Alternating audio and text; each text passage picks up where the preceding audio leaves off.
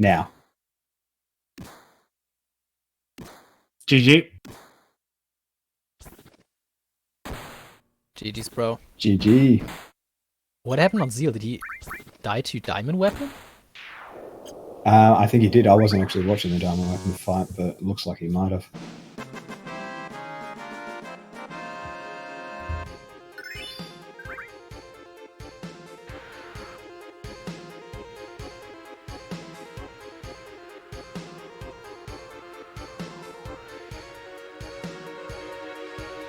So no, I didn't quite see if he actually did get a PB.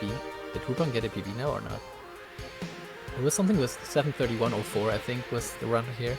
Yeah, it was pretty Must close. be pretty close. They just wrote something with 7:31 before in the chat. PB by 10 seconds, amazing. So Nice. Ruban PB by 10 seconds. GG, Sky. Amazing. Good amazing. stuff. With Omni swag.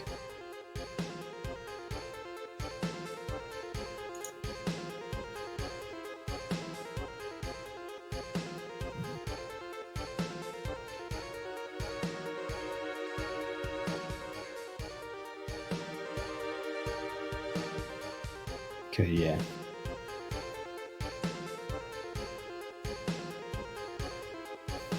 Seems like he forgot Trank or something. I don't know. I really did pay attention what Zeal did there. Yeah, if Tifa dies during the countdown, then things can get pretty scary. And if she wasn't tranked during that stage, then yeah, that would have been the problem. Yeah, she'll die one hit to the blast. Yeah. Whereas she can survive one hit when she is tranquilized.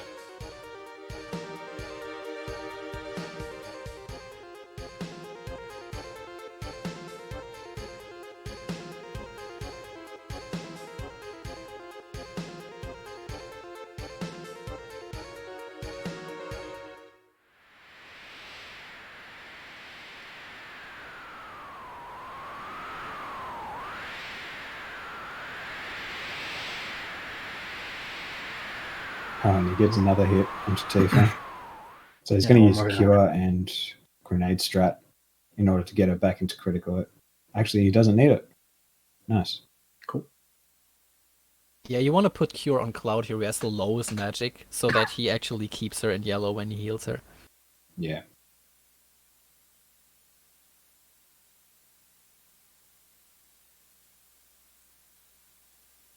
Oh, these misses. I think he landed the first one. I think he just needs one more. Yeah.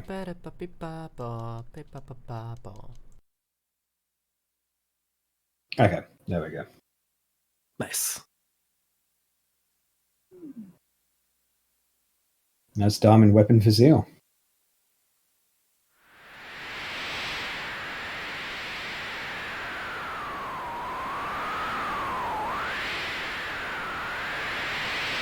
Alright, I guess we'll take this opportunity to start FF6 a little bit while you guys are in some cutscenes. Right away, I'll just talk about this boss that you're seeing here in the middle screen.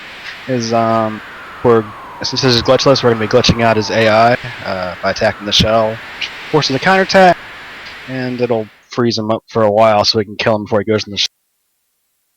And we'll just go around and introduce ourselves. I am Lynn, I'm one of the commentators. Hello, I am the Seven. And I am Almagus. Hello and welcome to Final Fantasy VI. Now our runners are going to be right now on the screen for Team Chocobo is Takaze, and the other runners will be the LCC for Team Mog and Diane Nuitari for Team Tonberry.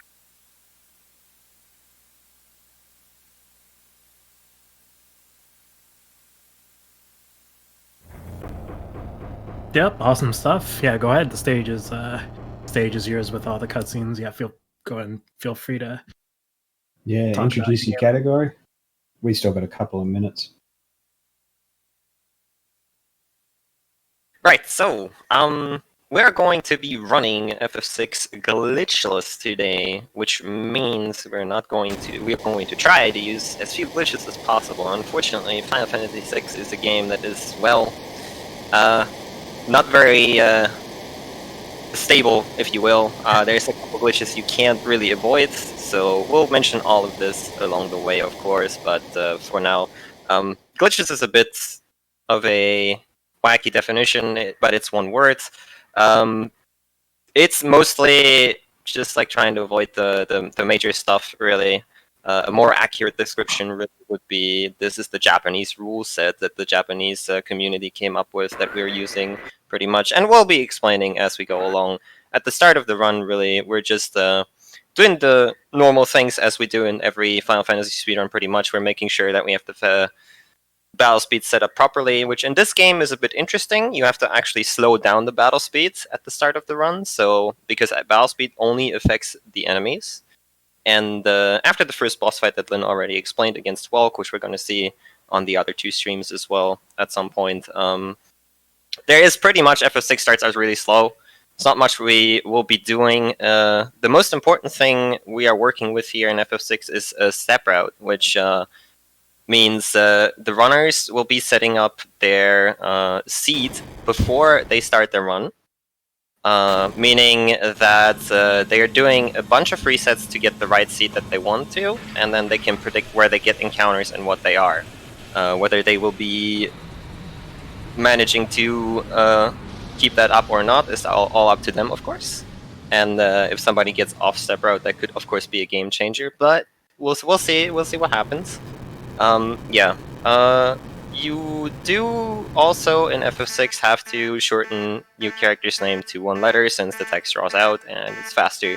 So we'll be seeing that on almost every character, not all of them, but for almost all characters it's worth it to take the time and just rename them to 1 letter. And yeah, another thing at the very start here in FF6, we're going to be having a short Terra solo section here. And again, the runners know where exactly they get the encounters and what they are. For starters, we want to get Terra a couple levels here. And we want to go up to level 6 so that the next characters to join are at a higher level than if we would ignore leveling them. Because most characters that join us will be pretty much average based on the current party level, or get an average +1, +2. However, that's going to go as specific to each character that joins us. But yeah. Nice, Takaze. Rats. Yeah, even though we are on a step route, the thing is that stuff like pincer attacks, preemptive attacks, and all that, they are frame-based pretty much. So you can't really predict if that is going to happen or not, unless you are a god. So that's probably, and getting a pincer attack is especially bad because, well, for the start here, it's gonna lose a bit of time because he has to target them both separately. But later on, we're mostly going to want to run away from encounters, and if we don't have an item called the smoke bomb and we get a pincer attack, we have to actually free up one side, and then we can start running away. You saw him go out of his way there to get a sleeping bag, which actually doesn't matter because he has to force an encounter here at the end. That's basically just a marathon safe strat, I guess, to get an extra 250 gold from the sleeping bag. Yeah, on this route, the money route is actually pretty important. We want to grab some stuff and farm some encounters to be able to buy some equipment later, because that will be one of our main fire source for the towards the middle of the game. So we're just grabbing the sleeping bag. Yeah, that doesn't cost anything other than time. It doesn't impact its pepra, but it's a little bit safety. It's only the time of the text box, essentially. It's very free. Pretty much, yeah. Right, back to Dave's run. He just did a quick menu, tranquilizing Cloud and Sid to reduce the amount of damage that they take, as he's been doing for the rest of the run. He's deliberately not tranquilizing Tifa because he's going to kill her off from the first random encounter that he gets. This way he can immediately Phoenix down her into critical HP for the final boss rush. So I would have a question to the FF6 guys. So you guys said that like the battle speed in this game only affects the enemies. Does it mean just like when you make the battle speed higher, then just enemies get more turns, and when you make it lower, they get less turns? Or Yep, it's basically a difficulty setting. oh my god. Yep, that's all it is. Yeah. In this run, the only time we would ever increase the battle speed is for the Zone Eater at the very end of the game because we wanted to get more turns fast. Used to be some strats for Welk would use the battle speed on different than 6, or it's usually faster because before we had the strat to prevent it from going to the shell at all, you would want it to come out of its shell sooner. But now we just put it on 6 for pretty much the whole run. The Japanese, this route is based on the Japanese rule set, like we mentioned earlier. Like it's basically glitchless and all that. But on Japanese community, they play with battle speed 1, which is like the highest difficulty. So that's basically the only difference really compared to the Japanese route versus what we do here. So they treat it like a difficulty setting, or it's a difficulty setting, yeah. Yeah, give them more challenge. That's pretty much for all SNES Final Fantasies. The Japanese communities usually have the hardest category be Battle Speed 1, because that's usually the hardest thing you can do, because enemies get more turns in pretty much all Final Fantasy, SNES Final Fantasies. Zeal getting some really good RNG in his Hojo fight as well.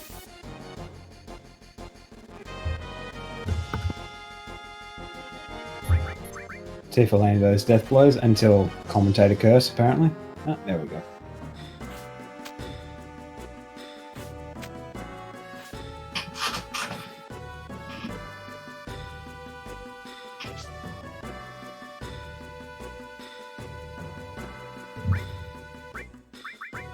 That's Hojo for Zeal. And Save Crystal Glitch happening over on Dave's run at the same time.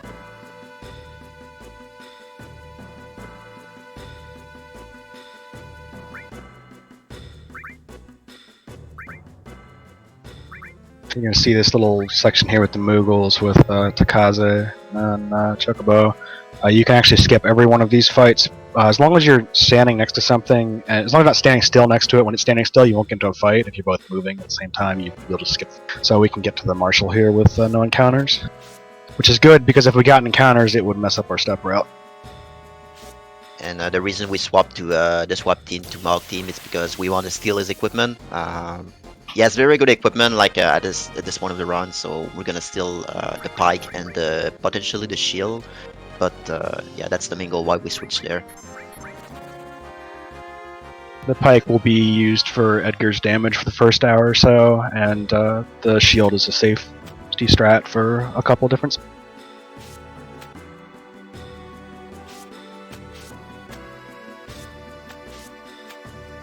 Team Tonberry making an appearance in Team Mog's run. In the random encounter. Should have killed him. That would have been the real race strat. Oh, that would be provocative.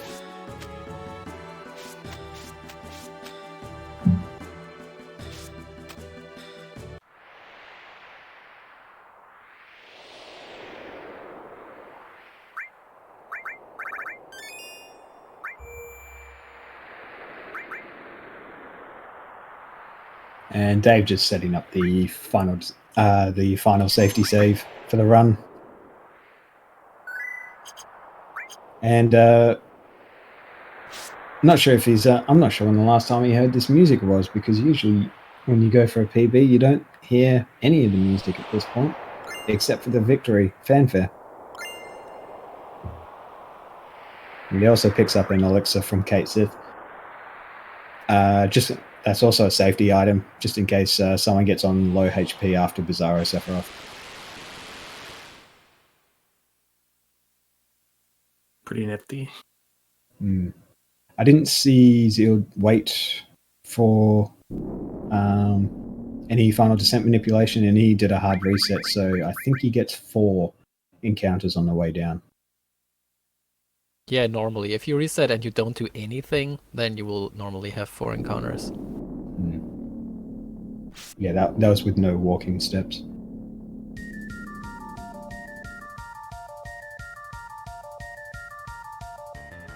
The walking on the overworld here in FF6 you see is somewhat like particular. It doesn't. You'll do it almost by accident here, but there are no encounter tiles on the overworld that we want to walk over you. And also, walking through forests will give you different threat values than walking through the other tiles. And also, just between Figaro and Narsh, there's a line where the threat level changes, and you'll generate more threat per steps. So they're taking a pretty particular path over the overworld.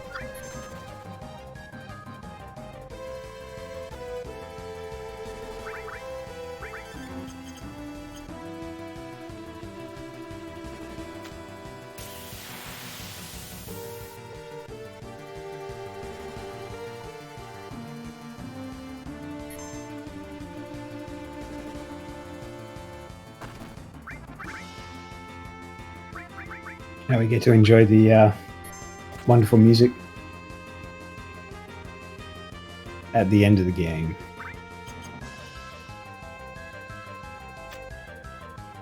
I see that Takaze has some strats for renaming characters that will probably have a surprise towards the end of the run. Excited.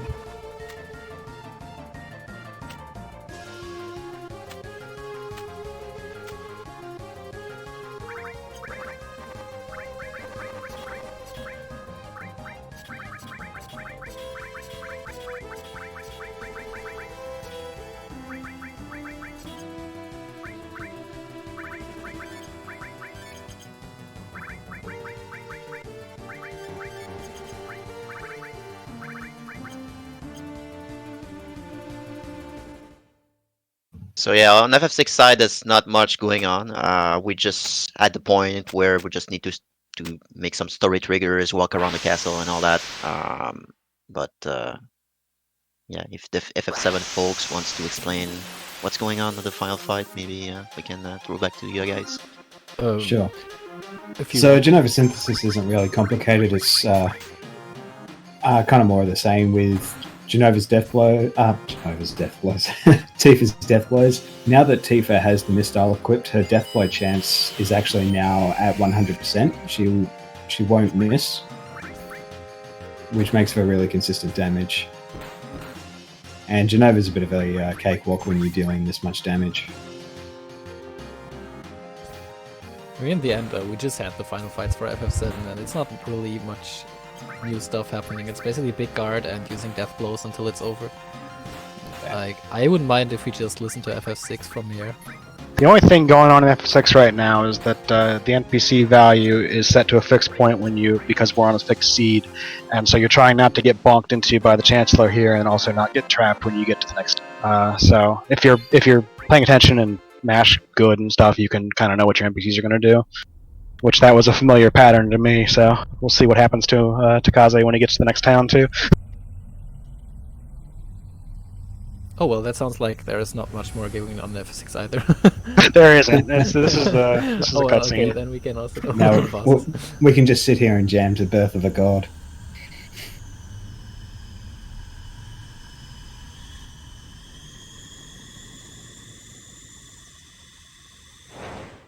Very important tech coming up though is if you talk to these guards perfectly, you can get them to look at each other. Which does not save any time, but it's cool. Just hold it.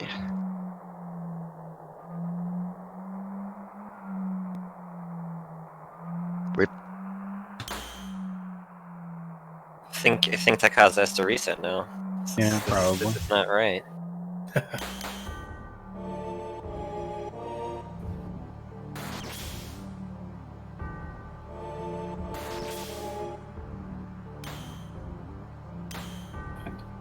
Dave's just going to do a quick menu after he's selected his party just to heal up his characters so they have enough HP for the next 2 phases of the final boss rush.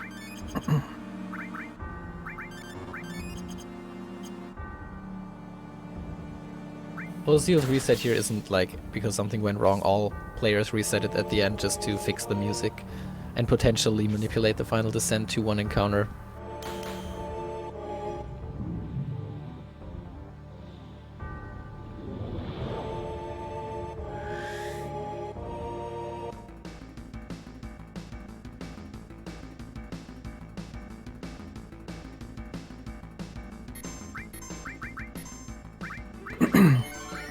Looks like it was a gentleman's agreement to fix the music. I respect it. Yeah. Cool. Yeah, if you're on PB strats, then taking the hard reset is not really worth it.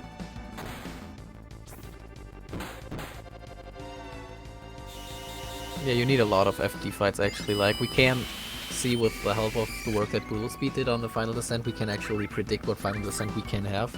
Most likely from the lightning sparks. We can, before the Hojo fight, the lightning sparks give you visual cue on where your RNG is. And when the sheet says something like 4, 5, 6 fights, like probably like 5 or more than that, then you should probably reset, because getting the manipulation for 1 is going to be faster than going through all of those encounters. Yeah, those extra encounters makes it very slow. Yeah, and those encounters are pretty notorious for having long escape times. Yeah, they're fun to run away from. Yeah, that's true. Final Descent fights are absolutely the worst. They easily like 20 seconds to 25 seconds. Especially Iron Giant. Doesn't care to get like 4 turns or something before you run away. Yeah, keep on cleaving you. So moving into the safer fight, we'll also be using D-Barrier. This is the only time we use it in the entire run, but that's just to nullify Safer's wall, which he always casts on first turn. Then after that, the only thing that can really go wrong in the fight is if he uses Shadow Flare on Tifa and it hits. But there is a pretty quick recovery for that. It's not too difficult.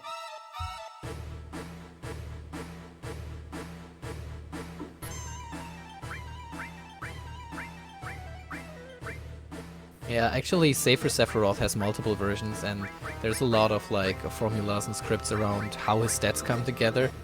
And basically, in the speedrun, pretty much none of the things that actually give him stat boosts are fulfilled. You get like the weakest version of Safer. He has only 80,000 HP in this, and that's pretty easy to defeat it quickly.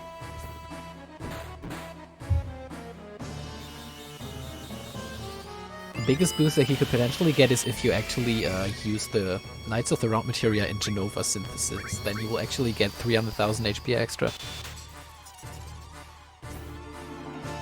That's one way if you want to make your game hard mode. That's wild. Yeah.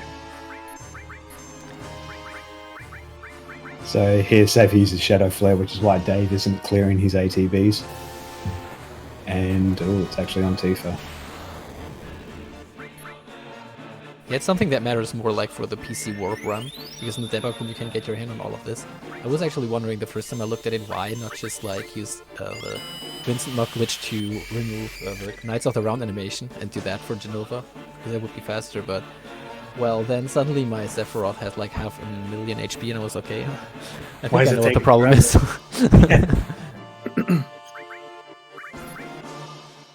And it's also a good point too, we're doing this speedrun under leveled. No need for like, because if you're higher level, you're gonna separate parties for the Bizarro fight, and also Sephiroth's stats are gonna be a bit higher. Okay, he rises up for Dave. Seems like something happened there. Did he like get the Shadow Flare Tifa to revive? Yeah. Ah, okay, yeah. Yeah, So that makes it revive kinda.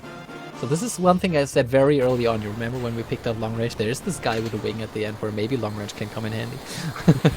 Yeah. So Yeah. you couldn't be able to hit him without long range when he's in the air. So it looks really weird. Tifa basically just whiffs a punch in the air and somehow connects because of the materia.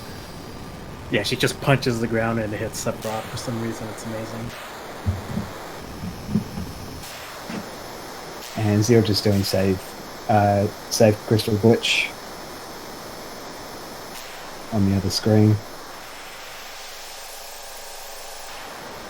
Yeah, everyone was FF7 year coming to an end.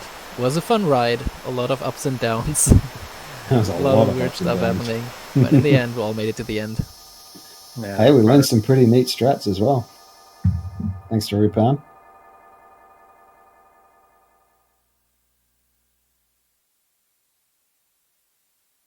FF6 here, we're just got control back. We're walking through this cave, and we're continuing our leveling up strategy from before. Same reason we're trying to get our party level average up higher, so 7 joins at a higher level. And so we'll be fighting a number of fights here and on the Mount Colt. Yeah, fortunately, the step route allows us to just one-shot these guys with an auto crossbow. If there's a low damage roll, you can queue an attack from one of the two guys. And the encounters that we get is usually it's very good for money and XP as well, but more for money because we need certain shopping. So here in South Figaro. Alright guys, since FF7 is coming to an end anyway, and I have to really go, I'm gonna call it a day here, and yeah, it was a lot of fun for me, thanks for having us, and I hope the runs will go nicely to the end for Zeal as well. And yeah, have fun with FF6, and GG's. See you guys. Yeah, thanks, Thanks, Mies. Peace out. So on one of the previous screens that Zeal was on, you actually saw him stand still for around about 10 seconds there. That was actually to manipulate the Final Descent RNG. That was one of the screens where he's actually deliberately progressing that RNG seed to get a better Final Descent. That's why he was just standing still, which some of you may have noticed. We've acquired the most important item in FF6 now, which is sprint shoes, finally. We could have had them back in Nars, except they're one tile out of bounds. But now we run faster, which is great. And we'll be calling time on Dave's run very shortly.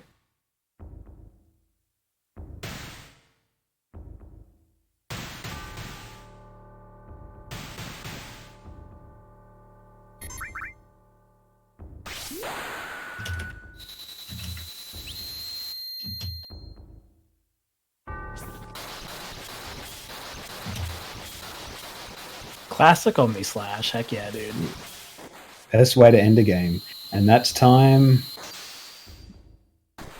now. GG. GG, Dave.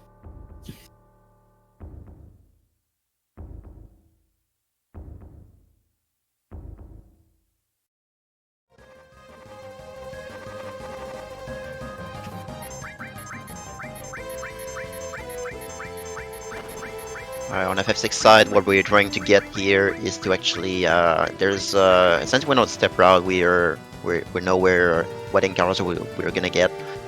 And the goal here is to have luck run away from one of these 4 packs. This is to funnel the XP to Edgar and Terra, so that all the 3 will be at a known level, so that Sabin will get at level 11. So we want Edgar at level 10, Luck at level 9, and Terra. Is that right? It's 10, 9, 8. 10, 9, 8. Yep. Yeah. And the average of 10, 9, 8 is 9, and Sabin will join at the average +2. The +2 is fixed in the game, so it's already programmed, so he's gonna join at level 11. So the goal here is to farm these encounters here to get the 10, 9, 8 levels. You're pretty much seeing the same tech on LCC's side, where he's killing off like certain enemies to be able to run, and then running away, so Terra gets all the XP from these starter fights, which is part of how we leveled up at the start before. Yeah, it's one mechanic unique in FF6. I don't think there's another Final Fantasy that's like that, but the party members can run away like individually instead of as a group, so we can abuse that to funnel the XP to certain characters throughout the run. We can do that in FF10, but it doesn't really help you with the XP price. Oh yeah, you can, yeah.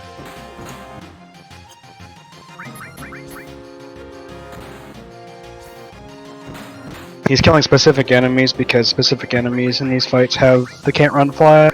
The War Mammoth in this case, and the dog in the second fight.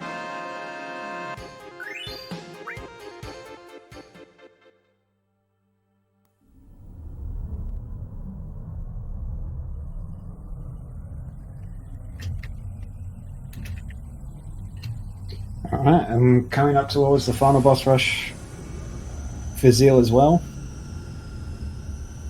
Nice and close to Team Mog. They spend so much time in the lead. I wonder if they're going to be used to having someone right on their tail. Believe in LCC.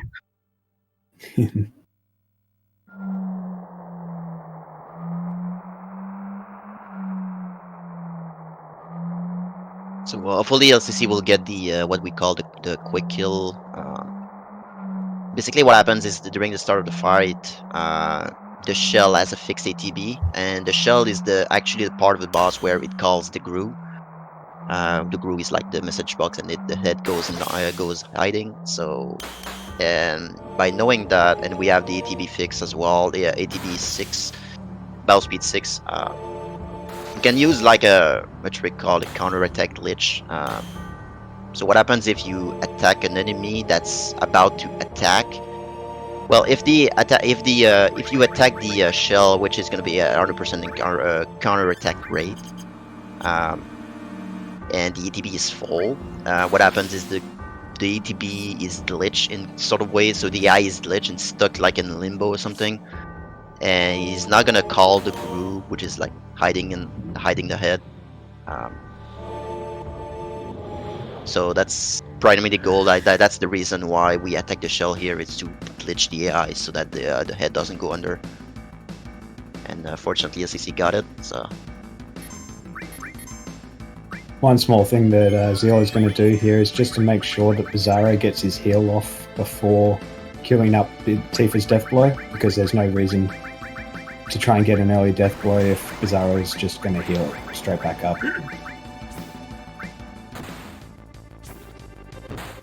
Yep, and the runners purposely put Tifa's HP around 600 just so she can live that physical attack from Bizarro. It's enough to put her on weak, and also enough to live that attack. Yeah.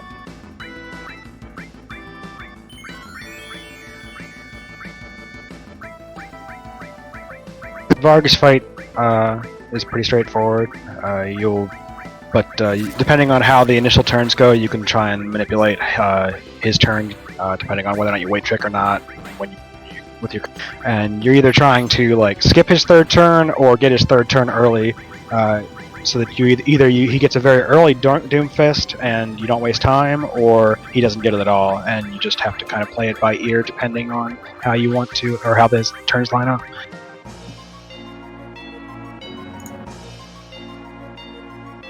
Looks like Takaze skipped it, so that's good.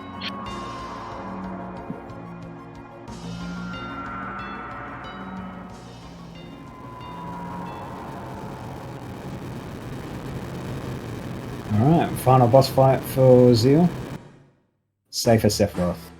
The one-winged angel that has 7 wings. Please enjoy some music.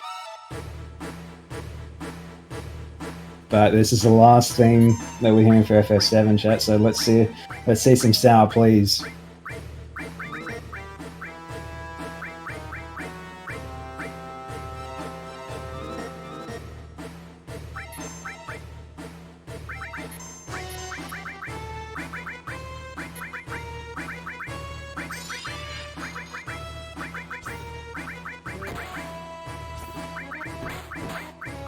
Even Zeal's chiming in with his menu inputs here. It's a beautiful thing to watch. And listen to.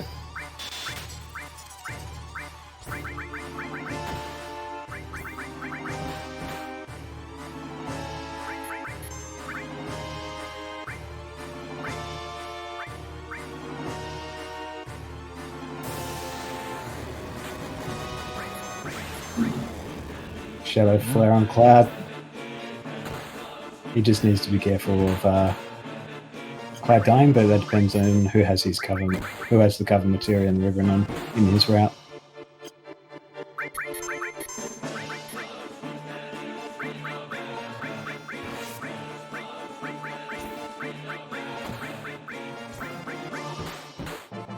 Cloud dying at this point in the fight doesn't really matter. Not a big deal. Just need one person to ATB trick. Very good. Yep, GG. Yep, and that's it. Sweet.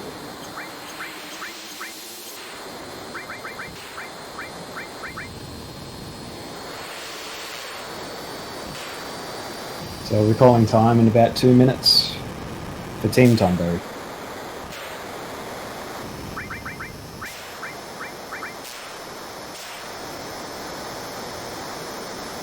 Excellent. Do you guys have anything to add for FF6 at the moment? We're in a cutscene again, don't worry. Okay, cool. We'll take this time. I'm sure I speak for Eli as well. It's been a great speed run to commentate for. So kudos to all the runners. They did a great job. I've had a great blast. I've had a blast. This is my first relay. Yeah, Looking forward to absolutely. the next one. Yep, had a pleasure commentating with you and Mies. Yeah, runners persevered, saw some interesting strats. Even though a lot of bad luck happened, yeah, they fought through it. So FF7's gonna FF7, and Munzil here finishing a sub 8, still pretty awesome for a marathon. Yeah. And yeah, special shout out to all the guys that organised this event. You don't see it on Twitch side of things, but they do put in a lot of effort to get this relay organised. A lot of work goes into it, so definitely give them their thanks if you get the opportunity. Yeah, big time. Also, one more thing: if you're interested in learning FF7 or all the other Final Fantasies, a good place to start would be speedrod.com, and I'm sure each community has their own respective Discord to learn stuff. So if you ever want to try to learn FF7 and other games, hit the runners, hit us up, and awesome community. We're always happy to help. Thanks, guys.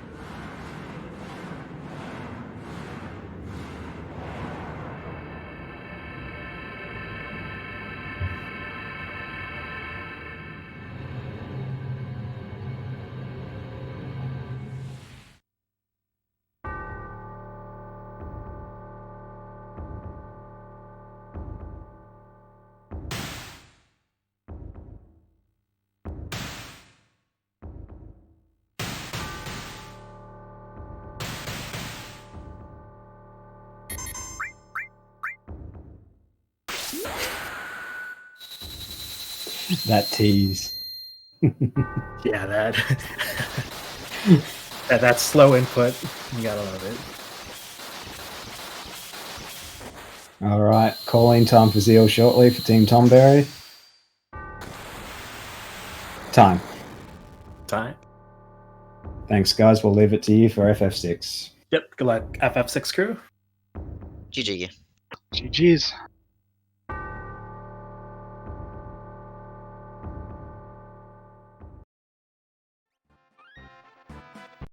All right.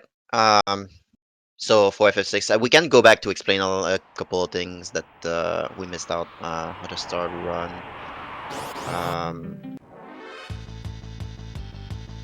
So Takaze here is actually doing the manipulation. I guess we can talk about that right now because we're on step raw right now. So by knowing that, we can actually do what we call the river manipulation. And so going back to the save point, doing a couple of resets and reloading the save, which is basically able to manipulate the river. So what's the trick with the river is it's based on what it's called an NPC value that's in the game that changes every time an NPC is moving on the map. But while we are in step route and when we do the reset, what happens is that value is being set to the same at a fixed state, which is the same as the seed itself. So by knowing that, we can like reload the save, watch the NPC move at a certain way, and once he's on the carpet, we know that we are on the correct value, and we just exit the screen, and that way we can enter the river like that. And the river is there's two forced encounter on the river, the first one and the second one, and all the others are basically based on that value. So what we found years before, a couple of years ago, is that there's a table that we have figured out, and there's a big window in the value goes from 0 to 255 basically, and there's a big window where there's a big no encounter that we're not gonna get. So basically what happens every time you walk, the river goes over the tile that's supposed to trigger an encounter. It checks what is the NPC value in the game, and based on that he's gonna check, he's gonna say do you get an encounter or you skip the encounter. And so by doing that, like, we go to the river, and by knowing the NPC value that we have, the game checks every single one of them, and it happens that there's this big window. There's like no encounters for like 10 tiles or something, so it goes through all of these and skip all the encounters that we were supposed to get, so we were able to save a lot of time. Actually, this is one of big time save that we have because of the step route. Is for skipping all these encounters. So the Ultros fight here, just like the Welk fight that you're also seeing, is also going to take advantage of the AI canceling glitch, where when you attack something and it counterattacks, it will, and then it has full ATB, it will stop moving for long.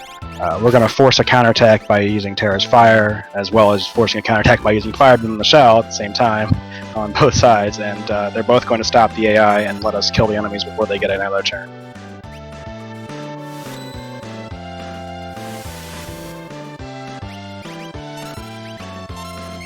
The Ultros fight is actually fairly tight to get the window for it. It's not too bad, but you just have to be able to run your... Yeah, there's an older strat where it's a little bit easier, where you just basically bait. You're gonna try to go for the desperation attack for Terra. So basically, by casting fire on Ultros, it guarantees a counter attack, which is like ink. And in damage a little bit, and by having a tentacle which is cryptid, and she puts Terra in a critical HP, and you can like bait, like try to go for a desperation attack, which is like 1 out of 16 chance to get it. So desperation attack is like you have to be in the battle after I think it's like 30 seconds or 32 seconds, and you have to use a physical attack while being critical HP. And you have a chance to get it. But that's kind of like the old strat, but yeah, since it was mentioned in the chat, for Team Tonberry, the runner is Nuitari, who is in fact currently the world record holder of this category, recently. And then on the other two screens for Team Chocobo, we have Takaze, who bopped me by 1 second, and we have LCC for Team Mog, who may or may not have finished a run of this category at some point in his life. So it's anybody's game. Don't worry.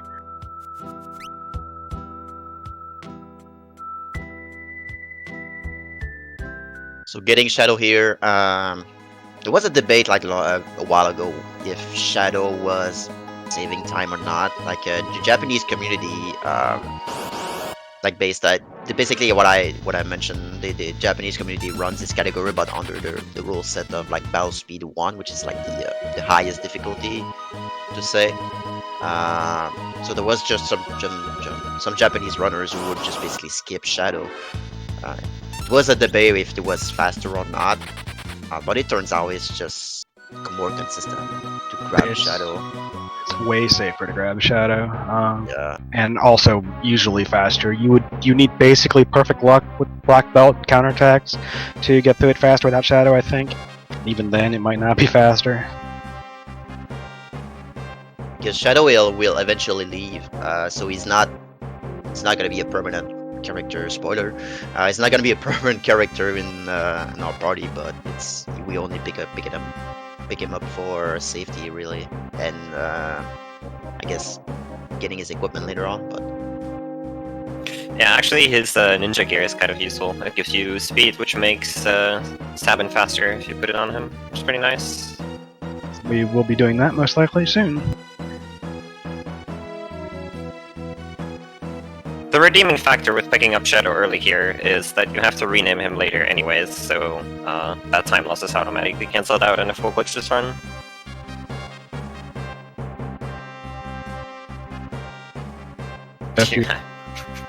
Go ahead.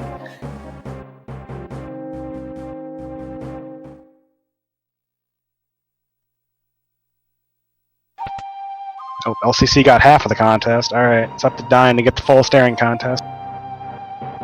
They're nervous. No pressure.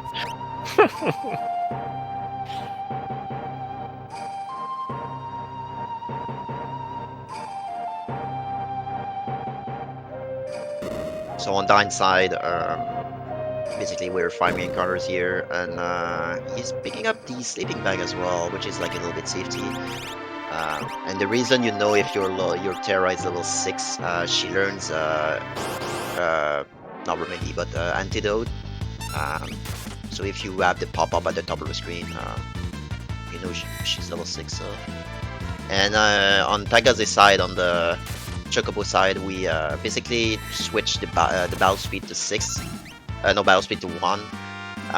This is one of the only time we'll do it really. While there's another time later on, but for now it's just basically to make the enemy go faster, because we want to kill the guard with the retort, which requires a counter attack.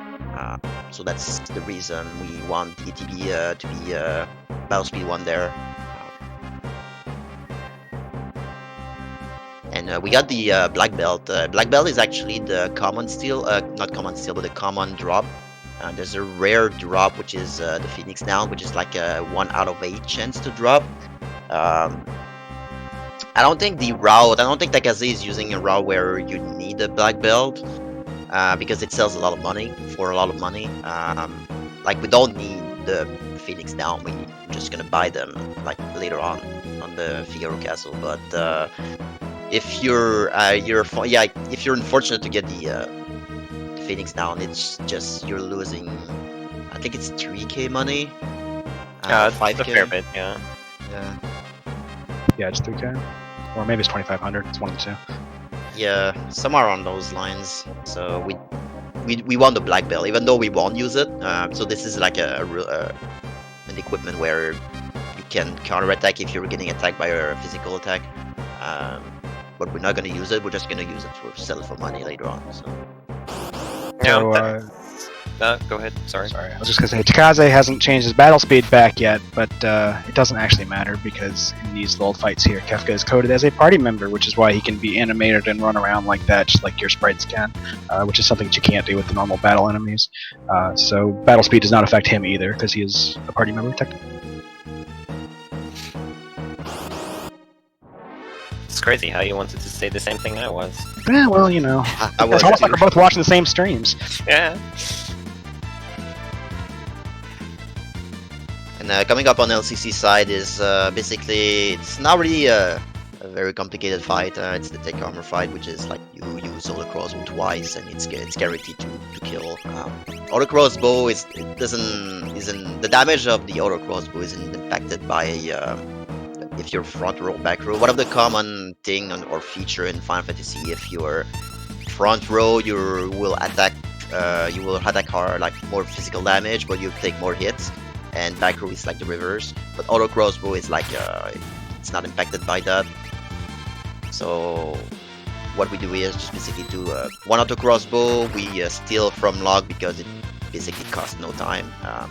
He has a chance to steal, I think it's a tunic or potion, I forgot. And basically another crossbow, and that's pretty much it. So. The Templar fight we just saw on Takaze's screen is one of the big reasons why the step route is important early on, because if you don't step route, most of the time you will see that fight on the vault, and you can't run from it. But because of the step routing, we hopefully won't be seeing that on anybody's screen.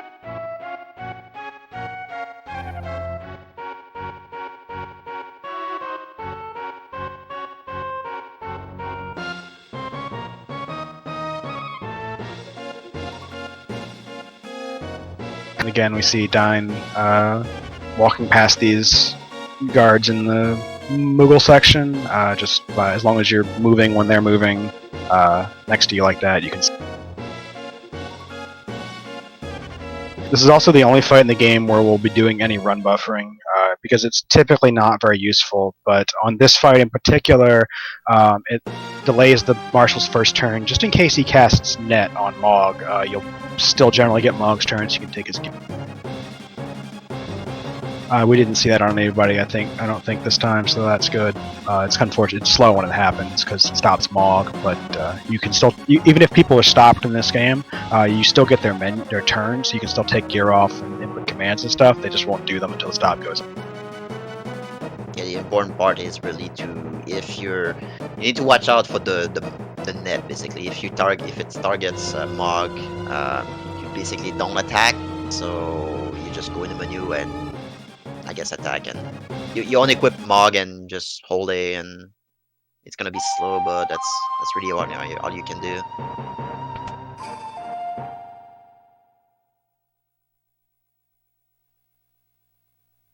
No, on LCC side, again we're on step route, so we know where the encounters are. One auto crossbow and one physical attack in case auto crossbow has a low damage roll. It's like one of the enemy doesn't die, so.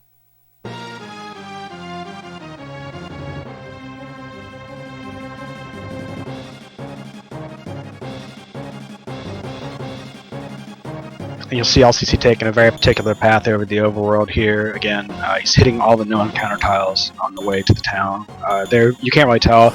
They're the light green tiles with a dark green corner, but you want to walk over all of them in this case.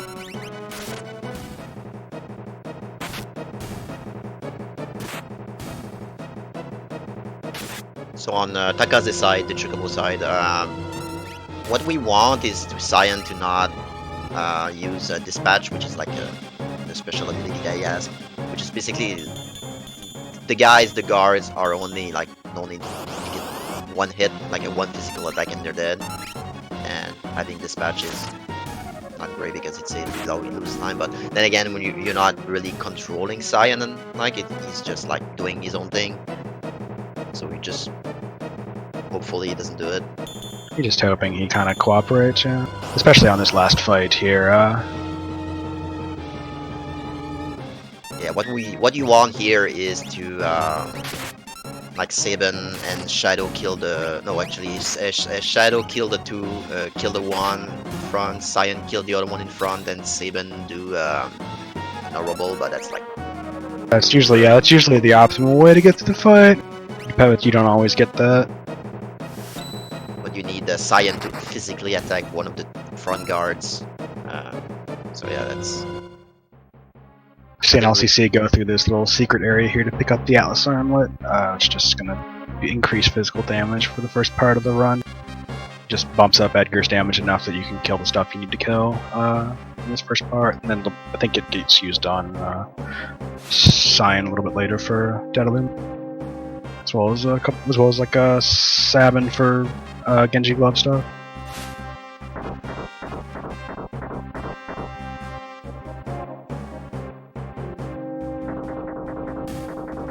So we're gonna see here, LCC took an extra step. Like it might not show like the apparent, but it was an extra step, so we get an encounter on the screen instead of like on the other screen after. Reason for that is to get this encounter, which is like very good for XP. But on the next screen, it's like Pterodons, which is like a 2 encounter pack, which casts poison, and it's not really good for XP. So that's why you take an extra step on that screen to get the 4 packs. And then again, we want Locke to run away from one of these 4 packs, so the XP is being funneled to Edgar and Terra, so that they get the level 10, 9, 8 that we want. So Locke has a little bit more higher XP that he needs to, so we just can make him run away for one of the fight, and the rest is basically kill the encounters. And we do some menuing here as well. We stole the pike, so if you remember, we stole the pike from Mog earlier. It's actually a very good weapon for Edgar right now. Auto crossbow is still very good, but we'll use the pike for later on, for ultros that we saw from Takaze's side earlier. But we're using like we're basically doing some menuing like in between battles. Like we switch the sword of Edgar to the pike, and we're gonna equip the sword that Edgar had to Locke for the Vargas fight.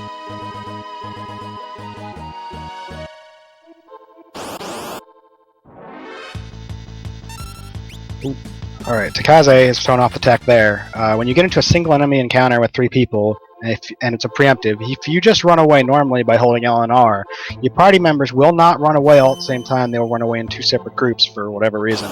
But if you input a defend command like he did there, and he did it again, they will all run away at the same time, which is a good bit faster. Yeah, it's a little bit weird. It was a tech found by one of the testers for one of the French testers for this game, like 2 years ago maybe. So it was a little trick that we found, that he found actually.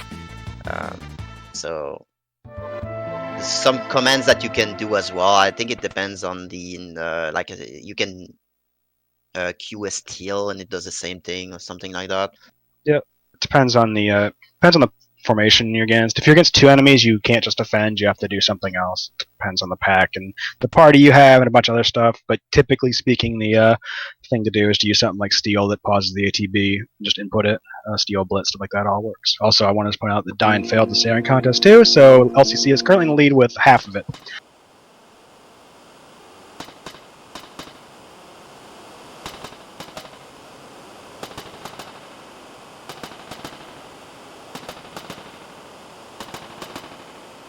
So Takaze is on the train right now. We're still on step route, which is actually super important, because there's some scary encounters in this area. Because there's like an encounter outside, which is like 3 bombs, and they cast Blaze, which is like an AoE that damage everyone, and we don't want that. So what we're gonna do here, we're just gonna force an encounter at the end of this card. If we don't force this encounter, we're gonna get like a nasty encounter outside. So getting these zombies or these I don't know what they're called, the still going is a better encounter to get because they're not really hard, they're not really dangerous. So. I think the one you would get outside is 4 Whisper. Yeah, and you can get pincered and side attacked, and it's pincer. And if you get that encounter, it may mess up your belt formations too. I don't remember for sure. I think it does, yeah. But you might, if you get it here, you might get it again on the belt instead of the bomb encounter, probably. Yeah, that's one thing as well. Like all these encounters that we get up until this point, up to the Veld is basically matters for the Veld. What happens is the Veld is like every encounter that you get throughout this section, like from the start to up to the Veld, is unlockable. So if you get an encounter, it's being unlocked in the table, and you have a chance to get it from the Veld. So we want to actually just get like easy encounters to run away. For example, like the 1 packs that we got, like that was single bomb or single phantom or single ghost or something like that. It's gonna be faster to run away, and they cannot side attack or pincer you or back attack you. So well, back attack they can, but they can if there's a single one. But you get the point. Like in particular on the way, once we get back outside, we're going to be 3 single bomb encounters, which if they get turns off, they can blaze you, but they're very slow, and you can almost always run away from them because they're single. It can be kind of scary, but it's generally better than getting like 3, which is really dangerous. And one thing that we noticed, like this is maybe the first instance where we notice that Cyan is very slow to run away from. What happens is every single character in the game has a fixed value, which is like basically how hard it is for you to run away from. Cyan is like one of the lowest, and for example, Locke is like one of the easiest party member to run away from encounters. So because I guess from the lore, or because Cyan is kind of like an old samurai, he's kind of like slow to walk away to walk, to run away. So he puts like a slower value, like I think it's like a 3 or something, and the log has like a 5. So it's one of the instances where the time where we see like Cyan not run away for a long time even if you hold LNR for a long time. We saw 2 safety saves at almost the same time here for 2 different reasons. Takaze actually, although at this whole point you can't take any extra steps at all or you screw up your step route, going in there to take a safety save does not mess up the step route because there's no encounters in that. And because the train can cast Evil Toot and Berserk your whole party, which wipes you. LCC took a safety save because sometimes if you're on a bad NPC value and you don't mash perfectly, an NPC can get between you and the guy you're following in the returner's hideout, and you will be stuck forever.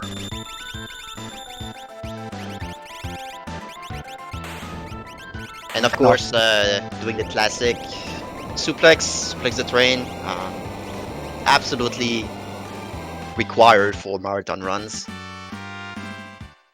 It's a little bit slower. Like if you do a speed run, it's a little bit slower. If you do it for a PB run, like you won't see like PB runs do that. But for marathon runs, it's definitely a must. And it's kind of fun because it doesn't water down the meme. So it's completely useless because you one-shot the boss to finish down anyway, and so the damage you do doesn't matter at all. But some people like to see it. So.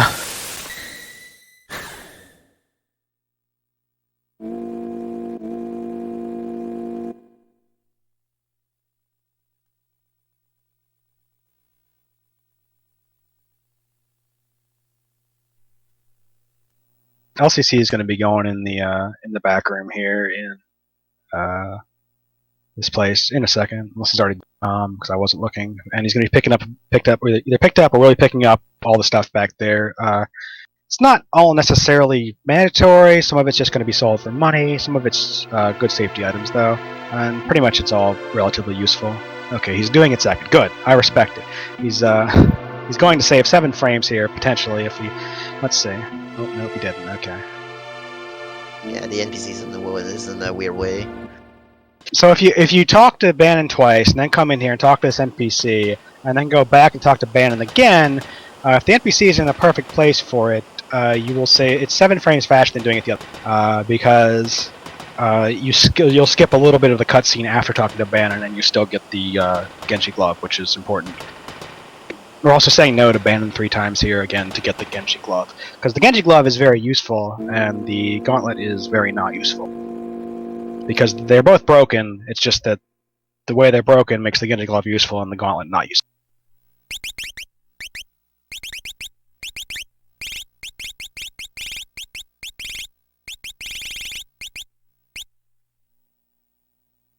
You also saw Takaze doing a little bit of menuing there while we're waiting for this. This little waiting section here with Sabin is on a timer, and you can just kind of menu and do some menu item inventory management and stuff for free there, and then you just get out of the menu. You don't lose any time.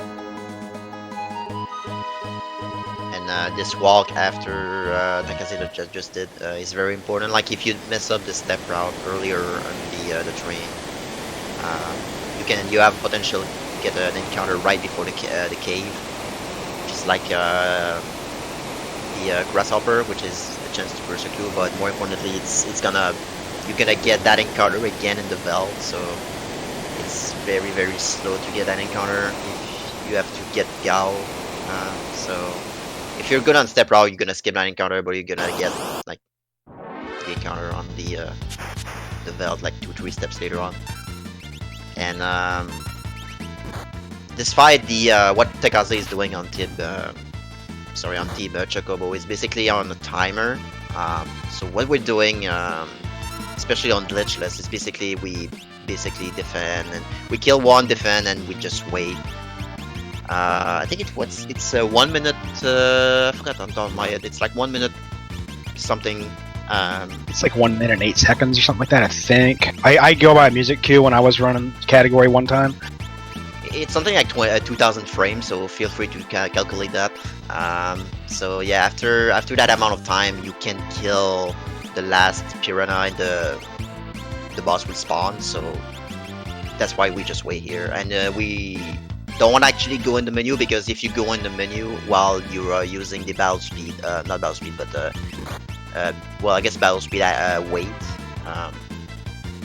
it's gonna stop that timer. So we just wait here, and yeah. So yeah, okay, to answer the question in chat, yeah, the resets on LCC side for Team Mog are entirely planned. We start the game on C244, and then the first reset to the file select screen adds 1 to that, and the second reset, which loads into the game, adds 14 to that. It's 1 plus 13. And so that was all planned to set up our step route here, and also our NPC value for the river and so on. So everything's at a known value, and we do that every time.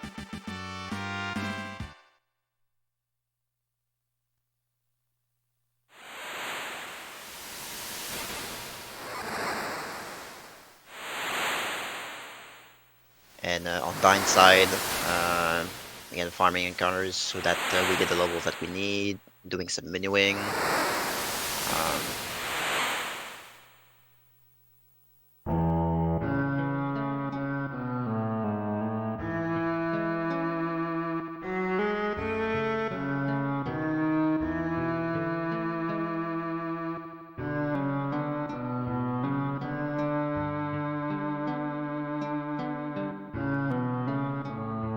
The whole grind with Colts, you can definitely gain and lose a lot of time, depending on how well it goes. If you get poisoned a lot, you can lose a lot of time. If you don't get a lot of preemptives and stuff, you can lose a lot of... There's the poison, see? I'm glad to help out. Tara can cure it, or she can cure poison, but her MP is pretty limited at this. You want her to have Forecast of Fire for the Vargas fight, so...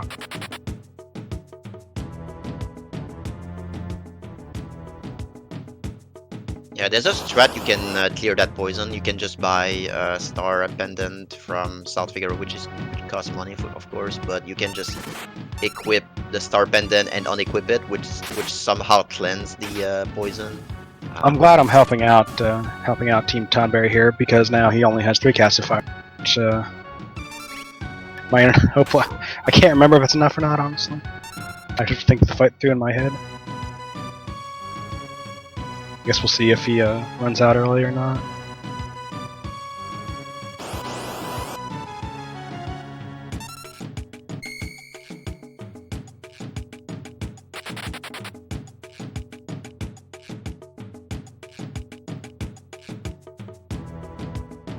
So because we are on step route and we know what the basically what I mentioned, basically we unlocked like each encounter that you get throughout until this point is being unlocked. So when you go to the Veld, it's basically gonna give you the encounter that you've already seen before. So fortunately for the step route, what the benefit of it is also there's gonna be 2 encounters back to back that will be single encounters, which is like very easy to kill. That just like 1 attack basically. And these 2 encounters will have a chance to spawn Gao, which fortunately to Tekka's it was first try. So Gao has a chance of 5 out of 8 to spawn after the end of the battle. It's not possible if you're back attack or pincer or something like that.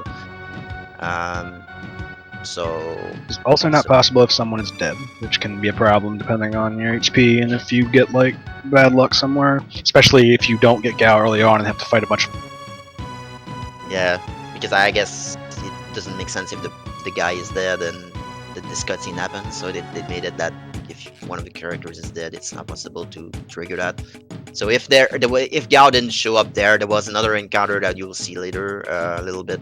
That's a single encounter as well, but after if Gao doesn't spawn after these 2, it's basically you have to farm extra encounters, and it's basically rip step route at this point. And the 3rd encounter is actually very bad. It's a 4 encounter pack, which is like the 2 mammoth and the 2 guards or 2 dogs, I forgot. And the 4 mammoth fight's not too bad because you can just kill them with single physicals, but it does still take 4 turns. Yeah, that's the problem. And they cast Blizzard too, if I remember correctly. Yeah, they can cast Blizzard, which is pretty slow.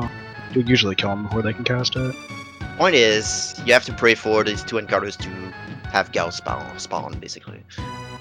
If you get a third encounter, you can recover the step route within reason, I think. But if you get more than 3, you're very far, and you're just not gonna be in as good a spot for the rest of the until the reset after Flood Continent. But also at this point, we're going to be buying smoke bombs immediately after this, so the step route doesn't matter as much anymore. And we've already got Gao, which is the other major point of the run. Yeah, the step route is really beneficial for the river and the veld. So past the veld, it's kind of like, whatever. It saves time, but it's not as major. You can lose a step route, it's not gonna matter really, because every time you reset, you're gonna get it back. And there's a couple of instances later on where you're gonna reset, like at the start of water run, and yeah. And that's like the second encounter that we got. That's like the single bomb that we have, and after that, it's going to the cave. So if we don't get the Gao at this point, you have to take extra steps outside that cave.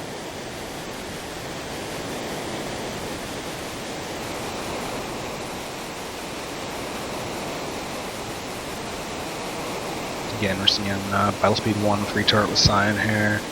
It's also part of the reason why we buy 3 sprint shoes, is so that we can put, for instance, sprint shoes on Cyan here, have sprint shoes on Sabin for the other part of this little cutscene, and so on. We'll just it makes it a lot cleaner to move the sprint shoes around rather than having to move them around.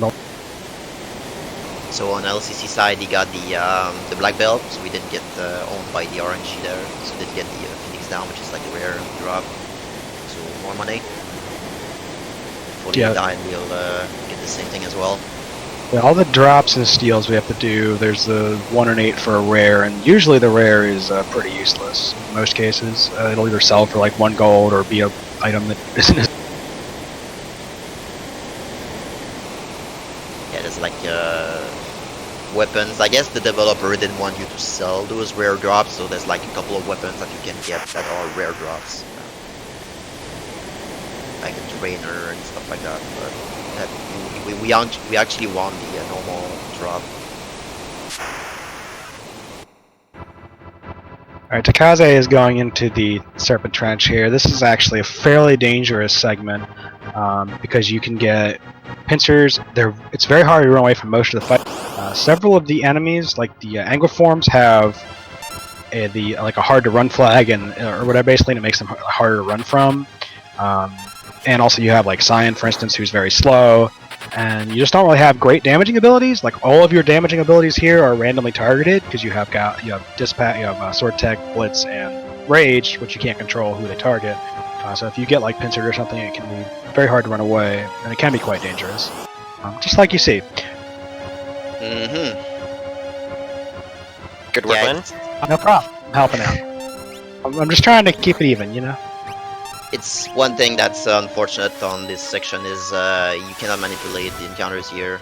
It's based on frame you enter a certain screen, and like on this step route even we cannot manipulate the back attacks and all that. Like the back attacks and the ATB are based on frame you enter the fight, so it's not manipulable unless you're a god, I guess.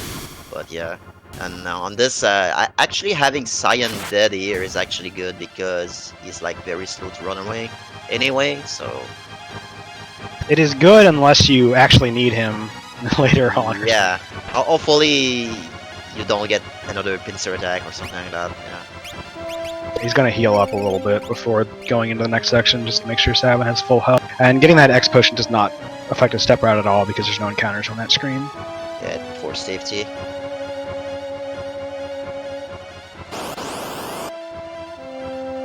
Also, the first fight in this trench, he didn't get it, but it can be a single angle form. And when an angle form is alone, it can cast Aqua Rake, which will kill your... Yeah, that's the single angry form is like, from what I heard, it's like the only it only appears from the first encounter. Yep. And his AI is basically if he's alone, if the angry form is alone, he has a chance to get Aqua form, Aqualung. Aqua Rake in this game, which is basically the same spell.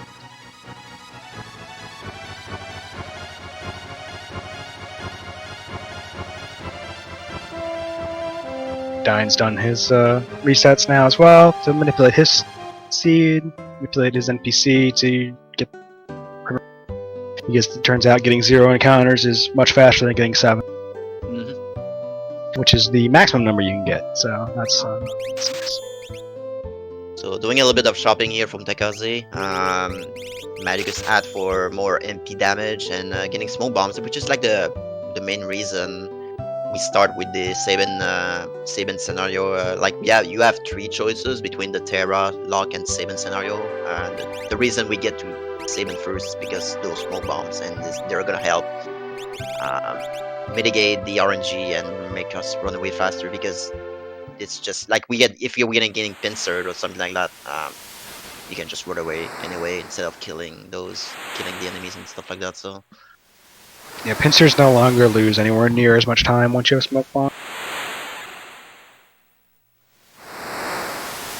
And I guess the 2 other choice you have after that, it's Terra and Lock. I would say it depends on the runner preference, which one you want to choose. It doesn't really matter too much.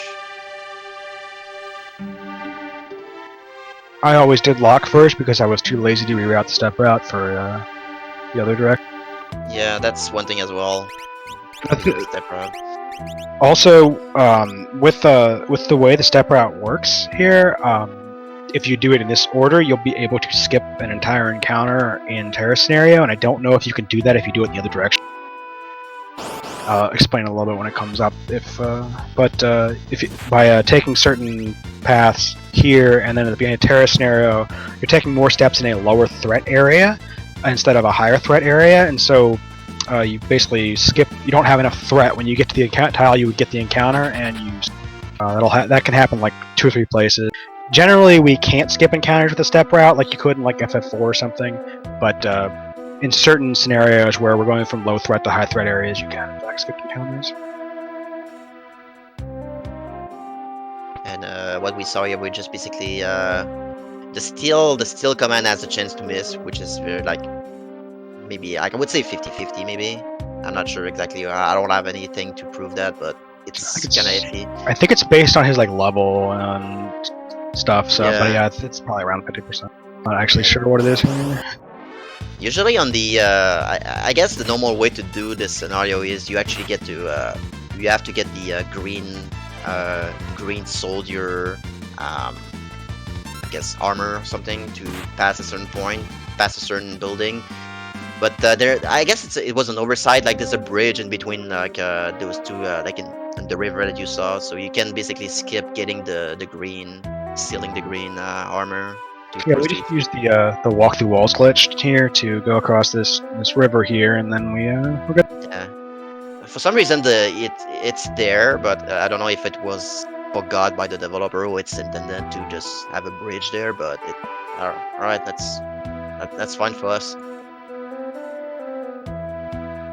That's the one kind of loss, I guess, to doing in this order. I think is like you could have potentially had the air lancet or something, or I think there's a way you could have like if you do the other Terra scenario first, you can take the Genji glove off of and stuff off of Edgar and have it here, and it saves a turn on killing the guard, or not the guard, the merchant that you have to kill. But by doing it in this order, you don't get those items because they're still on Edgar. So that's like the downside of doing them in this order, as opposed to the upside of potential step route implications.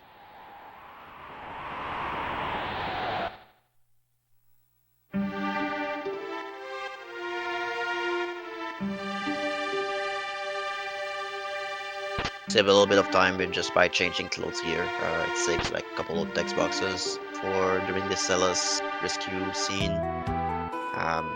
So we just grab like there's another staircase that we grab some stuff, and we grab a lot of stuff on the way here. Actually, we grab running shoes, hyper wrist, Phoenix down, a couple of elixirs. So that's a good way to like most of the stuff we're gonna be using, but we can just sell them for money later on as well. And just because people generally ask about Shadow, because Shadow can run away after fights, but in here he cannot run away in the Imperial camp. And the only time he can run away, other than that, is after you win a fight. And we won't be winning any fights outside of the Imperial camp, so there's no chance of Shadow ever running away in the speed. Yeah, it's like a small feature or something like the implemented in the game. It's like if you fight an overworld battle and you win it, it's like there's a certain percentage the Shadow can just straight up run away and he goes by, and so yeah.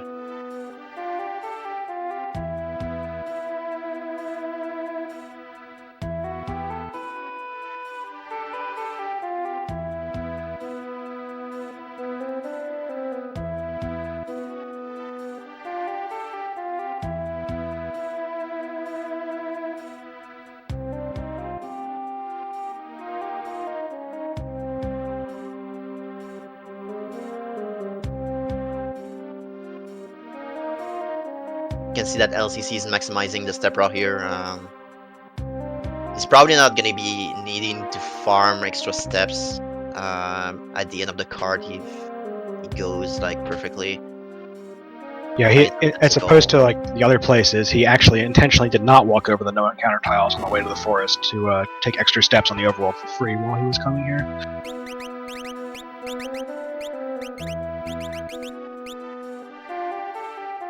Depending on how well he mashed through the Imperial camp, he may be able to kind of line up his NPCs better or worse in this segment. He may or may not be able to cheat and glitch his way through some of them.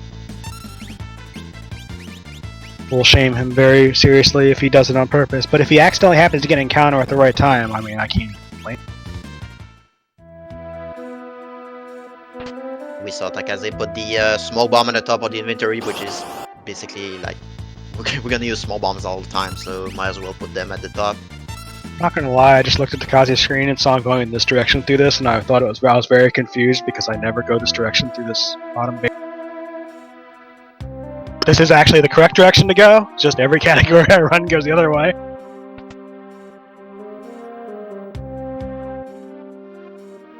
So I didn't pay attention to Dine. Did he got the black belt? I didn't check it. I did not see it. Maybe Chet can answer that question. LCC's NPCs were not exactly. Yeah. Okay, got it. Okay. Alright, so everybody got the black belts. They'll be good on money for the first part of the game. At least they'll be completely fine on money up until at least like Thamasa probably. When they may have troubles depending on what steals they get, but should generally. Well, the NPC were not collaborating on LCC side, so we got bomb. You had to bonk on a lot of them. So.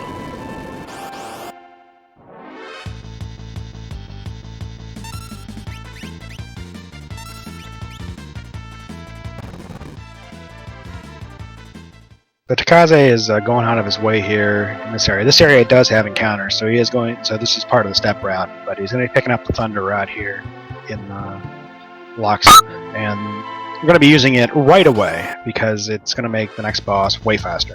And also, he got pincered, which, as you can see, it doesn't matter as much now because he can just use a smoke bomb.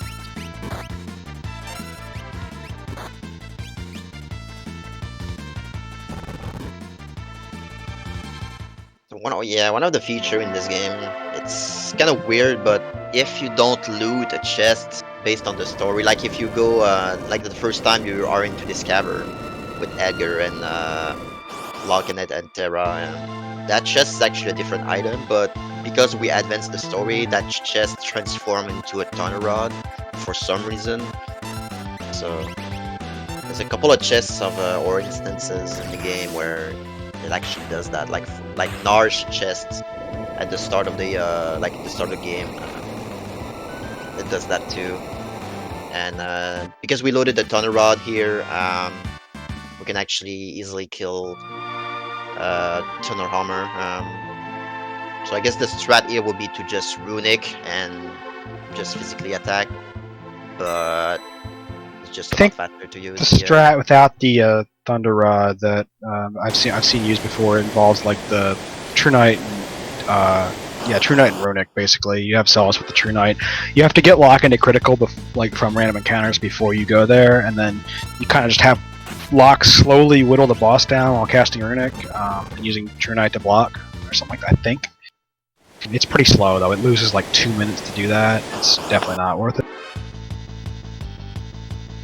It's definitely faster to just use the Thunder Rod here. It was used to be saved for later fight later on, but it ends up being faster using it here.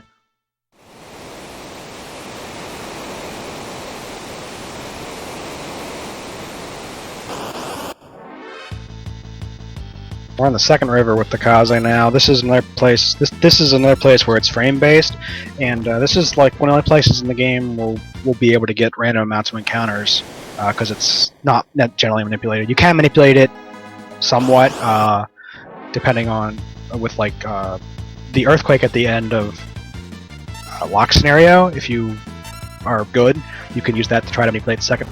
But generally, you'll get between 1 and 3 encounters on Leet River the second time here in Terra scenario, and depending on what you get, I think in glitchless it's always better to get 1.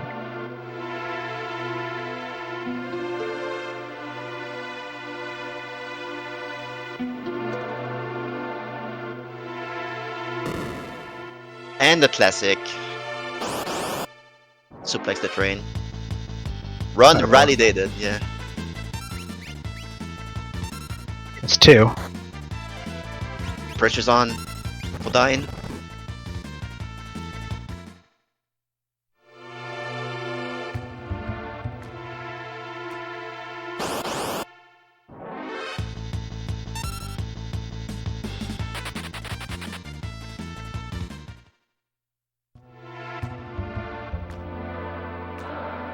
We never talk really about why the train dies like that. Well, I get maybe we did, but it's because the train is considered as undead. Like it's like I don't know. Every Final Fantasy has this one undead boss that can be one shot. So on FF6, it's like the train. You can one shot the train using a Phoenix Down, an Elixir, or a Revivify. So if you don't have, like, for example, if you die or you had to revive Sabin on the train or something like that, then you had to use the Phoenix Down. You can use an Elixir. I don't think you have an Elixir at this point. But you could have one, but yeah, you don't. You don't typically, but you could get one at the beginning of the game from the clock. Yeah. You saw Takaze there in that little puzzle area. He kind of just went out of the. He didn't actually follow the path the whole way, but if you just skip at that last point there, if you just hold the A button, which is always the best tech in this game for almost everything, it will automatically, the first frame that's possible to click on happens to be a frame that will solve the puzzle. You just press up and hold A and it always goes through. Holding A is very important in FF6. It lets you talk to NPCs instantly, it lets you input commands as fast as possible. It basically has natural turbo, except when you're mashing text, but that might be happening anyway on some. Takaze is paying a visit to the Team Mog, I guess. I don't know, that sanctuary or something. I don't know. Yeah. But yeah, that the reason we go there is basically to get the Rune Edge, which sells for 6k, I would say, 6k money. I think it's 4K, 4,500 maybe. I think it's a little bit less than 6. I know it's a lot. It's a lot. I think it's a lot. And also he put it on Edgar here to make the Kefka and Narsh fight a little bit more stable. It makes it like fairly consistent without having to do any extra menuing if you don't want to. It just gives Edgar a little bit more damage.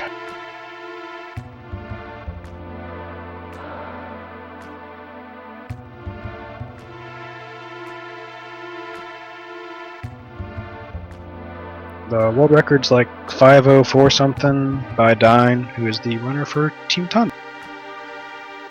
The time should be on the leaderboard if I remember correctly.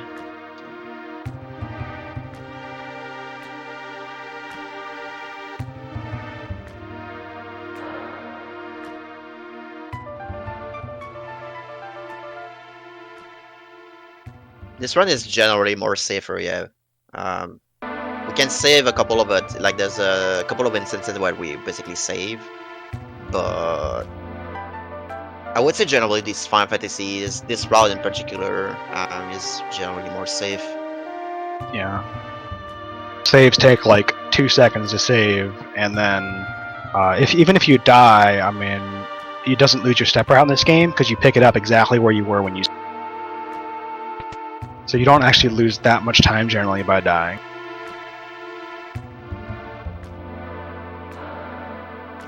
And again on LCC side on T-Mog, waiting for the battle timer to run out until you kill the last piranha to spawn the boss. Yeah, you saw LCC put both his characters in the back row and then also defend with both of them to minimize the damage they take while they're waiting, because both of their abilities don't care what row they're in anyway, so just use them.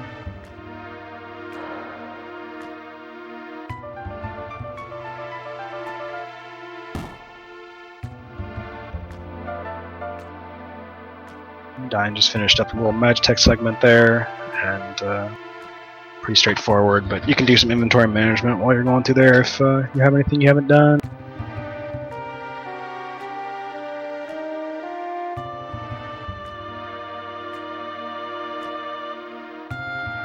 It is 1 minute 10 seconds. Just look up the notes. Sounds reasonable.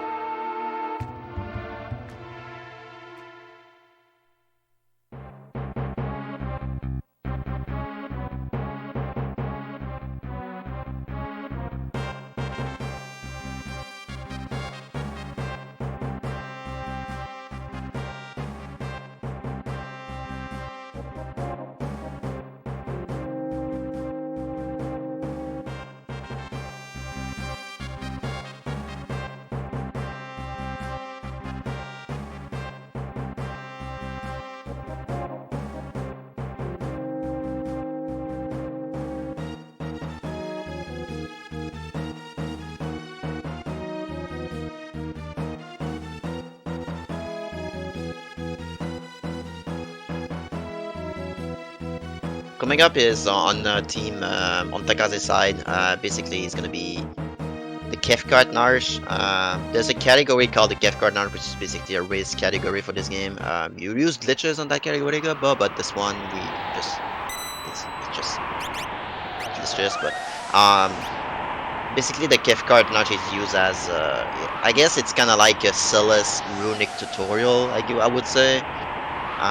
Because the game wants you to use Celes for her runic ability, which is basically draw any magic spell cast on the battlefield. But we're not gonna use Celes on this. We're just gonna use all the equipment that we have and just power through the boss and try to kill Kefka before he gets a third turn. And we're gonna use ATB manipulation by going into the menu. Like for example, we're gonna make sure, like for example, like Saban has the he does the most damage at this point because of the Magus hat and the earrings that we got. Like Aura Bolt, even though it's a blitz, it's a magic attack. So by equipping like magic boosting equipment on him, boost the attack of Aura Bolt. So what we're gonna do, just gonna try to Saban get a first turn and use the Aura Bolt first and actually ATB wait that so that the boss ATB stops and so we can get squeeze more attacks before Kefka gets a third turn.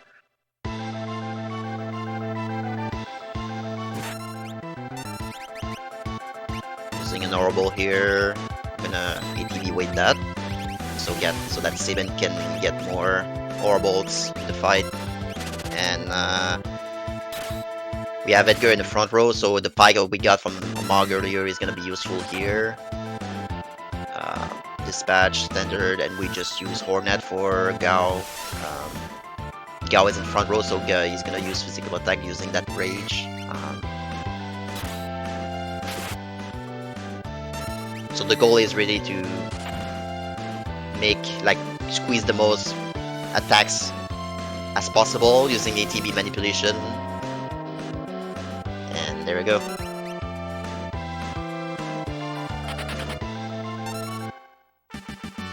Even if he gets his third turn and casts Ice 2 and casts on the whole party, if you have the Mithril Shield, Sabin will usually survive. I think Cyan will survive usually. So a lot of things have to go wrong for you to lose the fight, in addition to you playing poorly. But it can happen. Yeah, Kev can cast Model and Poison and stuff like that. And it's like, at some point in the fight, it gets nasty, like towards the 4th, 5th turn. And then sometimes when you're testing things, you can just leave the fight on for 10 minutes and not die. But, you know. Also, we see that LCC found his gal, so just need to hope Dine can find his and be off to the race.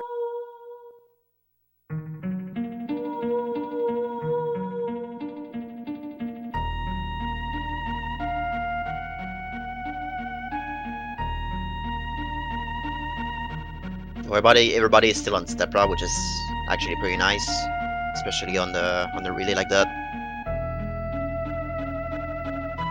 Shaming Takaze for not skipping any encounters in her scenario, though.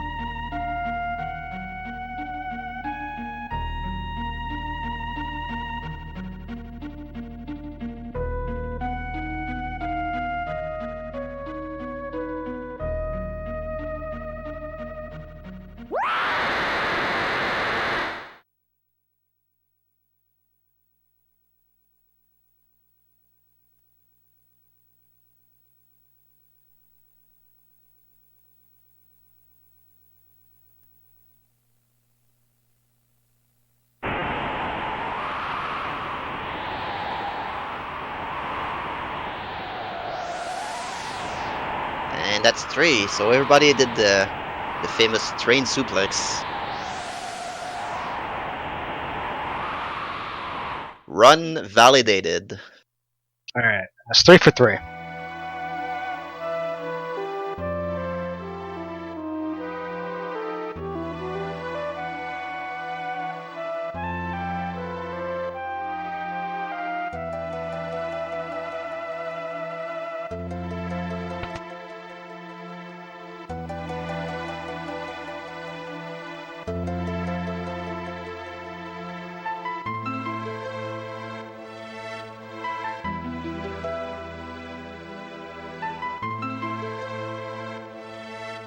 So again, LCC is going to be going into the trench here.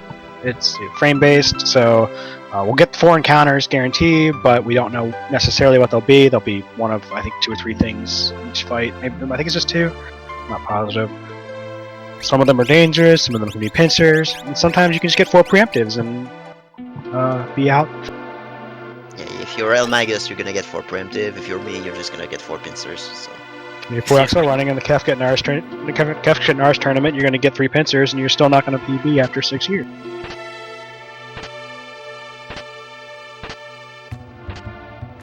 So Takaze went into this little shed here and picked up all his stuff.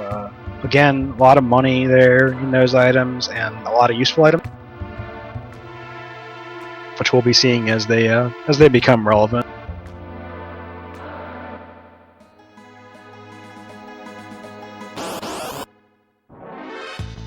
There's the single angle form.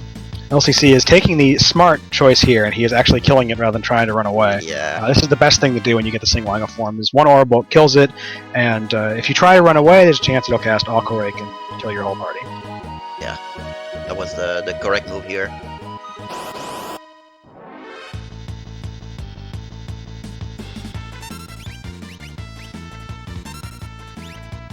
Takaze found an encounter I've never seen before in my entire life, so that's good. I was about to say, that's not right, I don't think. But, at this point, we're, like, the step route is, like, small time save, I guess. Like, maybe 1 encounter. So the important part is, like, already behind us, like, for the step route stuff, so, like, past the belt. It will matter a lot, again, in the World of Ruin, but we will get to reset our step route before that. Yeah, we can, that's the good thing about this, is we can reset our mistakes. Every time we reset the game to manipulate it, it basically fixes our step route, more or less. Except sometimes it doesn't, but in the World of Ruin it will.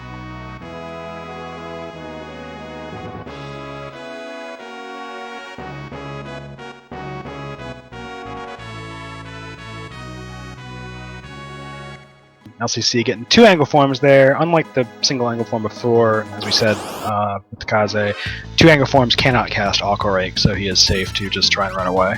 They can only cast it when there is a single angle for Aqua Rake. Yeah, the AI of this enemy is programmed to, if it's single, he has a chance to cast Aqua Rig, but if it's like 2, it's not part of his AI. But Takaze is going back to Figaro Castle. He may have forgotten to do his shopping. Very important. Luckily for him, his step route, as we said, does not matter much anymore, because that would have been a lot of extra steps that he wouldn't have been able to. He's buying tools here, yeah. Okay, so he bought Drill and Flash, which are going to be used a lot for the beginning of the game here. We'll see those as they come up, and he's going to buy some Phoenix Downs and River, most likely. And selling a couple things you don't need. The reason we have Edgar is like it's very important to have Edgar in front, like the party leader for this part, because like if you shop on this castle and South Figaro, if you're using Sabin or Edgar as your main party member, at the top, you're getting a discount if you shop. So I think it may still give you the text box if you have Edgar in your party, but not at the front, but it won't give you a discount. It's something like that. It's like 50% or something. Yeah, it's half off all the prices of everything. It's pretty important because we would not have the money to buy what we need to buy if we didn't use. Yeah.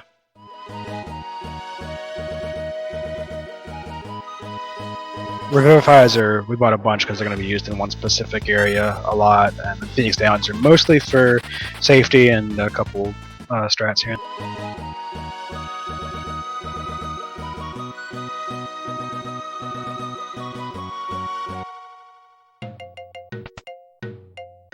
We're taking a little detour up here to pick up the hero ring, but primarily the reason we're coming up here is because there's a chocobo forest up here, and it is way shorter to come up here and pick up the chocobo than it is to walk all the way to. You would get a lot more encounters if you tried to walk all the way down there. The walk is pretty long, yeah. We'll see when he's on the chocobo. Riding on the chocobo doesn't impact the step route. It's like a different thing, but.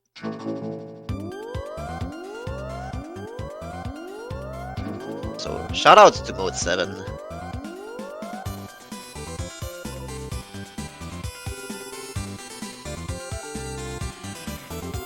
Is this Chocobo running faster for Team Choco? I don't know. The chocobo is like actually almost slower than walking over the overworld, except that you get encounter. It's really weird. It's like it's not as fast as you think it is. And I hope Dyne doesn't get a pincer here. Oh no, he got a pincer. How'd that happen? Yeah, it's actually scripted. That encounter is actually at the start of the game, like the second encounter you get with the Magitech, like Magitech Terra and all that, Diggs and Wedge. So it's part of the encounter itself, so it's not bad RNG or anything. It's one of the negatives for this particular seed, but we accept it because of all the benefits.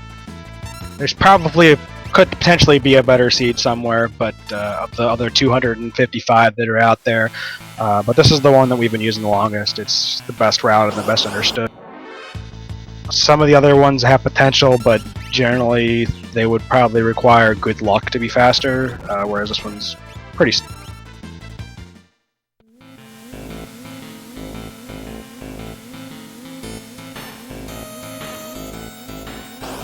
So hopefully on Takaze's side, he won't get too much bad RNG on the Slam Dancer. Like this encounter here, the single Slam Dancer has a chance to cast Fire 2, and I think it's Ice 2 as well, but it's like an AoE 2 back to back. Nice.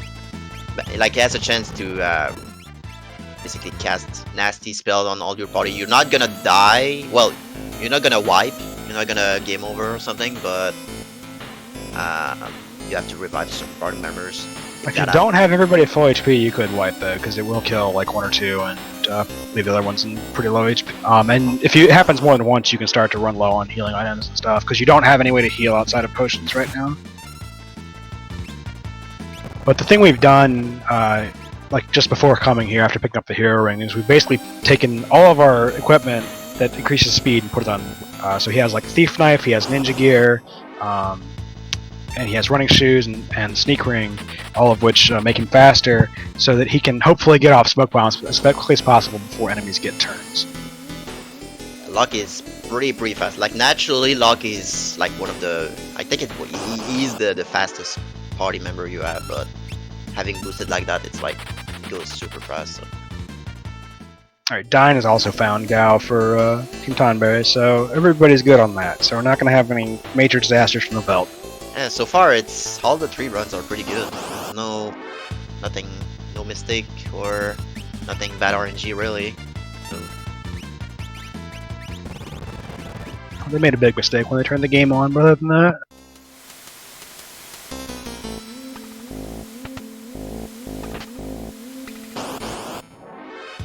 Picked up the Fire Knuckle just before the Dataluma fight, which is going to give Sabin a lot of damage because we gave Sabin the Genji Glove and Atlas Armlet to really pump up his damage for like the next little segments.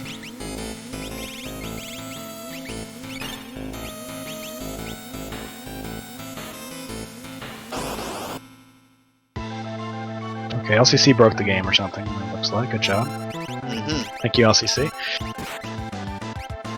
Sometimes when you menu in places, weird things happen with the graphic.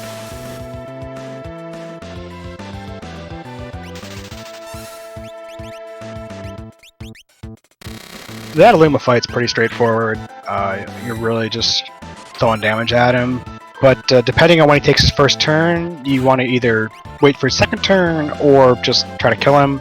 Because if he gets his second turn or third turn with bad amount of HP, he'll cast potion and safe on himself, and it's really slow and also makes the fight take longer because he heals himself. So you're just trying to avoid that basically. Sometimes he'll call for help depending on when his turn is, and there's potion. It's unfortunate, as you can see. It takes forever. Yeah. And also heals 750 HP and cast safe on himself, so he takes less damage. Oh wow. Yeah, you have a chance not only to get potion here, but also tonic, which would be better, but that was some pretty extreme bad luck there. That was all 3.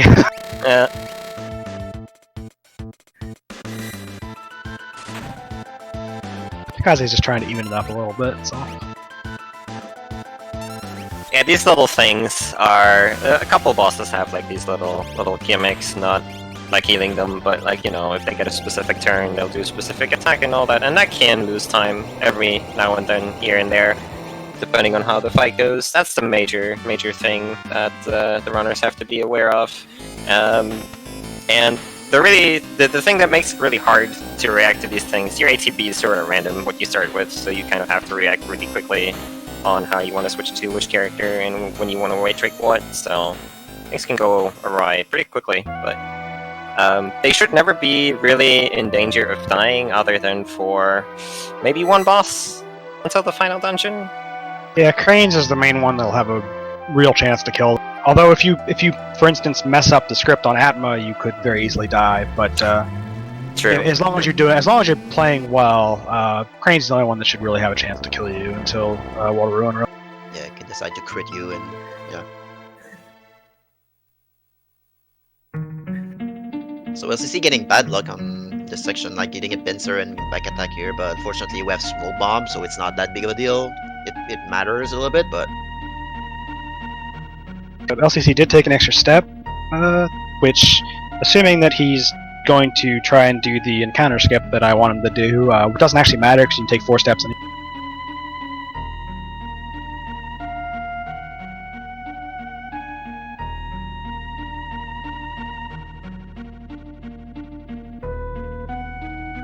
I guess since we haven't talked about it in a while, we can talk about the category.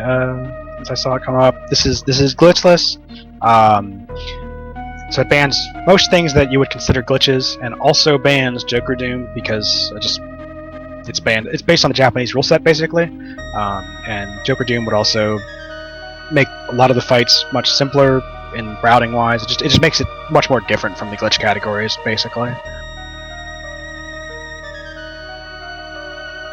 Joker Dome is not a glitch per se. It's more like it's more of a manipulation, but because it's so much overpowered an ability, it's more interesting to route route magic and attacks and all that.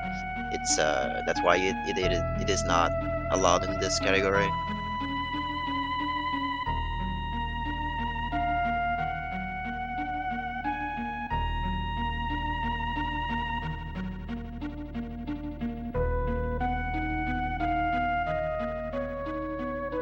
We'll see how many river encounters LCC got here. I'm sure he did the manip perfectly with the no problem. Okay, he skipped one there. And he skipped both. Alright, so we got... I don't know if he actually manipulated it or not, because I didn't see him waiting on the text box. He waited, yeah. He waited, alright. So LCC, using the Earthquake animation before Tunnel Armor comes out, he waited on the text box for a specific point in the shaking animation, and then advanced the text box, and he only got one river encounter there instead of more than one, which is what you can get. So that's cool. Because it turns out the Earthquakes are also based on the NPC movement value for some reason, which we'll never understand.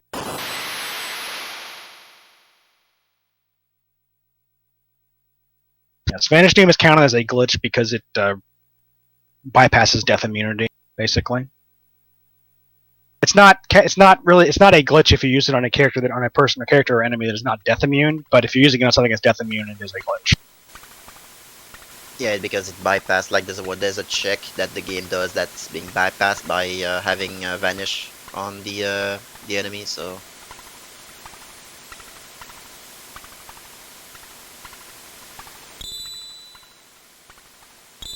I think LCC is going to skip the encounter here.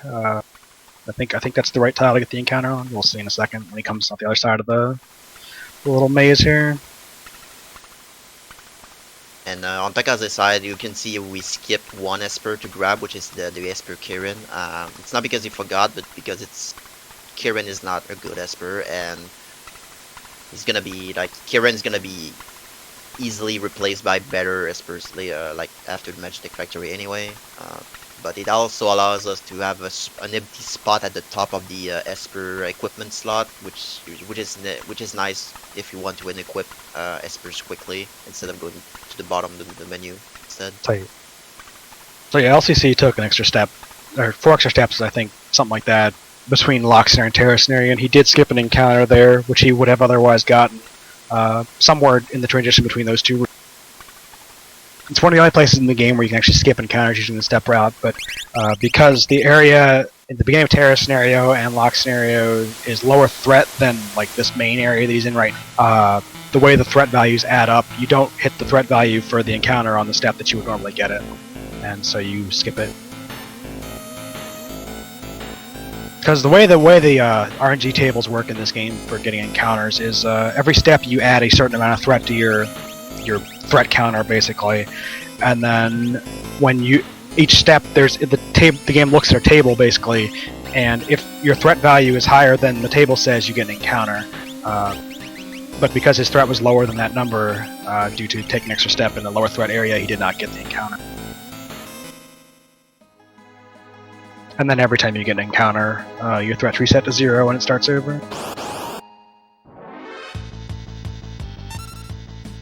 So on Taka's side, this is one of the start of the run where we actually have access to learning magic.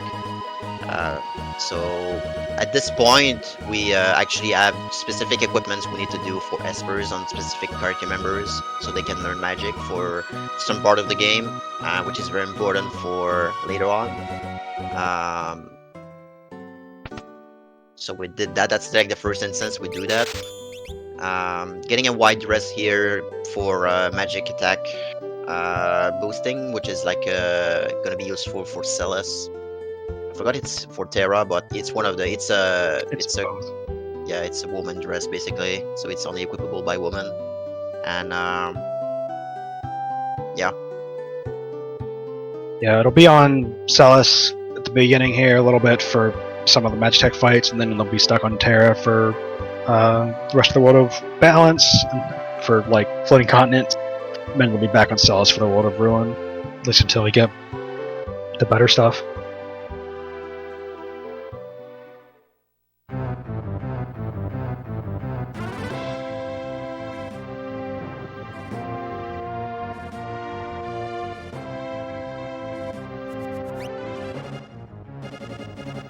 So everybody's in a cutscene, just the FF6 experience here. Hopefully we can all be in Thamas at the same time still. That'll be the best This one. is the dream. I'm pretty sure it will eventually happen. Pretty sure. I think it'll be, yeah, I think it's long enough that we'll get everybody there at the same time. At least in some part of the Thamas cutscene.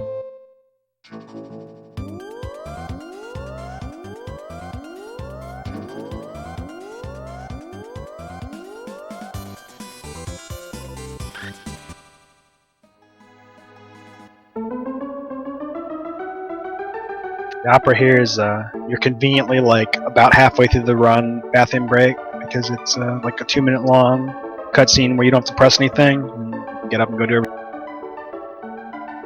It's very nicely timed actually. Yeah, around the 2-hour mark, it's like the opera, which is like a perfect break, and after like at the 4-hour mark, it's like the cutscene after the floating continent, which is like another break. Like every 2 hour of this run, it's like there's a break. I guess you can count the Gal cutscene if you can hold the A button with the That's like. cheating. But yeah, Nobody needs to know. Yeah, exactly. I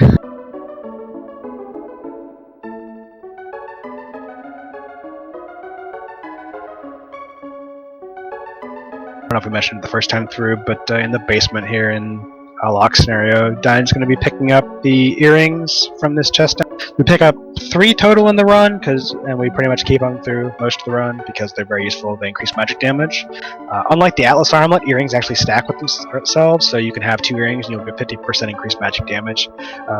Just magic damage in general is just the easiest to bump up to doing like real amounts of damage. We get a lot of plus magic gear. We get a lot of we get the earrings, and we're going to be leveling with plus magic espers, which is something we haven't seen yet, but when you level up with espers, you get stat bonuses based on the esper you have, and we'll be taking advantage of that a little bit.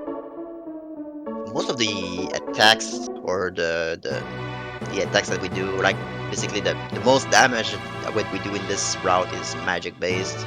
It's not really physical. Yeah, even stuff like Sabin's blitzes, most of the ones we use, like Aura Bolt and eventually Bum Rush, are magic damage actually, and not physical, like you might think.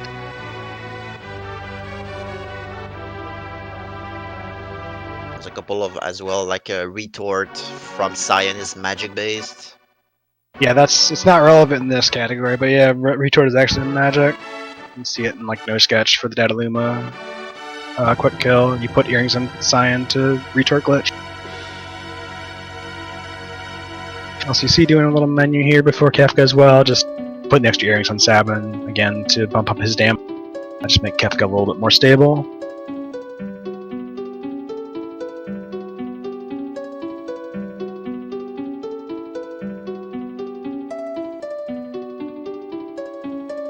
Again, if he were to encounter any of these guards, it would throw off his step right a little bit. Not that it matters too much at this point, but when you get extra encounters like that, it advances the encounter table by 1, which changes what encounters you get.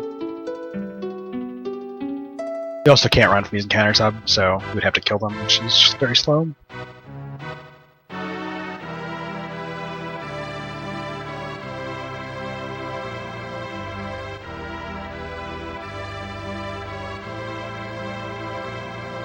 Looks like LC opted to not put anyone on back row on the Kefka fight. It doesn't really matter that much, because they're gonna die if they get like attacked and then targeted by a spell anyway. Yeah. Like, it would only really matter if you got somebody like crit, I guess, first turn maybe.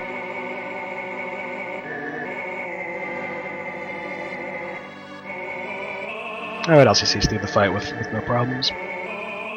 Like, realistically, you have to have multiple things go wrong with the Kefka fight to be in problems, in addition, you know, because, like, you have to get somebody, like, to die on, like, the first turn, basically. As long as somebody doesn't die on the first turn, you're probably going to get through it. And even then, you would probably be fine unless he casts Ice 2 Awe, which is only a 1 in 6 chance on his third. Because he has to select Ice 2, which is 1 in 3, and then he has to choose to all target it, which is 50%.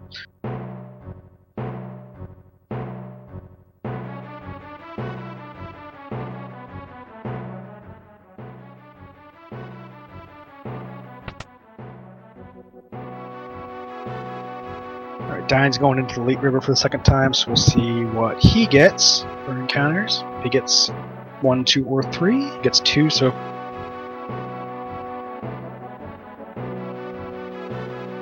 I think Bannon here in front row is scary because if he gets too much encounter and the encounter is basically focus target Bannon, there's a chance he can game over. You could game over, yeah. You still, because you still Bannon. If you Bannon dies, you do still. It is still a game over. It's like the first. You got 2 encounters, so it's not the best, but not the worst.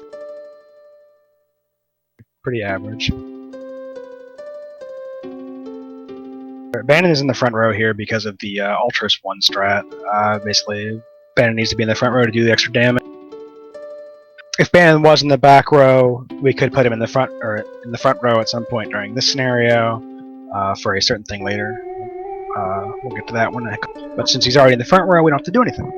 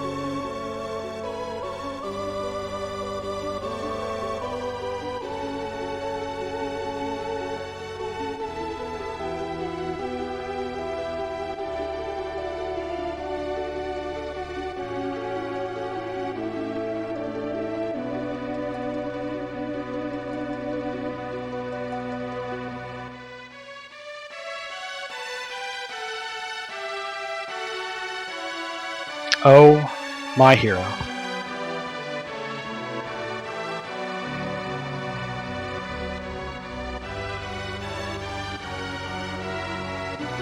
And there's nothing you can do really to accelerate this. It's just Even if you get up here early, it waits for the music. it's based around the music, so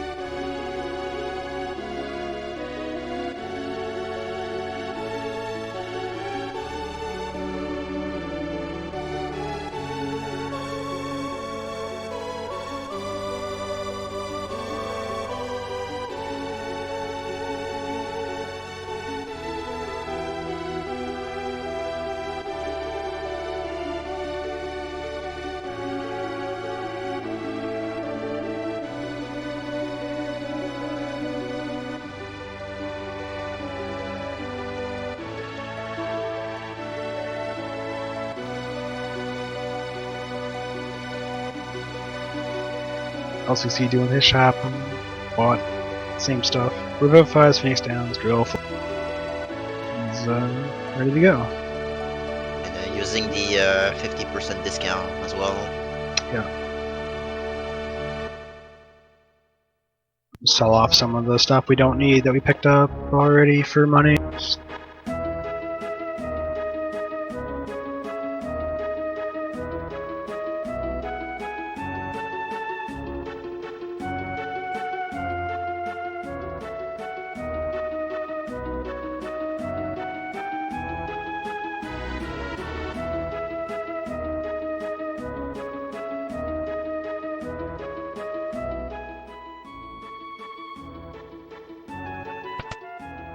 I better see some quick stares here from Takaze. Let's see it. Yeah, is it? Oh, alright, we got it. I guess that's a trick. There's quick stairs in this game where, for some reason, if you load one screen and you're already on the stairs, it doesn't give you the sprint shoe speed. So if you go down the stairs, you're just gonna go at walking speed. But if you bonk on the wall, like by holding up and down, you can reset that and gain sprint shoe speed again and go faster down the stairs. It saves like minimal amount of time, but that's something you can do. Some of the bigger staircases it saves a bit, but yeah, like the small staircase doesn't save much. But and for some reason that little, or not for some reason, but that little diagonal up to the opera area there is basically a staircase. It's coded as one, even though it doesn't really look like. So you can do it there too.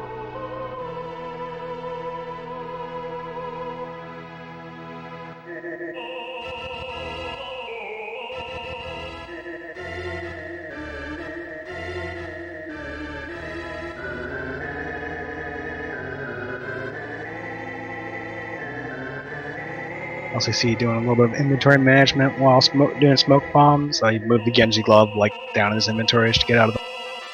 That's something that you do a lot in this game when you're during animations, with smoke bombs, during boss fights, stuff like that. You want to try and do as much of your inventory management as you can, just to clean things up, keep stuff where you need it, and whatnot.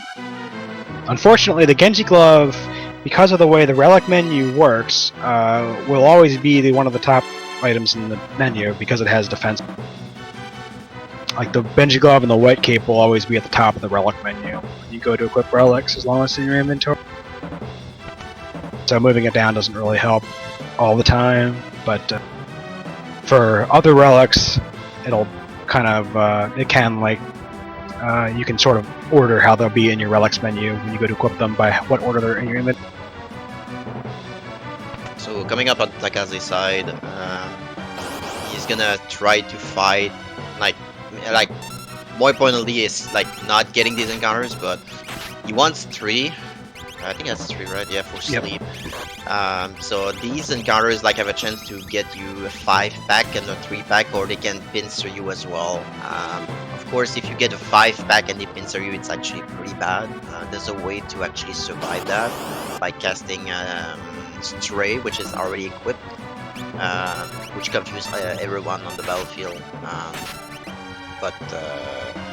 Yeah, what we want is just basically kill the middle one, which is the one who is gonna spawn more of the gray ones. If you don't kill the yellow one first, has a chance to spawn more. Doesn't give you more EXP or anything, it's just lose time. And one thing that's good about these rats, they're very there's a lot of RNG on them, but at the same time they give you a lot of MP points, which is used to learn magics. So you want to fight 3 here. Ideally you can fight 4, but if you're not on step route or something like that, I guess you can fight 4 to guarantee having sleep for one of the boss in Magic Defector. Gal got crit right away for dying. This actually could be a little dicey. Ooh.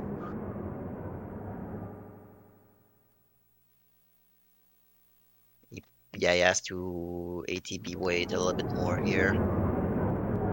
Does he even have the damage to skip turn 3? I don't think he does. I don't think he will, no. Yeah. And his Sabin got poisoned, so his Sabin would not survive a Party Ice 3 either.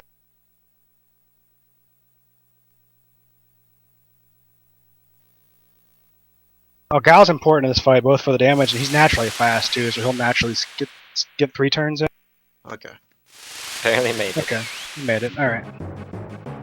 Looked like, I guess he had the 2 earrings on Sabin as well, probably, so he was, because I saw a very high damage roll from Arbolt there. So yeah, he got through it safely. But yeah, that's one of the things, like I said, multiple things usually have to go wrong, but that was definitely a start of things that could have gone wrong. And on Takaze's side, Ultros to fight. It's basically like it's not really super complicated. We have Sabin on the other side, which is he has the fire knuckle, which is the fire. Ultros is weak to fire, so it being and as well he attacking Ultros from the back also deals more damage. So that's we basically can do a lot of damage that way. And basically, if attack from Sabin, Ramu. Using drill from Edgar and using another attack from Sabin usually seals the deal, or otherwise you can ram them all together and just use attack on Saban, drill, wait, ATB wait, and attack again and drill again. And that's usually GG for Ultros 2. But the problem with Ultros 2 is if he starts attacking, there's a way to just basically one-shot Saban on the other side, because Saban is like on the left side and he's alone.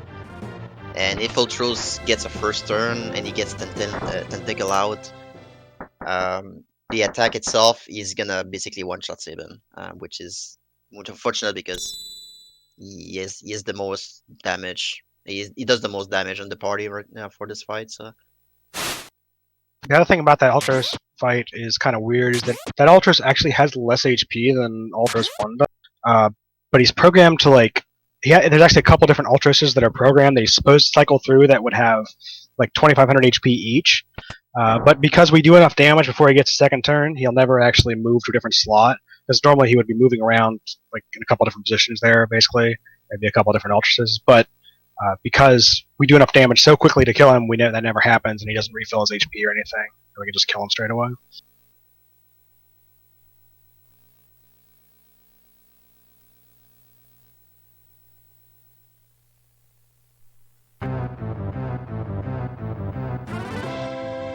there is like a safe strat you can do for Ultros 2, and is to put Lock on the other side, which basically like puts Saban and Lock on the left side. So if Ultros targets the left side with Tentacle, it's not gonna one-shot Saban, but That sounds slow. yeah. I'd rather just kill him. Yeah, usually it's if you ATB wait correctly and you do your inputs fast enough, you should never have a problem with your Ultros 2, really.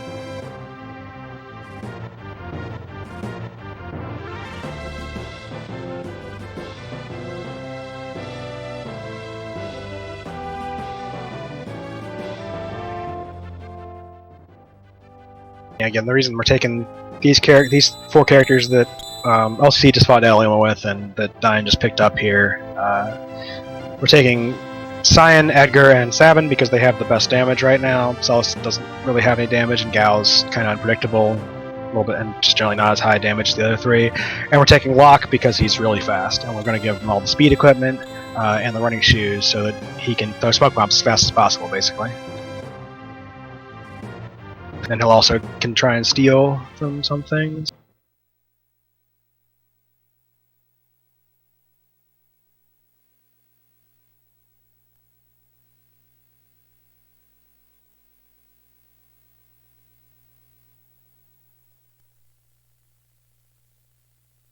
And Dine on the right side is gonna go to the Firo Castle, do his shopping. Same thing, getting Flash, Drill, and Phoenix down and Revivifies. That will be useful for the grind later on.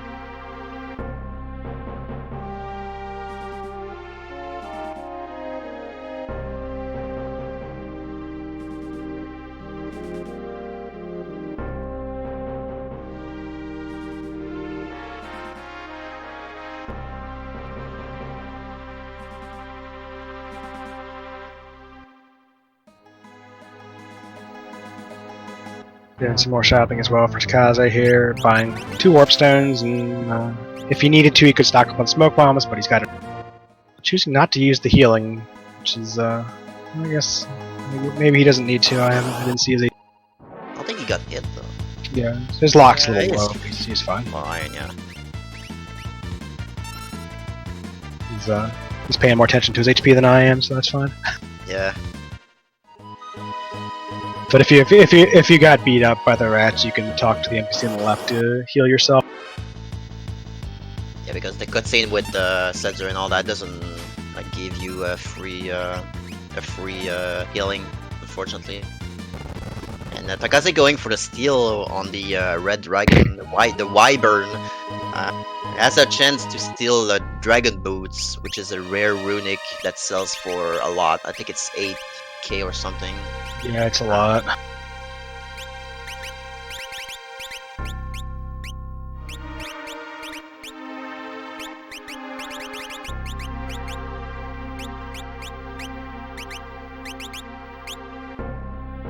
Takaze just did some manuing. He changed Sabin over from the Genji glove setup, physical attacking, to an earring setup for Arab, and made sure Locke had all his speed equipment on, and gave Celis some stuff to help her out for the next couple fights. So Celis has the white dress on now, which increases magic damage, which will help a little bit on the number 24.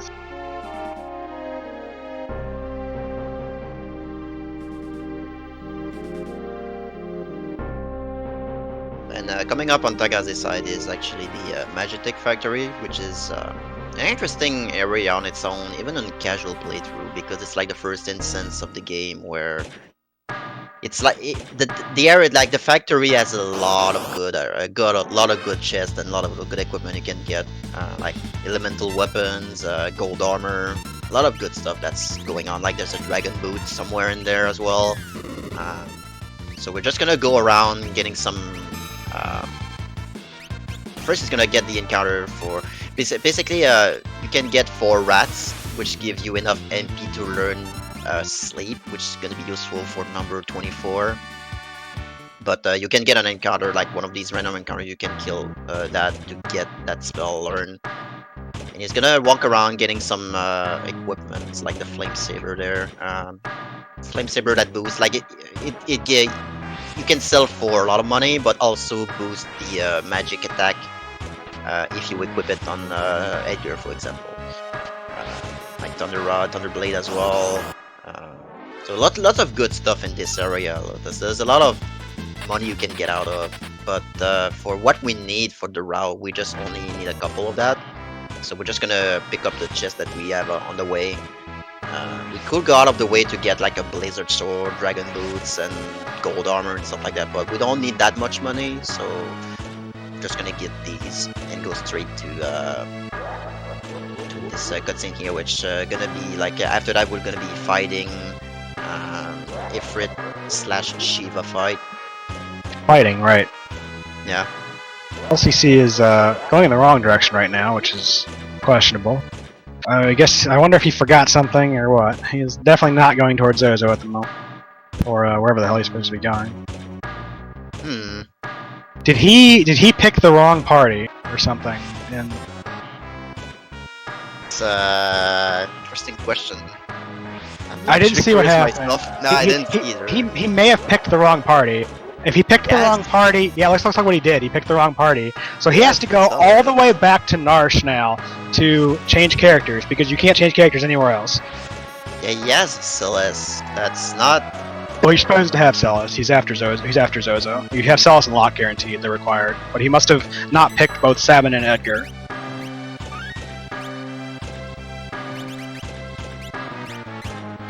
Yeah, that's definitely a time loss right there. Yeah. Takaze is going into the Ifrit fight here. We'll see if he chooses to cheat or not. Looks like he's choosing to cheat.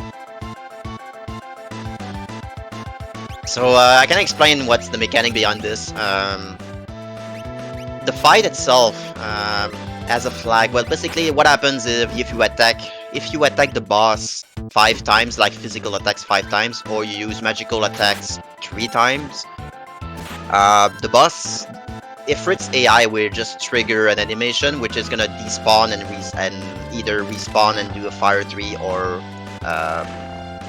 swap to Shiva, which is where we are with physical attacks. But what ends up happening is if you hold L and R, remember when we said the flag? There's a flag in the game in the battle, which it's like the boss flag, which prevents you from running away. When the Ifrit and Ifrit / Shiva transition happens, that flag is being removed temporarily. So when the sprite is despawned, the flag is being removed. And while this is happening, if you hold N and R, the game still checks if you can run away or not. So what ends up happening, the boss despawns, you hold N and R all the time, and once the flag is gone, the game checks at the same time if you can run away or not. And if the flag is gone, he's gonna just do, alright, you can run away, right? I will allow you to run away, and that way you can run away before the flag is reapplied after Shiva is respawned. And then sometimes it doesn't work because of frame rules or something. But you know, usually it works. There's a window where the game checks if you can run away or not, but sometimes it's overlaps with the window or something, and sometimes it doesn't work. But that's why you usually save before. On PB attempt, you don't save before. You just go it, and if you get unlucky, it's like, well. But yeah. Also, I didn't see what did LCC. Yeah, he only took 3 characters. He pressed B too soon, I think. Okay. Yep. I also like how every runner had lock die on Dataluma. It's better than anybody else dying.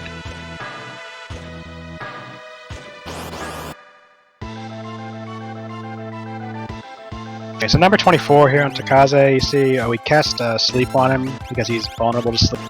He also used Overflow, which is hilarious because now Sal's confused. The worst thing that can happen in this fight is for him to overflow Edgar or Sabin, basically, and have either Sabin kill somebody or Edgar put somebody to sleep. But, you know, Salas is going in. Some region, so yeah, the first turn can sometimes happen. The worst thing that can happen is using Overflow on the person who's casting Sleep, which is locked. So yeah. During this round. Oh, this guy. I don't know. I know of two. I wouldn't swear to it. I know too many different routes. That's the problem. It was Edgar when I learned it, so that means it has to still be Edgar because I'm sure nothing has ever changed.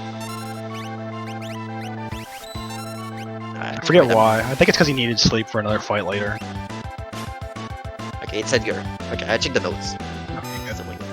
But, so anyway, we're only using magic damage on him because magic damage does not cause him to wake up from sleep. And also we're trying to steal an item from him, which we haven't been able to do so far, which is good because that'll mean Takaze loses money. Yeah, the boss has a runic edge you can steal.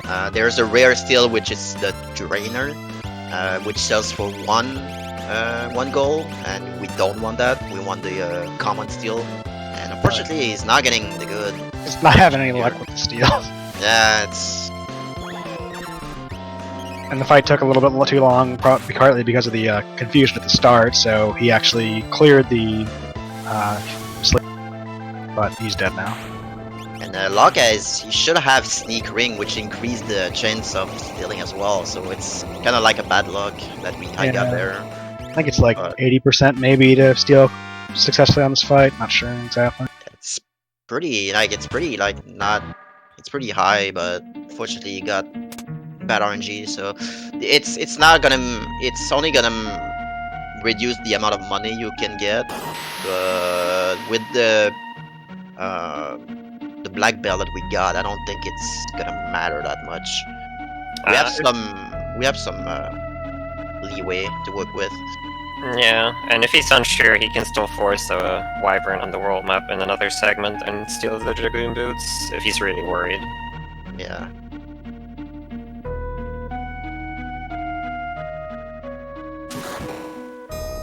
There's a lot of things we can do to fix that, so...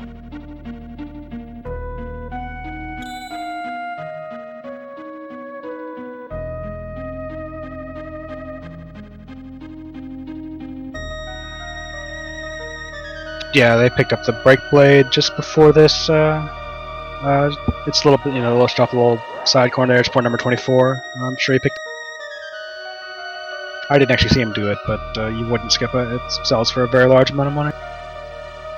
Yeah, there's a brake blade. There's the dragon boots that we passed, unfortunately, but it's like out of the way you can get. And there's a lot of stuff to fix money problems in this.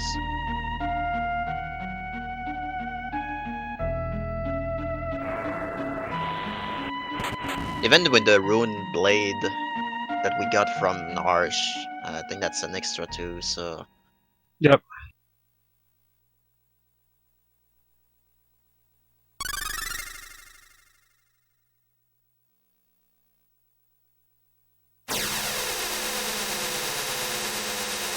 Yeah, step route's pretty ripped for both Malga and Choco at this point, but it doesn't matter that much. It really... What encounters you get at this point don't really matter because you have smoke bombs, and it's just a little bit of extra time lost to getting some extra encounters overall, but it will be reset after the Floating Continent. Yeah, compared to other Final Fantasy, where sometimes like for FF5 you need certain encounters to be on your way to like learn blue magic or certain stuff that like we don't need any of that. The encounters, the overworld encounters that we get, it's basically whatever, right? So even we get a different pack that's supposed to be on the overworld or dungeon, it's not gonna matter. We're just gonna run away anyway. The sealed cave might matter, since it matters a bit, but it's not. Yeah. You only need level 19 in this, not 20, so you typically get enough encounters, even if you. It's still money though.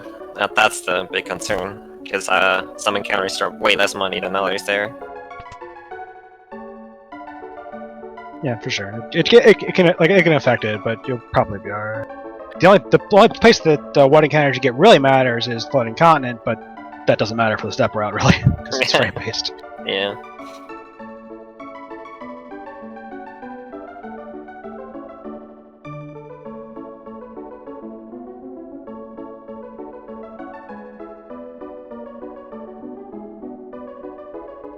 And we did some menuing before and during this this card section. We swapped the Sabin and Edgar because it's to manipulate the encounters that we get on this portion of the run.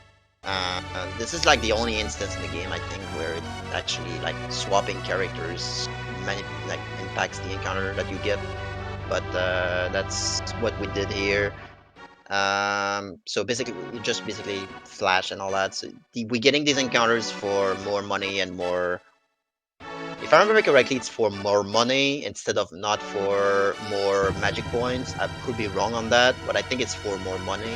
It's money, and they're just generally fast, basically. Yeah. I think every fight here is one turn, except for this one right here, which is. Yeah. You can get single mag roller and stuff like that, and which are not great. So it's better to have like the 4 packs that we saw, the 4 mag rollers, the red ones. It's really weird how these encounters are determined, because it depends on what character you have in the party when you like enter Magitech or whatever when you get up here, and then what character you have when you actually go on the thing, and then also if your characters have certain status effects, it changes it too. There's like a whole game facts guide on it, and this is just the one. Yeah, when I tried like with the Battle Speed 1 route a while ago, I got different encounters here for some reason. So I don't know if it's the Battle Speed that impacts it, or I never really did the science behind it. But it seems like multiple factors that impact the encounter here. Anyway, he's gonna get 5 encounters here on the minecart. 3 of the 4 packs, 1 of the 2 pack that you saw earlier, and then 1 of the single enemy, and then the boss. I'm not sure what strat he's going to use for the boss. We'll see. I think he's probably going to use Maduin or Bismarck, and but I didn't actually see what Espers he put on. There's a couple of strategies you can do. You can Bismarck or Shoot, or let's see what he does. Yeah, looks like he's going for Bismarck. Yeah. He's using Flash and Bismarck. He's going to kill off the little side arms first. This fight can be dangerous if the boss gets his second turn. I think when he doesn't have any arms out, he can cast. What is it? It's he can haste himself. Yeah, well, he cast haste, and then on his second turn, it's Atomic Ray. That's right. He casts Atomic Ray, which does a lot of damage to everybody. Or Wind Slash, which is also not good. Yeah. Generally, you want to try and kill him before he gets his second turn. You do that by doing a lot of weight tricks, basically. Using slow when he casts haste.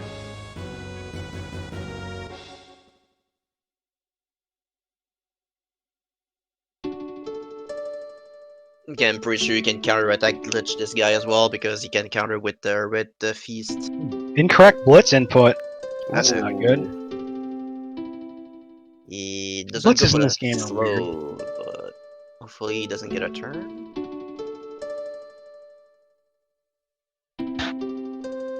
Blitz in this game is weird. When you when you go to like the blitz input, if you're still holding something when you press, if you like press down to go to blitz something and you're still holding down and you press A, it can screw it up. If you don't press the buttons correctly, obviously it screws up. If you're holding things at weird times, it can screw up. I tend to be very deliberate with my blitz inputs because of that. Also, the game tells you that R-Bolt is down, left, or whatever it is, but the game doesn't actually read diagonal inputs, so the input for R-Bolt is actually down, left, or down, left. If you go into the blitz menu, it says you have to do a diagonal, but the game doesn't read that, so you can just replace the diagonal with the down and left, depending on which direction the diagonal goes. And coming up, we have the crane fight, which is like one of the instances. A good thing we Takaze is saved here, because it's one of the instances where we can actually legit die if you get bad RNG or the cranes decide to focus targets on people here. There was an old strat where we saved the Thunder Rod for this fight, but it ends up being faster to use it for the Tunnel Armor, but which makes it has a downside because it makes this fight a little like more scarier. Using the Thunder Rod here makes the fight really like a lot easier, but because we want to go fast, we use it on Tunnel Armor, so we have to do a different strategy here. We're just gonna use slots. We're just gonna use the Choco from Setzer, using Bismarck, Thunder, and Orable and stuff like that. Flash, not Flash, but the Drill. So we're gonna use Bio as well. So he's waiting for them to both take their turns here because they can cast magic. He's gonna use Phantom. And what Phantom does is it'll prevent the physical damage counters that they'll all do. Because otherwise you would get potentially like destroyed by the counters, but thankfully that won't be happening.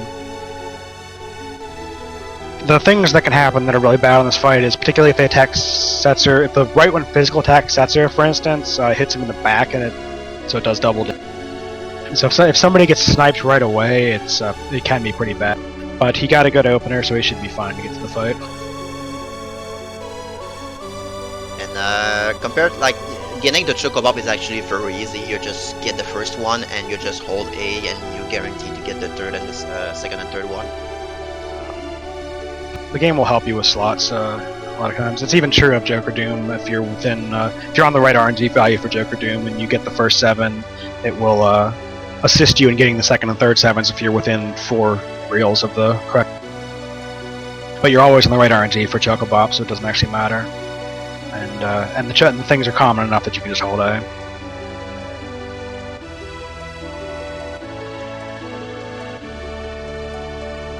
Alright, so everybody's going to be in cutscenes again here. That's great. I'm proud of you guys.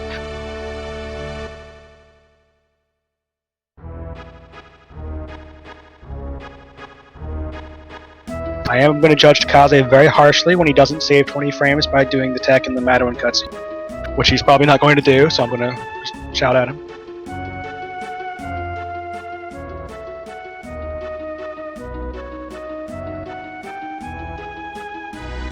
This whole game is basically full of random, 2 to 10 frame time savers that you can do everywhere.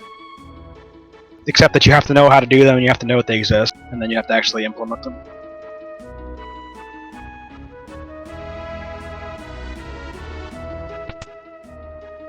Like the aforementioned quick stairs there is LCC demonstrate, among other things. It's just one of the many little time saves that you can throw in the game.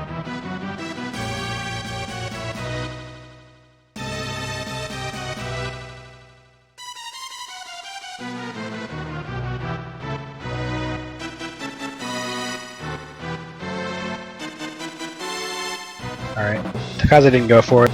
Disappointed. If you, the ferry there, when the ferry moves out of the way, it leaves its hitbox behind for inordinately long amount of time for some reason. If you go to the right, one more tile, you can actually walk around the hitbox and walk up, and it's a little bit faster. It's actually somewhat difficult movement to get. I actually didn't know that. It's 20 frames faster if you go around the ferry to the right. Like, I believe I timed it once.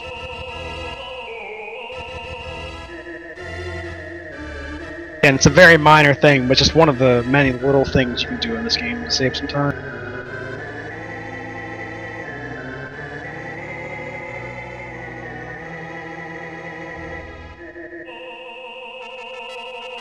Alright, Takaze has apologized for his mistake in Discord channel. It's forgiven.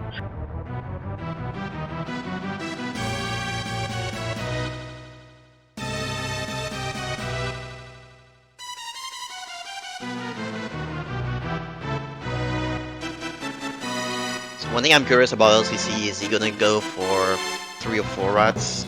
Because Oh, yeah. the He's route going is to go for at least 4, I guarantee. because the step route is screwed up at this point.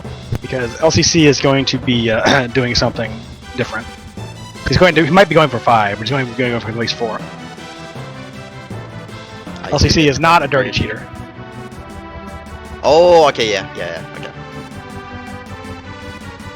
At least that's what he's claimed earlier, so I assume he's going to stick to it.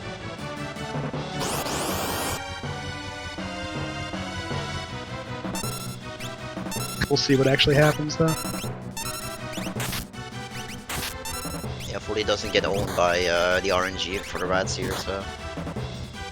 Yep. And one thing we might not have explained is the reason, like, on the river, after the, right before the Ultros 1 fight, we farm an encounter which was like 2 pterodons, and we made like the whole party run away, and we let Edgar get the XP and gain a level. He definitely does not have his equipment done correctly because he's not doing enough damage. Yeah, okay. He forgot to do some of the menuing. Yeah, and Edgar being a level 11 here, the reason is for the rats here because you can basically one-shot the gray ones with the flash. So that's the reason we fought 2 pterodons earlier. So you see, he was doing 200 damage before these rats. Now he's doing over 300 because he put his equipment on. The equipment actually makes a huge difference on these things. Yeah, especially like magic equipment, it matters a lot in this game. More than physical, in my opinion. Oh yeah, magic's important. It's easier to pump up. All the magic equipment does like things. You can use like the strength increasing equipment and it barely does anything. It's weird how the formulas work. Especially once we get to rods.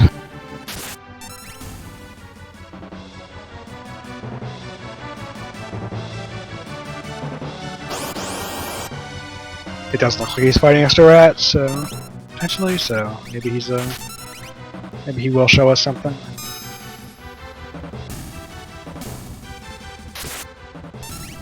You can fight 3 rats encounter, which will guarantee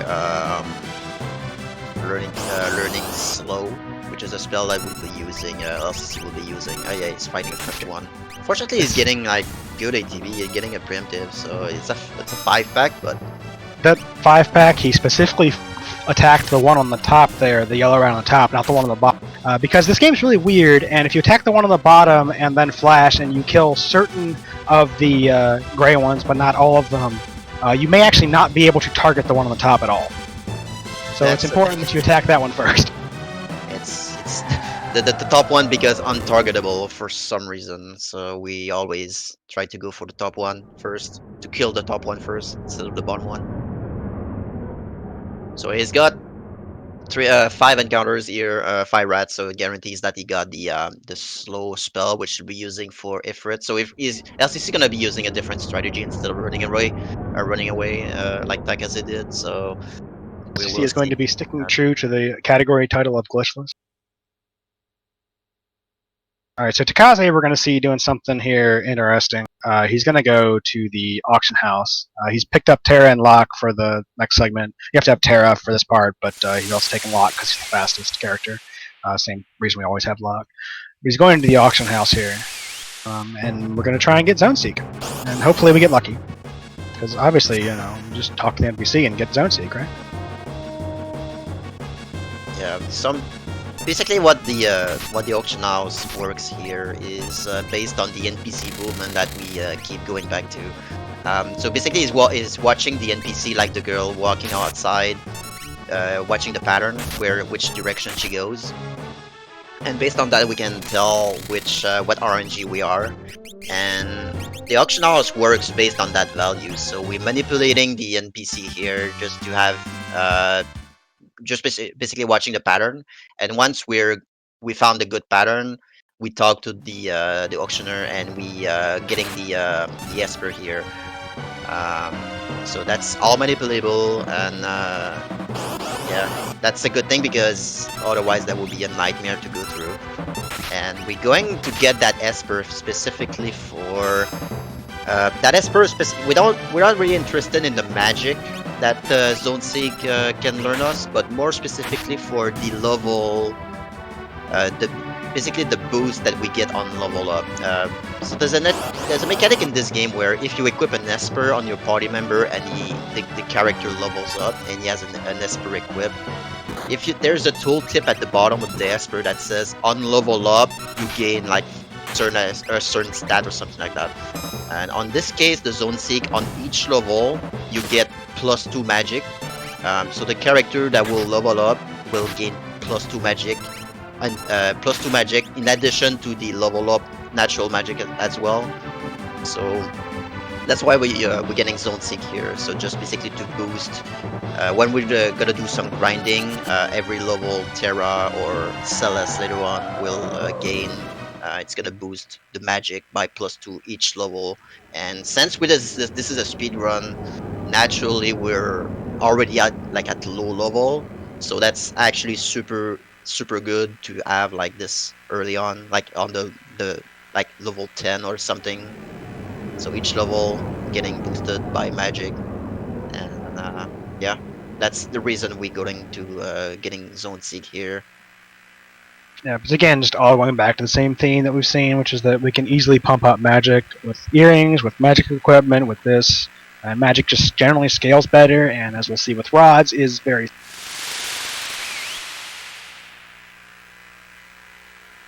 It's going to be the main theme for our primary damage dealers throughout the run. Terra, and eventually Celis. Is that magic is just the best option.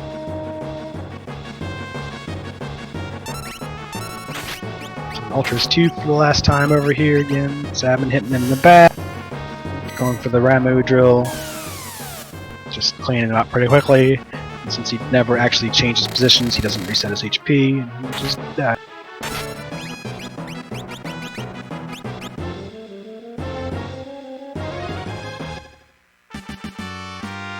So I don't think like the Fire Knuckle has a chance to proc fire spell on the enemy. So I don't think it's proccing saves time, though. Might be wrong. No, I think you always get the kill even if it doesn't proc. I think it is just slower if it proc. Yeah.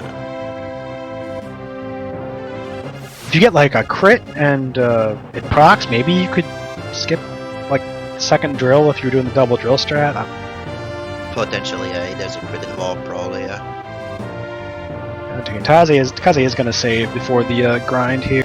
This can be a little bit awkward actually, because the weird thing about the way FF6 works is that if you save and you go back to your save without going back to the menu, like you just hold A when you get a game over, you'll go back to where your save was, you'll keep your step route and everything. But if you level up before your save, you will keep that level when you go back, but you won't keep your Esper bonuses. So actually, at this point, like if he were to say game over here somehow in this grind, he would probably have to reset rather than just pick up his step route where he was, which would also could have him problems in the World of Ruin. Yeah. But still, safety save. You still rather have a safety save than not have one, obviously. So here we have we're just gonna kill these ings and the zombones, which it's pretty much all you get in this cave, except the first 2 screens. So those are very good for XP and magic points. They have a chance to drop as well, a revise in case like you're running low, I guess. But yeah, picking up the Tempest here for money. That weapon is used for science, but we don't really use cyan anymore at this part. So It's gonna be used for money. You kind of skip a little bit of the bridge puzzles there by buffering in the direction that you know they're gonna. You can just kind of walk across them without having to like really stand on the parts that don't move. And Takaze going for using Phantom here. Doesn't do like it's mostly for safety because those enemies are only using physical attacks. So it's just a safety stuff. It's kind of safety, but also it can be faster to use Phantom. If you have to heal like more than one time, basically throughout this grind, I think it's probably faster to use. It's a little worse in glitchless because lock is lower. You have to restore lock's MP first, so it wastes an elixir. But And again, we are using the mechanic that single party members can run away. So Locke is running away, so you can funnel the XP to Terra. Just because she has the Zone Seek, Esper equipped, and she's basically getting boosted by magic points, magic attacks right now by a lot. So she's naturally good at magic spells, but now she's even better. the girls are just the best at magic in general, but they have high magic stats. They get the best magic equipment, and so we just we're using both of them. Terra has Morph too, which is extremely. Even Realm, she's pretty good at magic too. So it's like pretty much all the girls in this game are pretty good magic attack.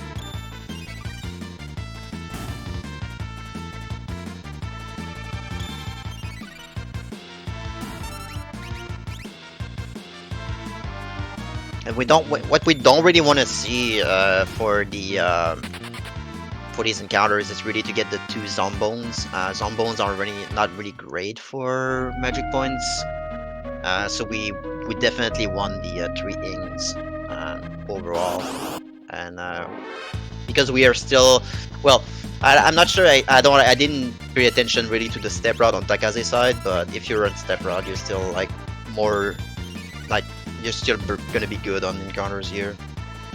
You should generally not have to farm. We only have to get to level 19. It doesn't take that many fights, but I could see, like, depending on if you're on some weird place in the step route, you could probably need to farm a little bit at the end. Both the 3-ing fight and the double Zombone fight give good XP, so you're generally fine. Like Omega said earlier, the only thing that could potentially be an issue is money. I forget how much money the 2 fights give.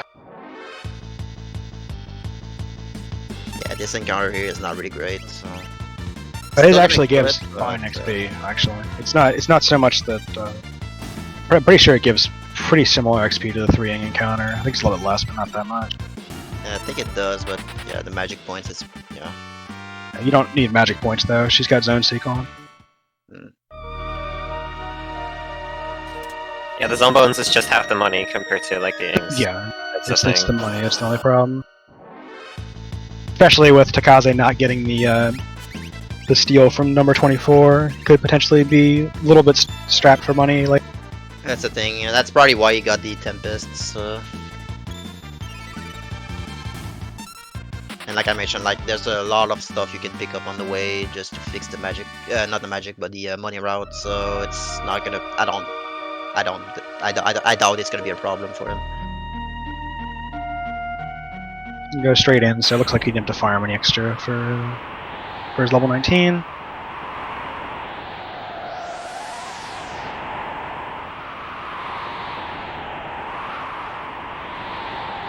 LCC, I think, is gearing up for Ifrit here, so we're going to see something different. I think he is saving before the fight, just because this fight is dangerous. Yeah, something to pay attention on LCC's fight. On LCC's the fight for Ifrit, that's going to be a lot different from Takaze's side. So the goal here. So the goal here really is to basically like. We learned slow from fighting 5 rats, so we actually have to apply slow on Ifrit. And the goal here is to basically out-damage him, basically kill him before he gets a second turn. And by doing that, we're using physical attacks. So the Ifrit won't counter-attack physical attacks. So, well, does it? I forgot. Yeah, he will. Because he counterattacks you normally in the fight when you cheat. Yeah, maybe that's just better, yeah. And usually you want to keep pay attention to keep your party alive. So usually you want to have like Locke as a person who can potion people quickly, because if it can counterattack, and 2 shots it's pretty much dead. So He has to use Pummel. I believe Ifrit is immune to Holy, so he can't use Aura Bolt. yeah, that's the thing too. So he's using Drill and Pummel, and Celis has all the magic. And there's the end of... Ifrit has 3,300 HP, so you have to do 3,300 HP before you get the second turn, basically. But this is how the fight's supposed to end. Basically out damage, because you basically slow Ifrit and you do as much damage as possible, and you try to survive using potions on yourself through Locke. So that's pretty much the goal here. Right, Dine's coming up on Ifrit, so we'll see if Dine's playing Glitchless or Bug Limit.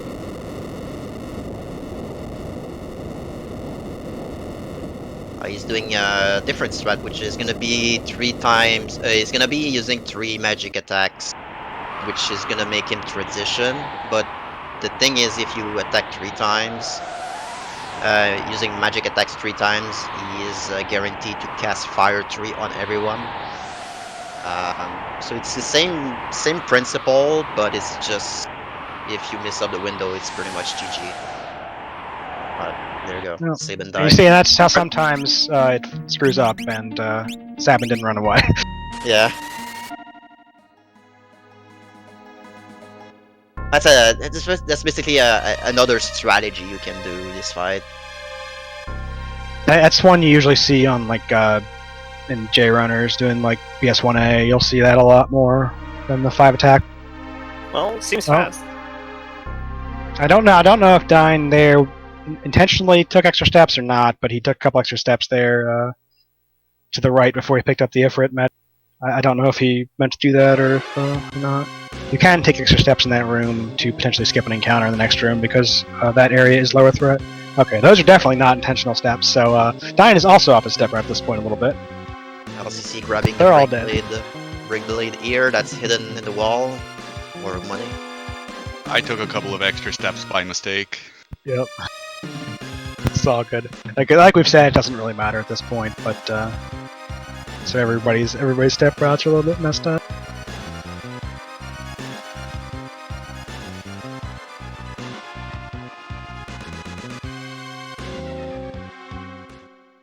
We're again seeing the strat for number 24 is to cast Sleep and then use all magic attacks so he doesn't wake up while trying to steal with Locke as much as he can. We'll see if LCC has any better luck. He hasn't so far with the steals. Dine picking up the break blade as well. I assume he's gonna revive his Sabin before the fight. Yeah. Okay, there. LCC got the Rune Edge, so he'll be a little bit better on money than Takaze was. Although he did probably have to use a bunch of extra smoke bombs to run back to Narsh. Yeah.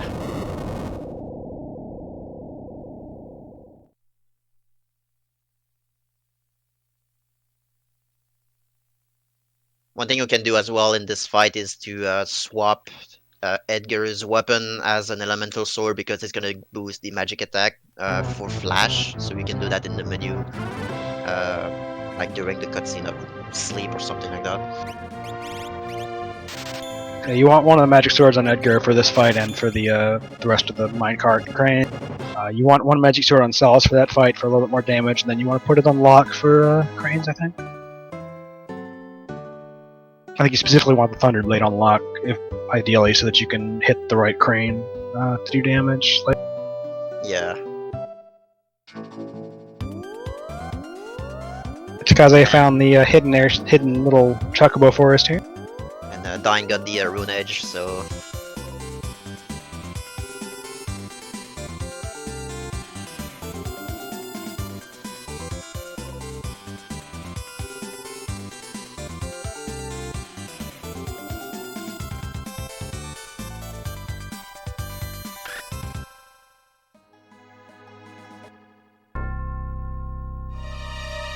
Oh, Takaze going with the left side bank on Vector. I'm not sure I can agree with that. They're actually identical steps to go left and right, I believe, but I always go right because it's better. always go left, so I don't know. And here he's gonna. NPCs. Takaze is going up the. He's going in and out of this door here, which despawns the NPC that would be in his way up.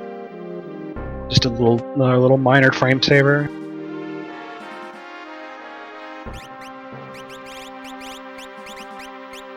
And LCC and Dine are in the same cutscene. Yeah, Dime was able to catch up because LCC made a mistake of having 3 party members after Dadaluma on Zozo, so... Dine's probably caught up a little bit on Choco too. I haven't paid too much attention, but I think he's been having pretty clean.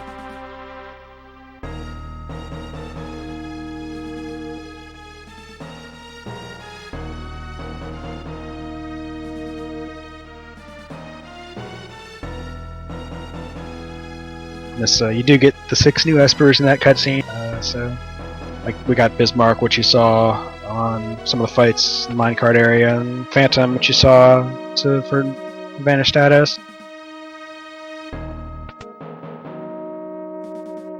It's kind of like the reason we don't pick up Kirin ever, because by the time we need Cure or something, or Learn, we already have better espers anyway, so...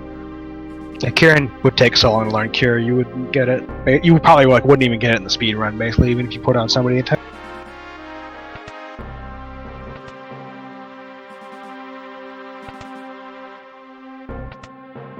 And on Taka's side, the goal here is to actually talk to 23 people and just getting some chests along the way.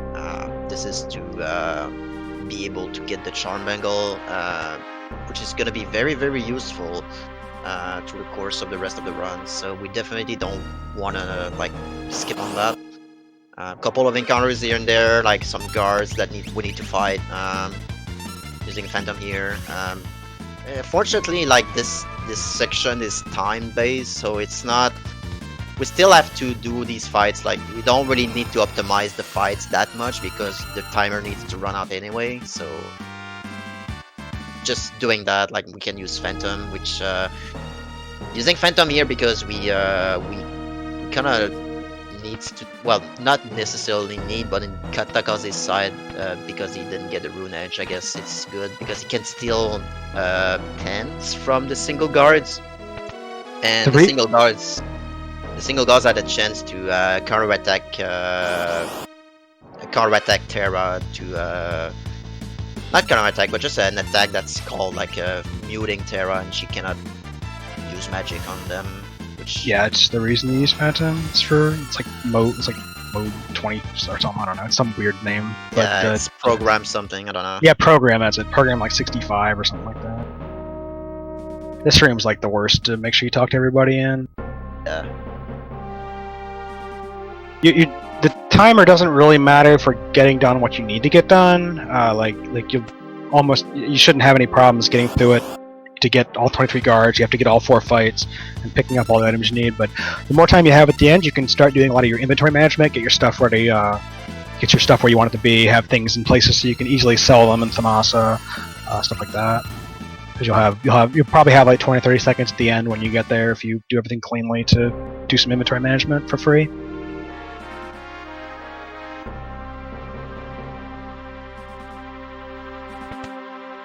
There is some small optimization because every time the screen transition, the timer stops a little bit. So there's this certain route you can do that's minimizing the screen transition, so the timer doesn't stall as much, but that's very minimal. Yeah, but you just do it that way because it's the way to do it. No reason to do it a different order.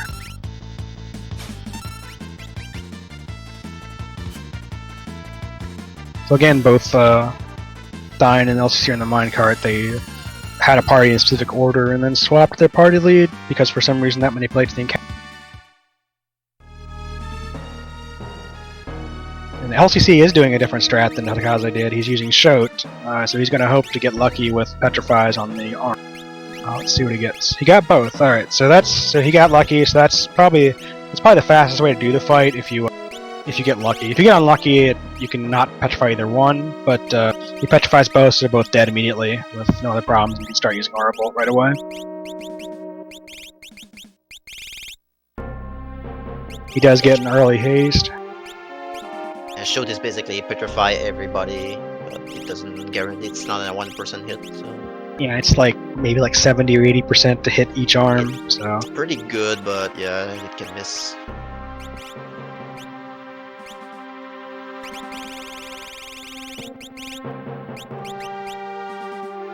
Going for the fire.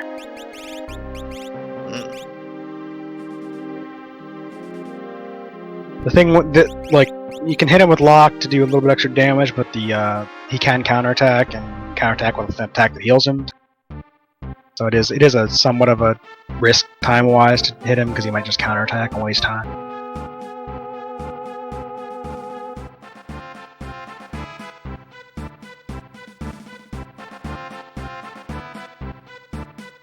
And then the end of the banquet. Yeah, sorry. Dine goes for the Taikaze strat as well, so the Bismarck. So The end of the banquet here, you have to answer all these questions correctly. Except you have to answer like when he asks for more questions, you have to select 2 of them, and you don't have to do all 3, but you need to at least do 2 of them. If you get any of these wrong as well, again, you don't get the charm bangle. Charm bangle is extremely important because the charm bangle reduces the threat generated every step by half, which doesn't quite translate to half encounters, but it's close. So everywhere that you don't have the Moogle charm on, you'll get much fewer encounters, and it's very... Dine having some problem in the number 128 here. He lost Edgar. And he's casting haste.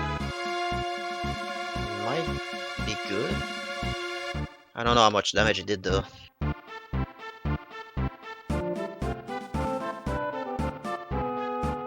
Dine's had some rough fights.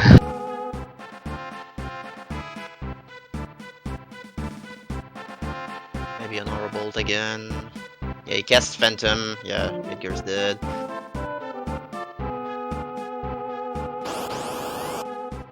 It's actually unfortunate if Edgar dies, because he made you learn magic as well. Yeah, he's going to lose 5 AP, so that might mean he doesn't have bio for Crane, so he'll have to use Drill, which I think does a little bit less damage.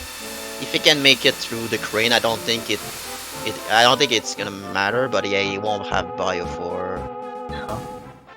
Yeah, it won't, I don't think it'll matter past that. Yeah, if he can make it through the Crane without having bio, I think it's good.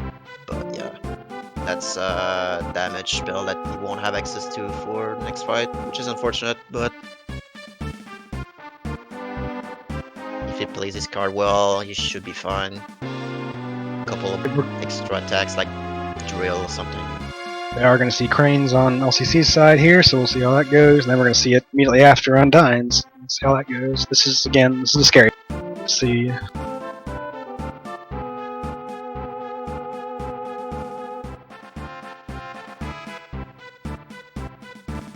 LCC not going for Phantom. That's interesting. Yeah, he's doing a different strategy.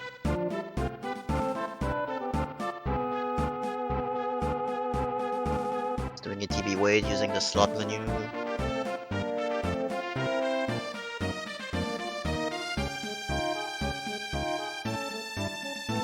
Oh, he gets hit. Setzer does get hit from behind. Yeah, that's bad. But Oh, Setzer goes down. This is the danger of not using Phantom, is you take a lot of damage from the counterattack.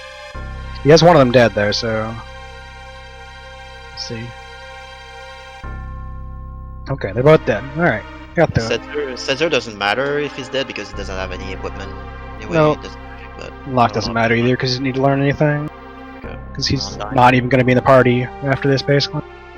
Dine side waiting for the first turn because it's magic, so he casts Phantom after that. So he doesn't get like the Vanish doesn't get the spell like magic attacks for the first turn. Bismarck Drill. Yeah, he doesn't have bios, so he has to do that. So LCC made up a little bit of time there, probably, just from not using Phantom. But it's definitely scary. fire too. Okay.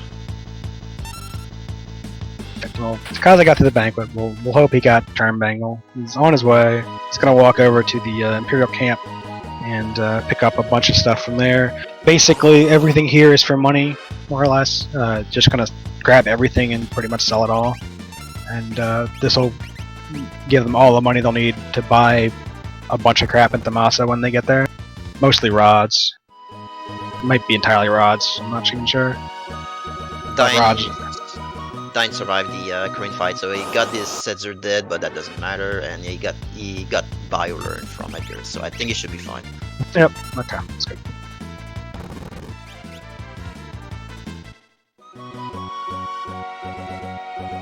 Alright, LCC got the tech. He's my hero. You saw. He went around the ferry there to the right side instead of waiting for the hitbox. I'm already just saying LCC's the winner of this race.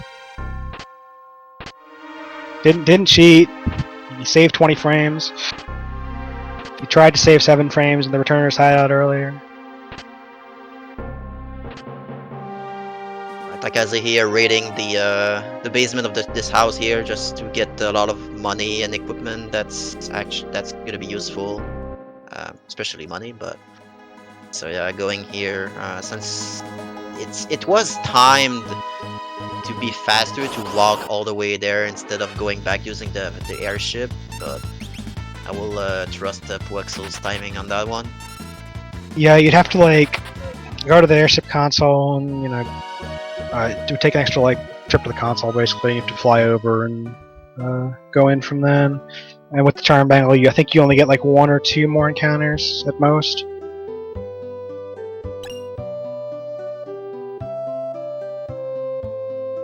Warpstone here, and alright, Dine also went for it, so he gets my respect as well. Alright.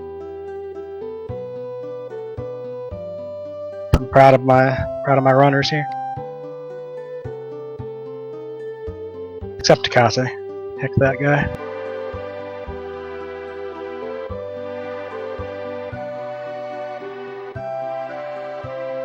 Like I said, it's just all it's just the whole game is just a billion little tiny tricks that aren't really possible for anybody to know. You just have to kind of know them all.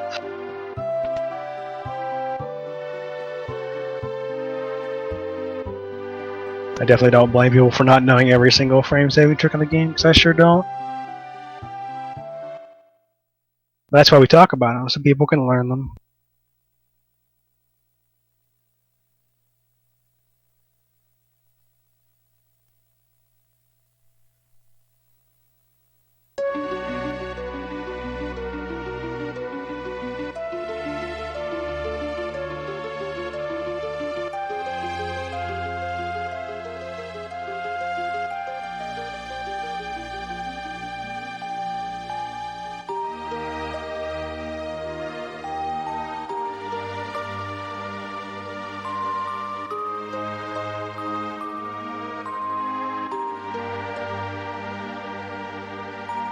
Again, everybody's in cutscenes.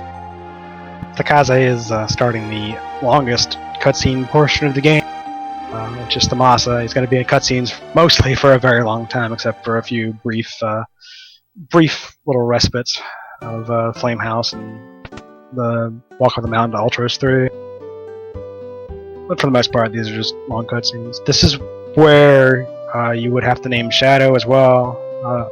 Just before this, I guess, when you talked to Shadow, you would have had her name Shadow here, which is why getting Shadow earlier in the game for the Imperial base doesn't lose as much time as you might.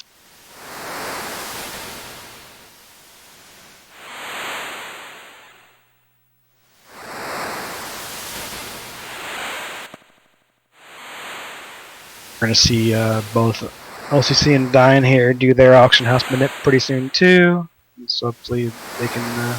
There's no. You can, depending on, I mean, you can sort of manipulate it theoretically, but it's like ahead of time a little bit, but it's kind of so it's basically much just you're hoping to get lucky and getting in a good spot on the RNG string to get the right pattern quickly. And there's poor Kieran there in the cutscene, just waiting, hoping someone will come pick it up, but no one.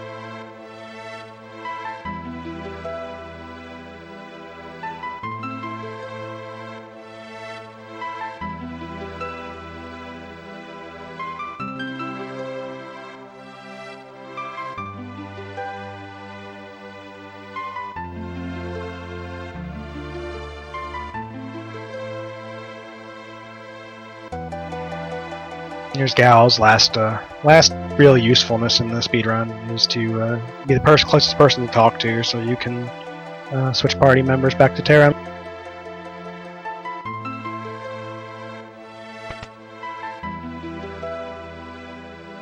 Locke had the Atlas Armor on. That was a spicy Cranes fight. Then I didn't even see the Atlas Armor.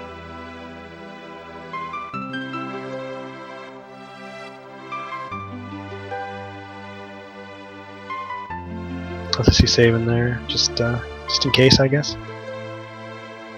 Don't want to accidentally buy Golem. I don't even think they can. They probably can't even afford Golem at this point, because I think it's 20k instead of 10k. But yeah, what else he sees doing here is he's kind of lost and he can't figure out where to go. So he's going outside and he's talking to this nice lady out here every time he goes outside and asking her for directions. But she's confused too, so she keeps going in different directions. But eventually she'll wind up going in the correct direction 4 times in a row, and then he'll know that it's time to go get Zone Seek. Because just like everything else in the game, it's based on the NPC movement value. And so by observing the lady out there waiting for specific strings, you can know that Zone Seek will be available inside.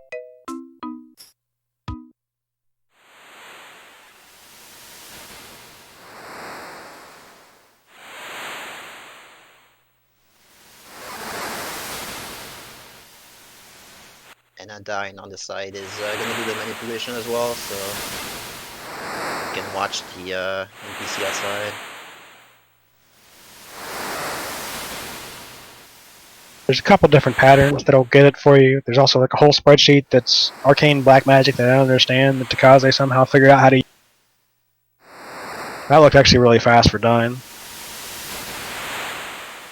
It is a spreadsheet. Like this is one of the oldest manipulation of this game. It's actually like this one. It's it was fun. It was found on the SDA forum of this this film for the game. So there's like a spreadsheet that shows like how to manipulate it. Like there's like for example on the Wall of Warren, the auction manipulation is also impacted by how many party members you have on your party basically. So there's like a couple of things that impacts the manipulation. So like there's a spreadsheet out there for that. So but we figured it out how to make it work on this for the speedrun. So.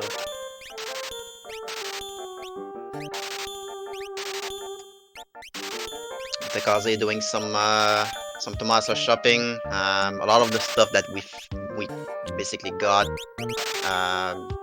over the course of the run up until this point, we're just gonna sell it. Stuff we don't need, like stuff we grab on extra, like Tempest for example, and because we actually want a lot of money, because Tomasa is like the first and it's like the only shop in the game, even in the World of Ruin, where you can actually buy elemental rods.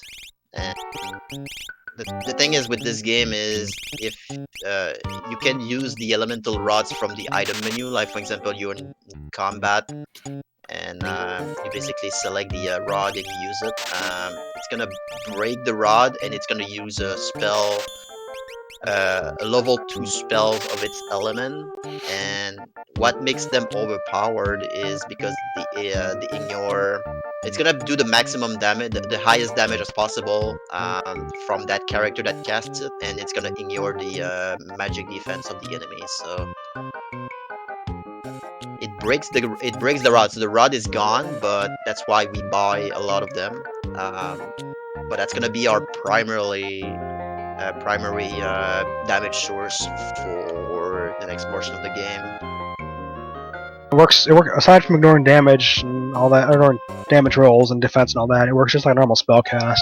So the same thing that we've been doing the whole time with Terra, leveling up her magic stats. Else we'll be leveling up her magic stat too. That actually increases the damage of the rods as well, and they get very high very quickly. So a combination of Terra learning, basically having the zone seek Esper on her while leveling, which boosts her magic attack, and naturally having her magic attack very high naturally, like because she's a magic user by default, and using rods. So you can imagine like if you use a rod, if Terra uses a rod, you can imagine how much damage she can do on enemies. So that's why we grab a lot of stuff and sell all the equipment, all the stuff that we grab for money here on Tomasa.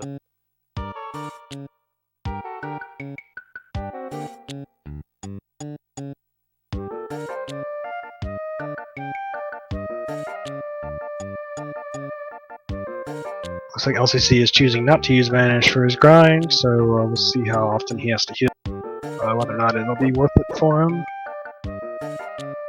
Yeah, I don't expect LCC to go for Phantom. Especially with that crane fight, I don't expect to see it that much. Hey, if you don't use Phantom on the cranes, then you have the MP to cast it here.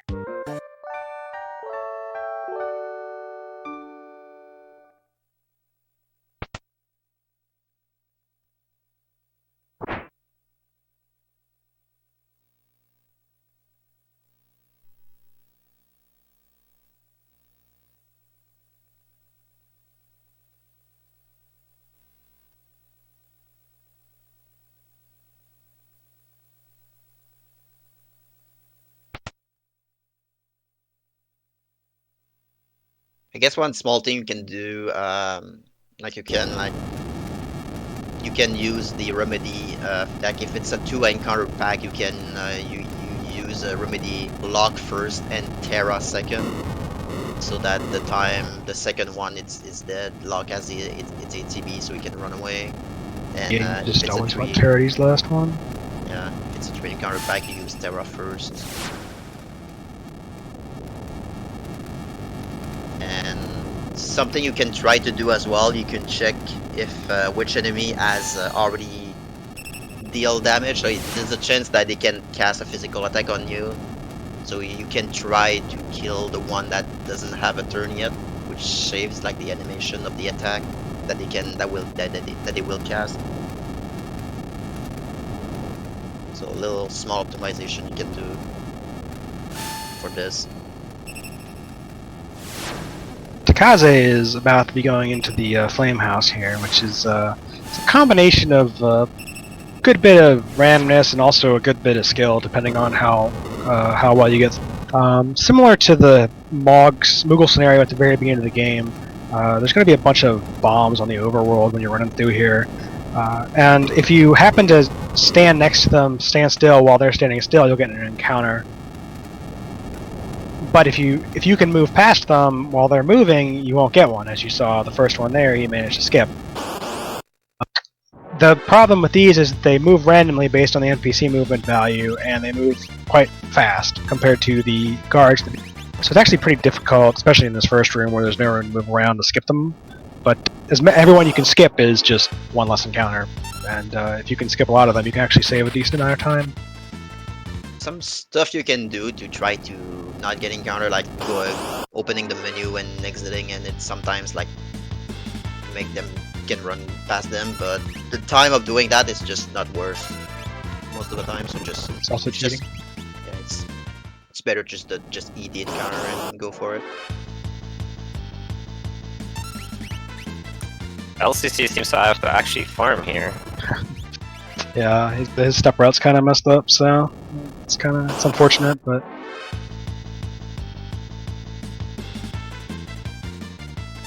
Takaze getting yeah.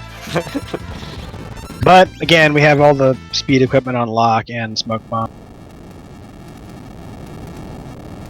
Oh, Takaze waiting here. 2 out of 2 dodges in the first rooms is not awful. Unfortunately, he got another one there in the third room. Yeah, dodging these is also really hard because their sprites are kind of irritating of what their hitbox actually is. So The shifted box is so fast that you might think like if you get past one that you're past it, but it will actually hit you. LCC is really having to farm. Or maybe LCC goes for different strats entirely. I will not be Not sure. surprised. Unless he's going for level 20, I mean, I don't know. Guess we'll see when he warps out. Because I was not counting his level ups, but Got the level and he just went through the door, so that's probably what he went through. Dine did have to farm an encounter at the end too. But this will probably be his last one. Interesting.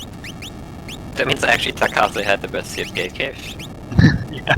That's what everybody wanted to see, right? It's very minor, but yeah.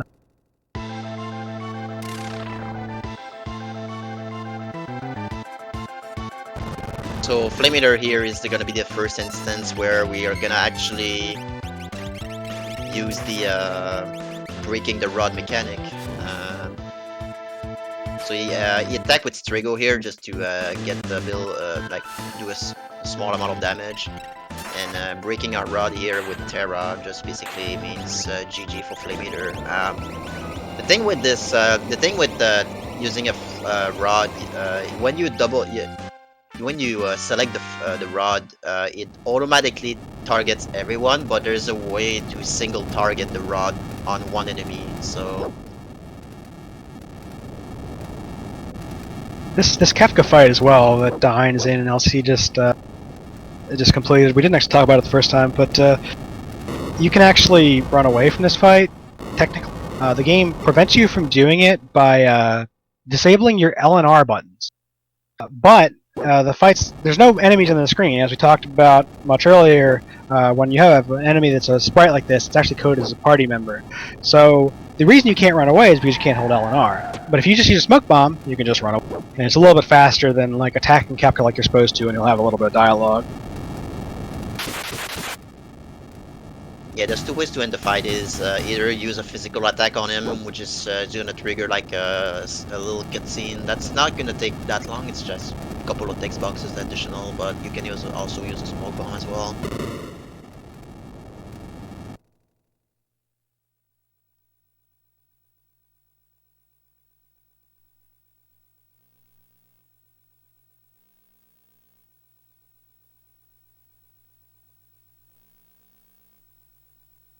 And I don't think Takaze went for the steal on Flame Eater. There's a chance to steal a Flame Sword. Or He missed Flame it. Saber. Oh, he missed it? Okay. Then, yeah, it's a one chance that you get it. Otherwise, yeah, you better kill the boss because you can do nasty stuff.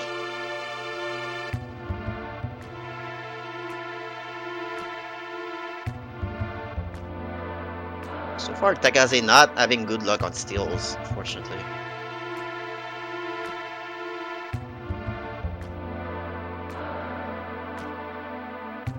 Yeah, the next one coming up is kind of important, actually. We are going to face Ultras very soon again, and we kind of want to get that steal because that could be an expensive one if we miss that one. Yeah, yeah. Otherwise, you will need to buy it pretty much. I don't think you can really skip it. You can try to replace it with the Zephyr cape, the white cape, but it has not all perks that the white cape has and can backfire on the final boss, as far as I know. So As LCC mentioned, I think in one of the discords, you can get muted on the final boss, which is bad. For marathon safety, it's probably better to just stick to a regular plan. Yeah. The problem with going there, of course, is money. If you don't get the steal, There's some instances where you can farm money on World of Ruin, but yeah, the white cape is definitely like very important. So I assume Takaze was just gonna go far, like keep farming for it instead of just trying to skip it.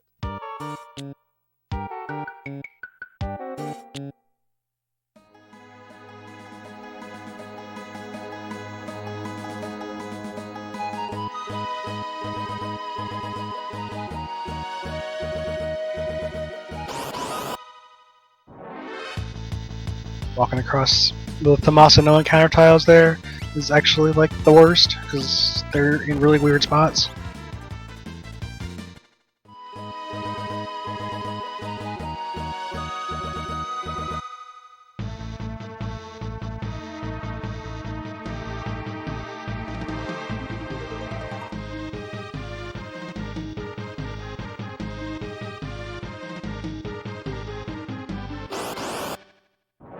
These couple screens that Takai's going through here can be kind of interesting because whenever Realm is on the screen and like moving, you basically don't get threat for any of the steps.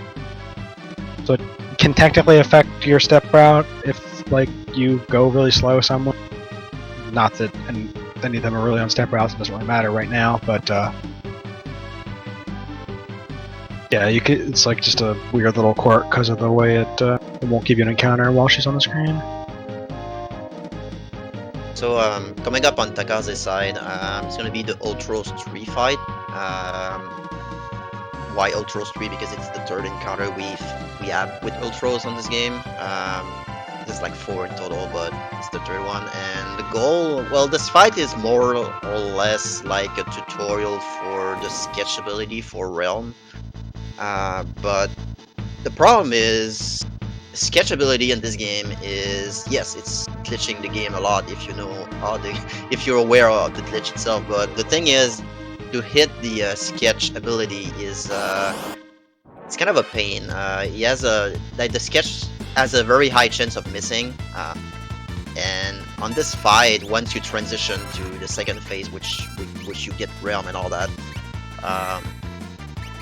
like once you hit sketch, the battle ends basically. But hitting the sketches on its own is a big problem because it tends to miss a lot. So what we're gonna do here, we're just gonna use the rods that we bought from Tomasa, and we're just gonna do the damage. Just basically kill Ultros with damage instead of just triggering with a sketch. So Ultros here is weak against thunder and fire. So we're just gonna cast fire on the break thunder fire rods on them until we just basically kill it. Yeah, it's weird this one's weak to thunder and fire, because I'm pretty sure Ultros 4 is only weak to fire. I don't think he's weak to bolt. Pretty sure he is. Yeah, he is. I know for ice he doesn't, but fire and thunder are the 2 elements that he's weakened to. At least for this fight, I remember seeing some fights using thunder rods instead. I'm gonna go look it up. Takase did not get the white cape. That's a problem. Good. Yes. Found Ultros, found that airship. Weakness, fire, poison. I feel justified. If only we had Bot Wound and I could fight Ultros in chat. Poison? Really? That's surprising. Because I thought he it's was weird. using poison himself. Well, GameFAQs has lied to me before, but I'm sure they're right. So Takase not getting the steal here, which seems to be a common problem on this he's run. missed a lot of the money items, so Yeah. we'll see how it works out for him eventually. Yeah, we missed a lot of money, but now we're missing a key important component of the final fight. So Yeah, he's gonna have to buy it, I'm sure. I'm not sure how good his money fights were in Steel Cave, and there's also the factor that he could potentially, if he gets good grind fights in the World of Ruin, he could get enough money to just go and buy it after that, I guess. he can grind some Cactuar from the desert in World of Ruin to get like Yeah. The only problem with that is step route. Yeah. I can't remember if you reset for the tower in this category or not. I think you do. So I think Maybe. it shouldn't matter. I So you can haven't run just do an extra grind fight, or so I think the next fight you get on the grind after the first one is another frogs fight, which gives 10k. Mm-hmm. Yeah. But yeah, that's different strategy. Probably like getting the Cactuar or grinding more frogs if you know you're gonna get them. Because the Cactuar, you're just gonna use a drill from Edgar, and it's pretty much the guy's gonna die.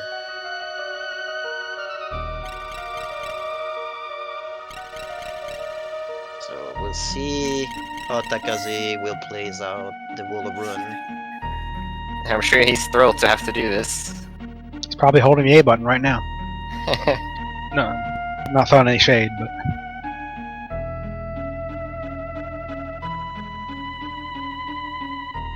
And LCC and Dine are doing basically the same thing, just going around talking to NPCs and fighting soldiers for the 23 people that you need for the Charmegal.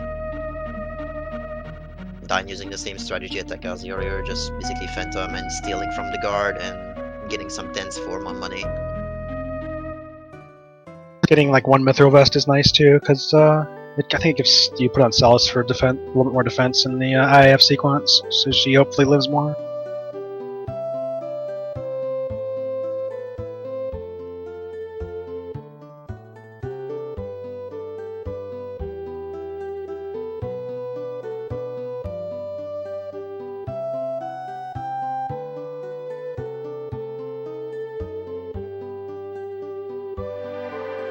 It's getting tight. Are we gonna make it to have everybody in Thamas at the same time? No, I'm excited. unfortunately, I don't think that's gonna happen. I don't think it's quite gonna work out, but still a bit left. If we count like the scenes before the floating continent and all that as part of Thamasa. Okay, yeah, fair. That's a bit of time there. LCC and she's doing a little bit of inventory management there just for the banquet. Again, not really wasting time because of the timer.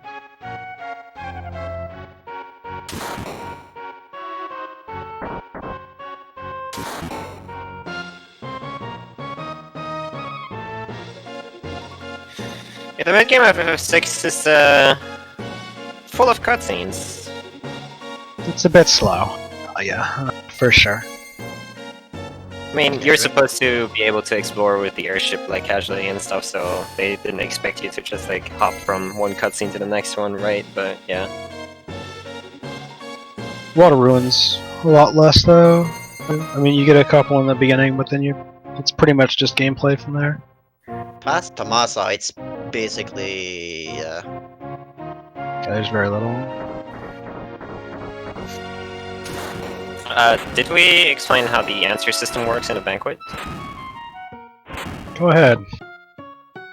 Kind of So- glossed over it earlier, but Yeah, so in the banquet, actually, it is kind of important that we behave properly because you want a certain item here, the charm bangle that we mentioned earlier, which reduces the encounter rate. And first, what everybody did, of course, is talk to 23 soldiers, and then Gestalt here is asking you a couple of questions about what you think about the situation. And the key to getting the best answer is always take the most neutral option, which you gotta kind of pay attention to. You also need to do an extra fight here to get more points for your banquet. Yeah, pretty much just always take the most neutral option. And then you have to ask 2 questions at the end, and then you're good to go, hopefully. I've seen it not work once, and since then I'm always scared, but yeah. there's one interesting thing that I always do with the banquet that I don't think anybody else does, but I did the questions in a different order than everybody else because I wanted to optimize the amount of times you can hold down inputs for faster selection of things. But the thing is, like this game, if you hold down, it'll select like the second option, and it won't go to the third option or anything. It'll just go to the second option as long as you hold. Unless you did that for the previous option, in which case it won't work and it will just select the first option. So like I rerouted the questions in a different order so that I would be able to do that as much as possible. Because I'm stupid like that. yeah, I've done some science a while back for that. I tried to figure out why holding down was not working sometime, and then yeah. If you did it in like a choice before, it won't do it. It won't let you do it in the next one for some. Yeah. But you can basically use that sometimes to automatically select the second option. Like anytime you can code, there's a tutorial coming up, you can hold down and press A or something, and like mash A to get through the tutorial or get through that instantly. When you start doing science about questions like the banquet, you went deep enough. Intelligent, man. The whole game is just for saving 6 frames everywhere.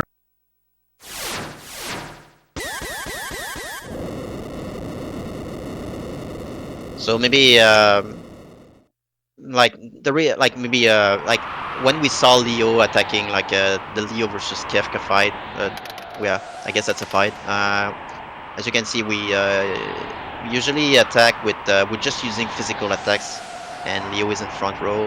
The reason for that is because shock is like a spell. Selecting shock and casting it is like it takes longer to just attack. So when once you confirm the shock, there's a casting time that needs to happen, and that alone is long enough. Like because you have to do it like 4 or 5 times, right? So that alone, it's the reason why it's just faster to queue up attacks instead, because attacks is just you queue up the attack and it's instant, there's no casting time, but shock there's like a small casting time you have to do, so that's why you want to use attack instead.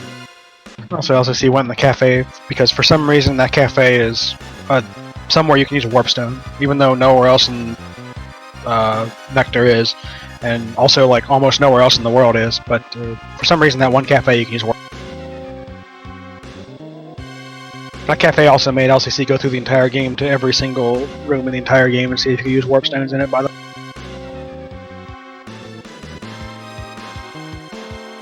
if we could cheat with the warp stone that's available in like South Figaro or something.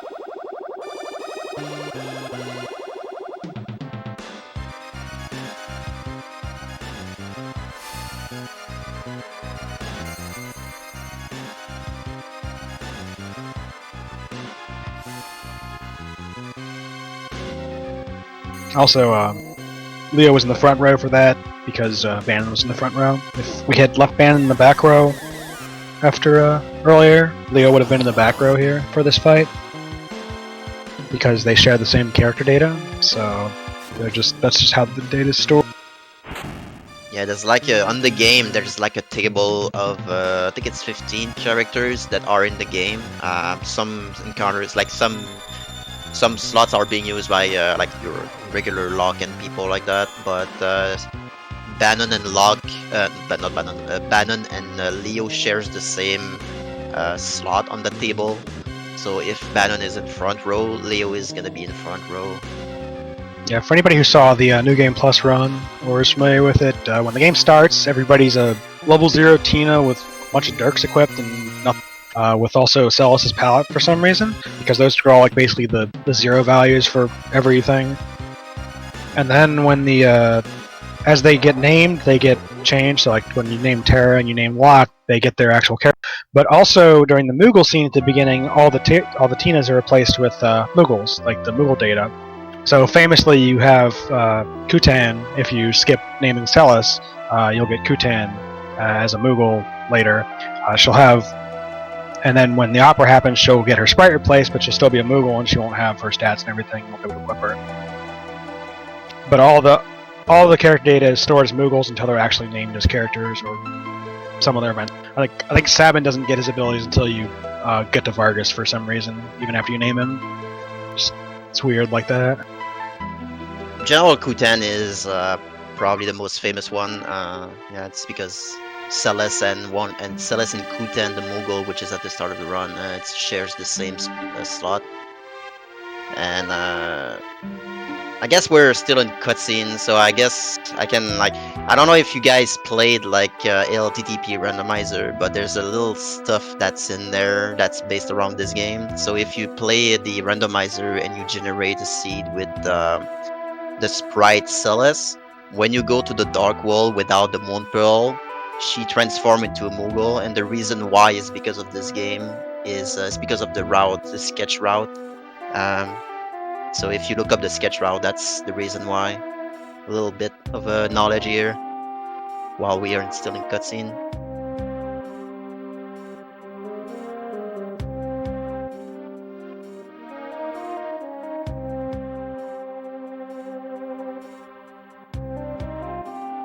I don't think we will have the 3 players at the Tomasa, unfortunately.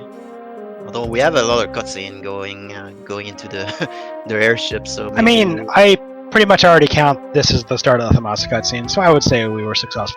Wow. Just Bending barely. the rules over there, yeah. Nah, I mean, once I get out of the bank, once you get out of the banquet and you get into the the boat sequence here. I mean, that's pretty much it. Yeah, we're It's all almost in one Damasa, right? Just like halfway across the world. No big deal. It's all one giant block of cutscenes.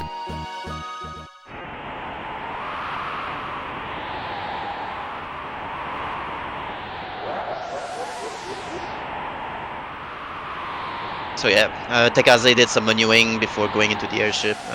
We need some equipment going into the floating continent.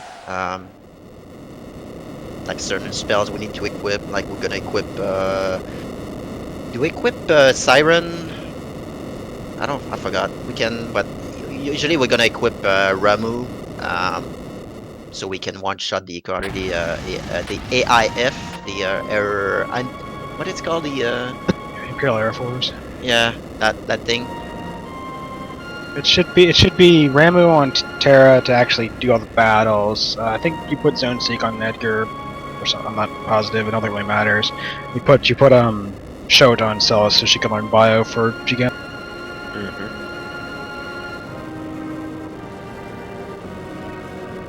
Those are really the important ones. Yep.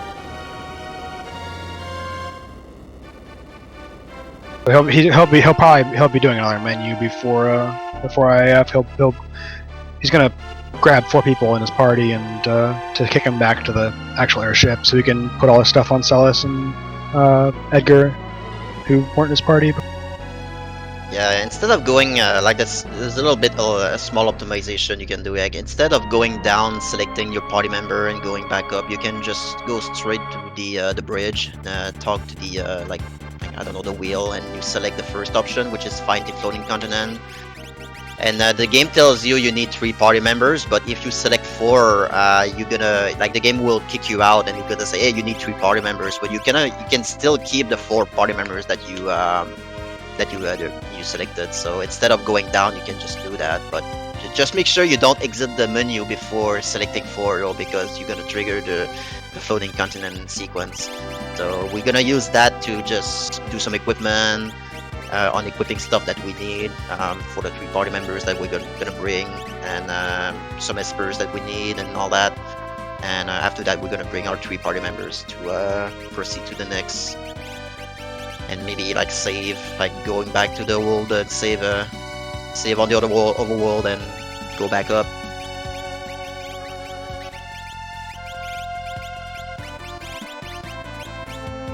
Yeah, it was Zone Seek on Edgar, Shot on Celis, and the other one on Ramu and Terra. He's specifically putting Celis and Terra in slot 2 and 4. Because it will make them be facing left, because every one of these fights is going to be a pincer attack, and characters in slots 2 and 4 face left, and that will mean that if I forget which one's which, but if the enemy that does physical attacks, I think it's the Spitfire, it's the red one, not the other 2. If it attacks them, it's always on the left side, so it won't hit them in the back for double damage. So the strat here is to use Runic as soon as possible, so Celis has running shoes equipped. And you just want to use Runic as soon as possible because there's an attack that these guys can do, which is magic, so we can absorb that instead of eating the damage of it, and right away after that queue up Ramu. Because we leveled Terra with the Zone Seek earlier, she's basically super good at casting magic right now, so we can basically one-shot these using the Esper.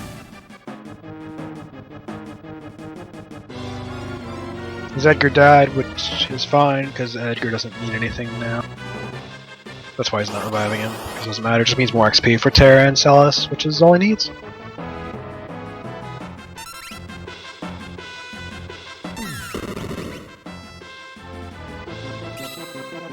And after a certain amount of encounters, you want to go back into the menu to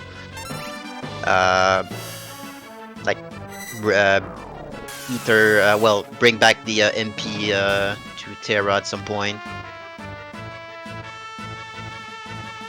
I think that's the case though, right? Yeah, Terra won't have enough MP to do the whole thing. Yeah. You just need to make sure that you need to heal with Celeste and not. Well, I guess she does have enough MP if you heal with Celeste. I'm used to not having Celeste.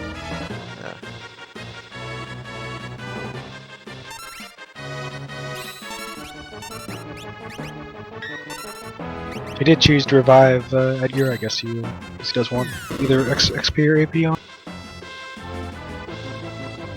Yeah, maybe to not have Celeste level 20 going into the wall run. For not having to deal with the guy that's in the air. Celeste level 20 actually could be a problem because then Edgar, because of level averaging, Edgar and Setsu will both also be level 20, I believe. Yeah. And then you could theoretically get a game over on the way to Mog. And then Mog, I think, is +5 as well, right? So he'd be 25, and he'd also be level 5. Yeah, Mog is +5. Yeah, I know that's very bad. Yeah, so yeah, that might be why he wants to do that. That makes sense.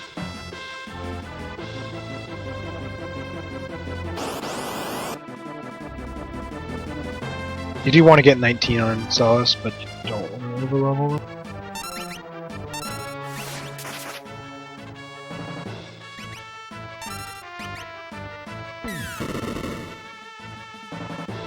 Yeah,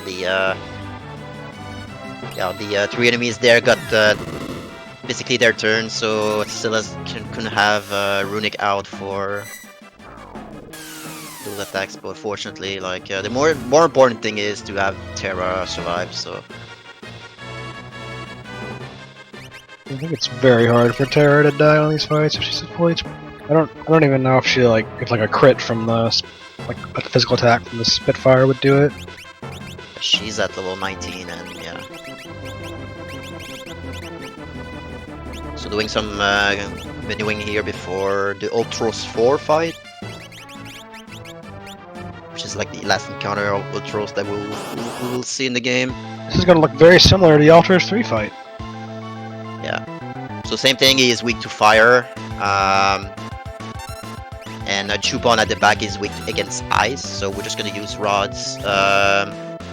And after a certain threshold, the Chupon, which is at the back, is gonna cast Sneeze, and we will be able to proceed to the next battle. So we just, after Chupon appears, we don't actually need to fight Ultros anymore, we just need to fight Chupon. So we're just gonna do a couple of sequence of spells, Ice Rods, Bio, and all that. And if you're getting the low damage roll here, which might what happen, you need to cast another ice. Yeah, usually, you got the low rolls. Yeah.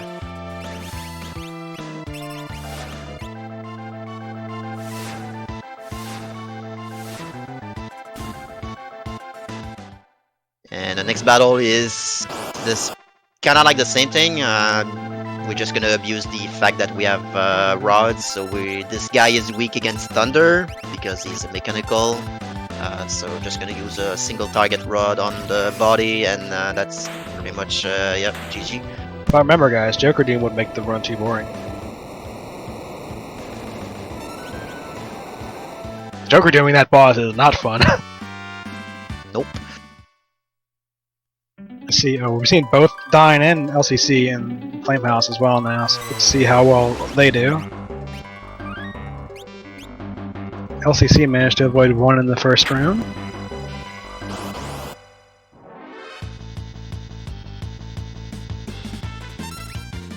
Takazu's in the floating continent here, where he's going to be trying to set up for the Gigantos fight, probably in the next encounter.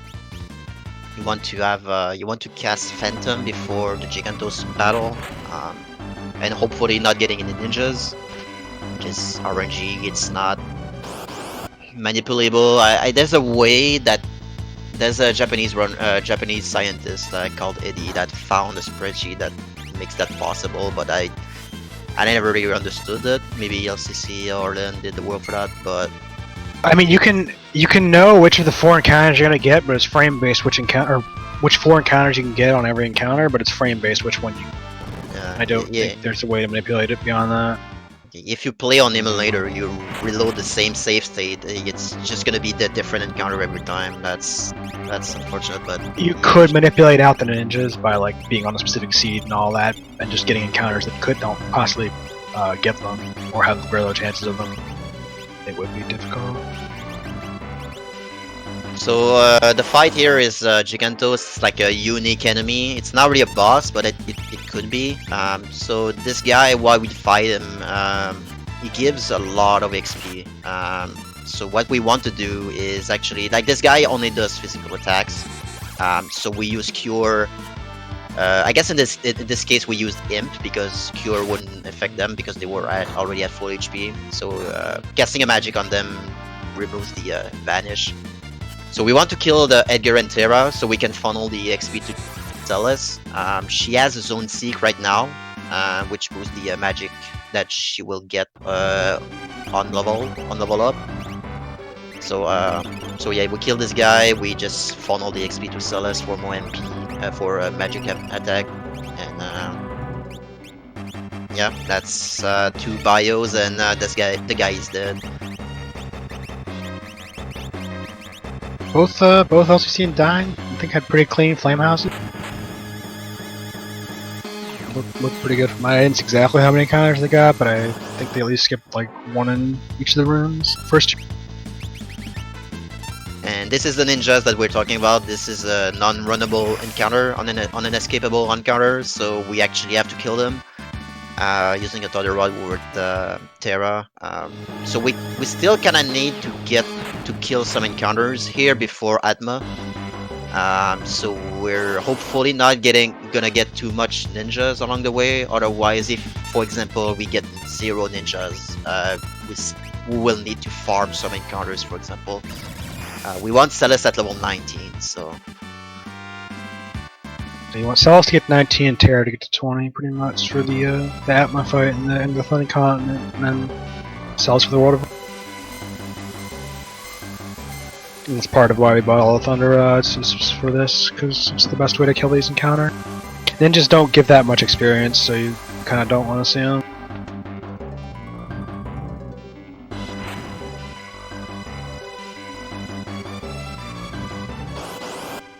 So going around the floating continent and hoping we don't see ninjas. We have a couple of switches to trigger, and we're gonna have a menu before the Atma fight. I'm not sure if Takaze will save though, but there's a save point you can get, but that's like kind of out of the way, like maybe 10 extra steps or something. The problem is it's like you might have a chance to getting like ninjas. That's the problem here. Yeah, it's a bit out of the way, but I wouldn't be too surprised. The fight's like, if you do it right, nothing can ever go wrong. So I mean, if you're confident, there's no reason to save necessarily, but especially since he didn't save after the whole Tamasa cutscene, so that might be a good idea. But we'll see what happens. I didn't see if he saved at the start of the Floating Continent, because there's a save point at the start of the Floating Continent as well. It's directly in your path. Obviously, that would be a bigger time loss, but.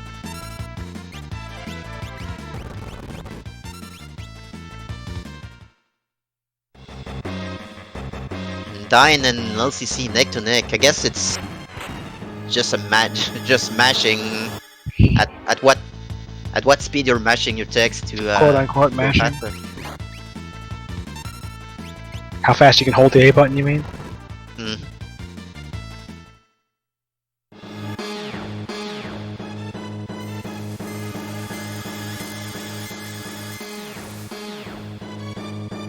So the Atma fight is like, it's like I said, it's completely consistent if you do it right. I don't think the damage rolls, there shouldn't be damage rolls at all because you're using rods mostly, and you shouldn't have like. And he starts this static ATB and all that. You start with full ATB because it has a text box to start. But if you do something wrong and it goes off script, it's really scary. If he gets a turn when he's between, like, I think it's 1/4 and 1/2 HP, he can cast like Quake and Meteor, which are both really, really. Atma is a very encounter, to say the least. He's going to be using Reflect here for the Flare counterattack, and if he casts Flare himself. He's also going to be using Slow. Just to try and make sure he doesn't get another turn.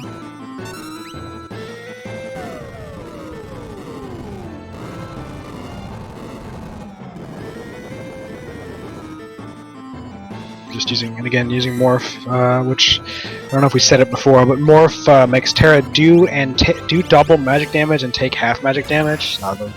The taking half magic damage part doesn't really matter ever in the speedrun, but it doubles her magic stat basically, so the rods do double damage because they ignore defense and everything, which is very strong. She gets, you see she gets 2 rods off with the Morph, and it pretty much does all of HP and damage. Yeah. You finish him off. If you're lucky, you can get a Flare counterattack from one of these things, which bounces off, and if you get the Flare counterattack at the right time in the script, and it'll reflect off somebody, and if the Flare kills him, it will skip the boss death animation, which is also a glitch, but is also... So manuing here, for safety, like that's what I like. There's a chance, like 2-3 tiles before triggering this cutscene. So if you're not ready to fight ninjas, you better, like, if you're not full heal, for example, and you go towards towards this cutscene and you're getting an encounters on those 2-3 tiles, you have a chance to get a ninja, and if they cast you, if they have a chance to straight up kill you, like. So yeah, as long as Terra's full, you're fine, because you still have Thunder Rods, but yeah. Yeah. Well, as long as you still have Thunder Rods left. If you used them all up by now, obviously, you probably want to have removed. And I guess we didn't explain how the Morph ability works. This is like, it's not really well explained how it's working in this game. So Terra is like a gauge, like a recharge. I guess it's like a battery. So imagine like Terra as a battery for Morph. So every time you kill an enemy or win a battle or something like that, and gives MP points, which are used for learning magic. Each one of these points goes towards Terra's battery, and it makes the Morph command like selectable again and longer. Like the more you have MP, so like getting encounters, killing ninjas, for example, serves to like kind of like two purpose. Like you getting the levels for Celas for level 19, and it's also recharging Terra's Morph for the Atma encounter here. So.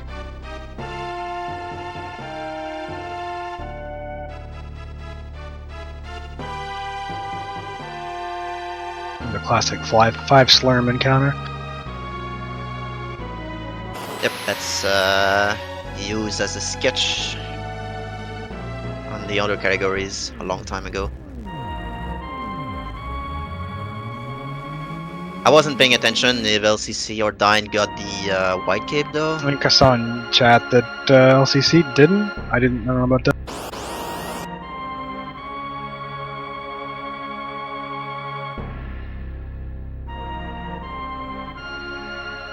Dine says he did, okay. So yeah, I think Dine's probably the one that got it then, so. Be either a little bit of safety or a little bit of time saved, depending on how the runners want.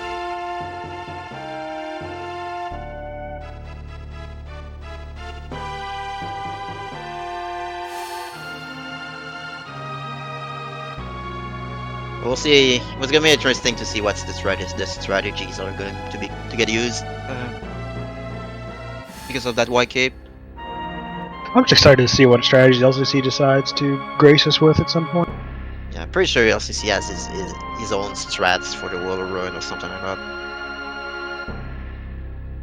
And that's definitely an LCC thing to do. LCC has all the heart in the world for. He won't give up. Don't worry. I've seen LCC beat Kefka in every situation imaginable.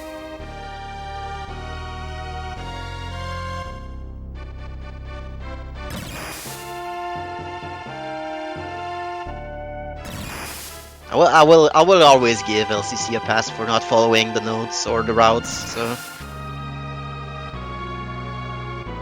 he knows the game better than most of us, anyway. So.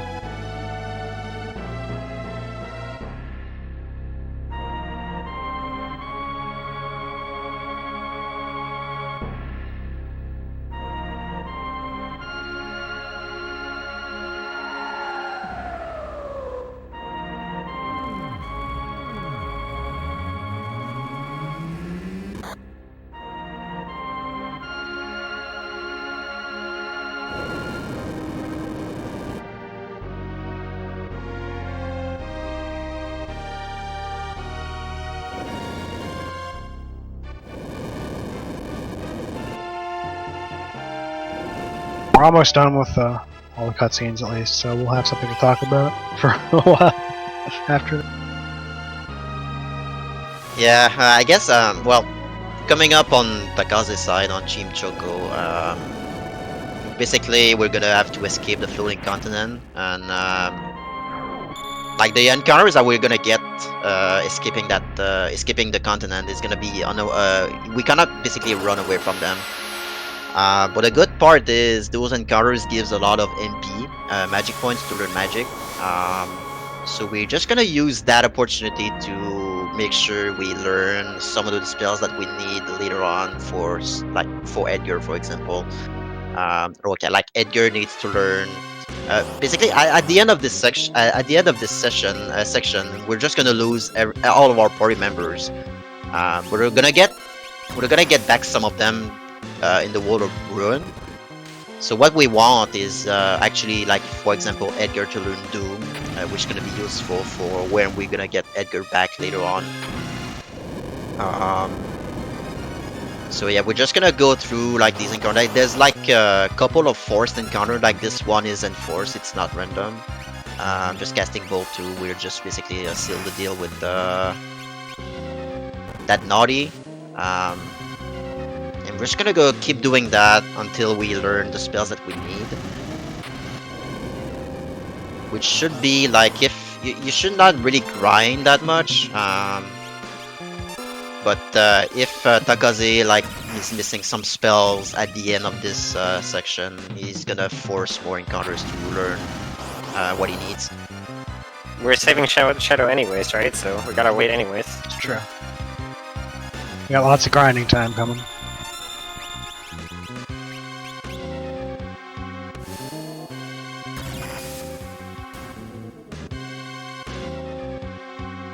The most important thing to learn here is just Fire 2 on Scylla. Nothing else really matters that much. Doom is very nice to have, but you can't get around without it. It misses anyway, so who cares? I'm casting a Thunder Rod here because Nerapa has a wall, because he has Reflect on. So if you cast like a Fire 2 on it, it's just gonna reflect on you. So that's why, like, for some reason, casting a rod bypass the wall effect, so we're just gonna do that. And he skipped the condemned animation as well, which is nice. Like on the first turn, there's Nerapa cast Phantom on everybody, which costs like, I would say 10 seconds maybe, like the animation that needs to happen. So skipping that turn and is actually pretty nice. Yeah, it casts Condemn. It does it, and it's a single target Condemned that it puts it on each person, so it does it 4 times. I mean, it's really slow. That's why you put running shoes on Solace as well for that segment, so you have a better chance, because if Solace gets the rod off, she'll kill it. So press F for Shadow. Yeah, he's gone.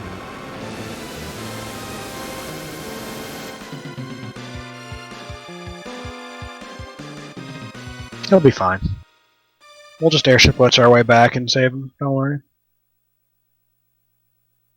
Yeah, the reason we skip Shadow is because, like, for everything, like speedrun purpose, like, it's slow, but there was old routes where, like, Japanese routes where you would save Shadow, and turns out it's just slow to wait for him. So there's a lot of interesting J routes for glitch. People have done a lot of different characters. There's like Locke with Valiant Knife stuff. you said there's Shadow. Toru did a run on the English version with Edgar main, basically, which is pretty cool. A lot of stuff you can do, it's just all slower than using Celos.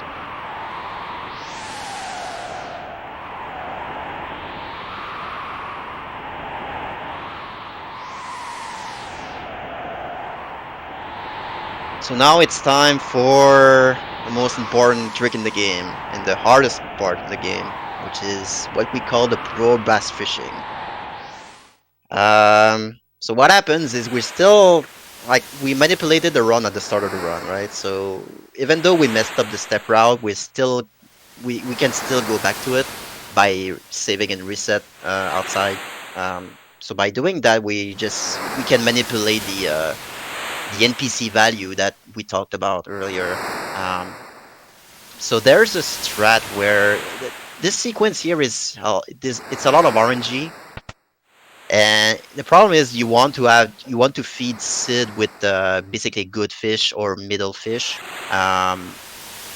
Basically, he has like an HP value that's in the game, so feeding him good fish restore that HP, and once there's a certain threshold, he's good to go, right? So you save Sid, and saving Sid saves a lot of time in this run. Like, there's a whole cutscene that you need to go through if Sid dies and all that.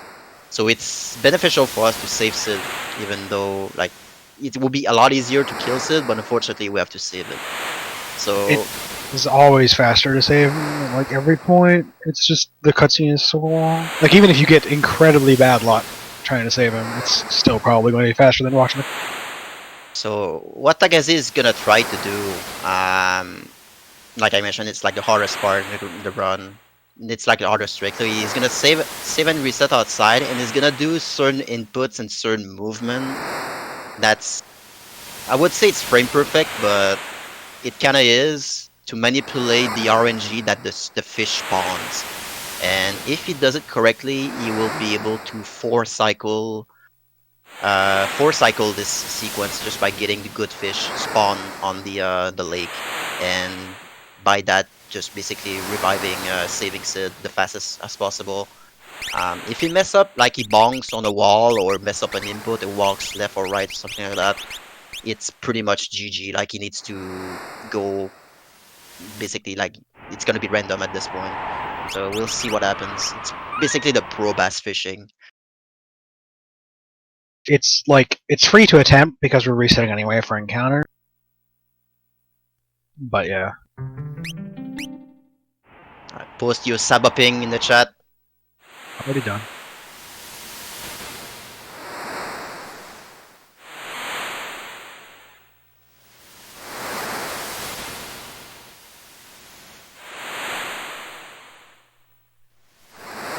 He's watching the bird.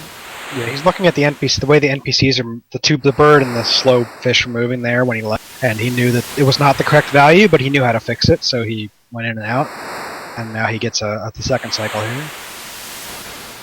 Everybody does this like slightly different ways, pretty much, but the effect is the same. You're trying to get a good fish and one of the good medium fish every time. Good fish is basically a fish that goes like and moves fast. That looked kind of sloppy, so I would assume that he's not on the nip anymore, at least after that. So we'll see if he can get lucky. He only needs like one more good cycle. So. Yep, that should do it then, if he can get those fish to come.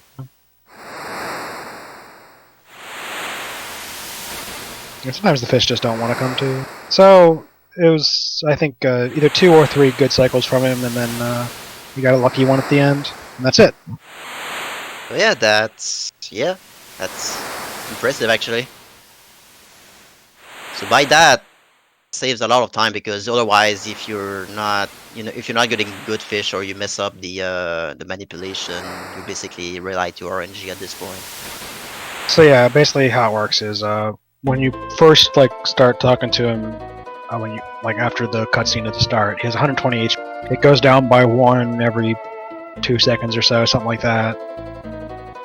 And which fish you feed him changes HP value. The fastest fish I think is plus 32. The medium fish that spawns at the bottom left gives I think plus 16. The other medium fish gives like -4, and the slow fish gives like -16, something like that. So you want to feed him only the fast fish and the medium fish that spawns in the bottom, and not the other two.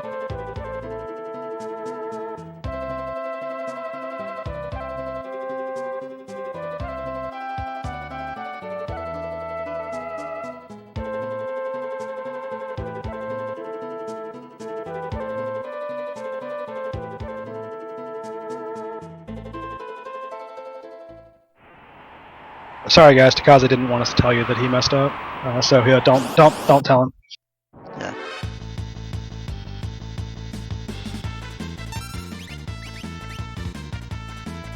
So now with basically escape the lonely island. So basically solo right now. So we could just go straight to basically rescue Saban, right? So that's kind of like the intended way. Like on casual, you go to the town and you save Saban and all that. But on the route, on the speed run, we're not gonna do that. We're gonna wait to rescue Saban later on. The reason for that is because of the party level average works. So we want Saban to be at a higher level, so we just skipping some grinding. So basically the intended is to basically kill the tentacle fight, which is gonna be in Figaro Castle with just Celes and Edgar.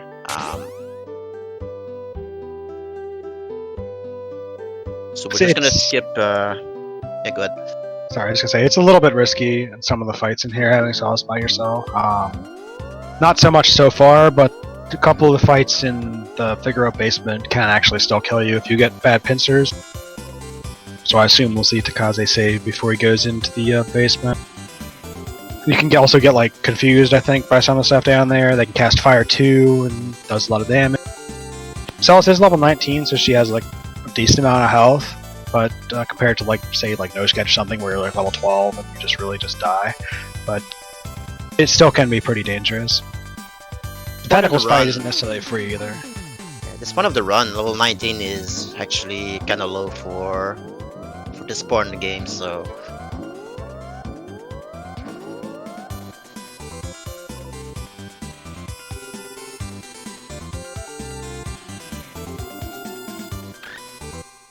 one more little shopping trip here in IKEA as well. Gonna buy 2 enhancers for Celes and Edgar after selling all the junk that he's collected for the rest of the run, pretty much. Yeah, it's going to be interesting to see here, actually, though, if he gets enough money, because he also has to make up the White Cape. Dine using an interesting strategy. He decides to straight up kill Celes and Edgar. I'm not sure if it was... Okay, he decides to kill Edgar, so the Celes dying is not on purpose, so...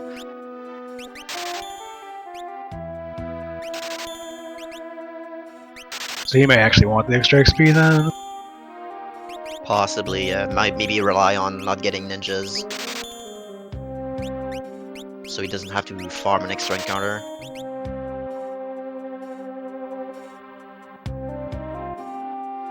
Alright, Takaze with his selling, by the way, is also paying attention to the last digit of his gold, which will be important for a boss fight that is coming up after Tentacles. But we'll explain why when we get there. Yep, it's at 2. You can manipulate it by selling. You get a lot of random crap throughout the run that sells for exactly 1 gold, like all the rare, like a lot of rare items, and so you tend to use that to manipulate it. But you have to make sure that you're on a safe number. The Witching Glitchless is pretty easy because of reasons.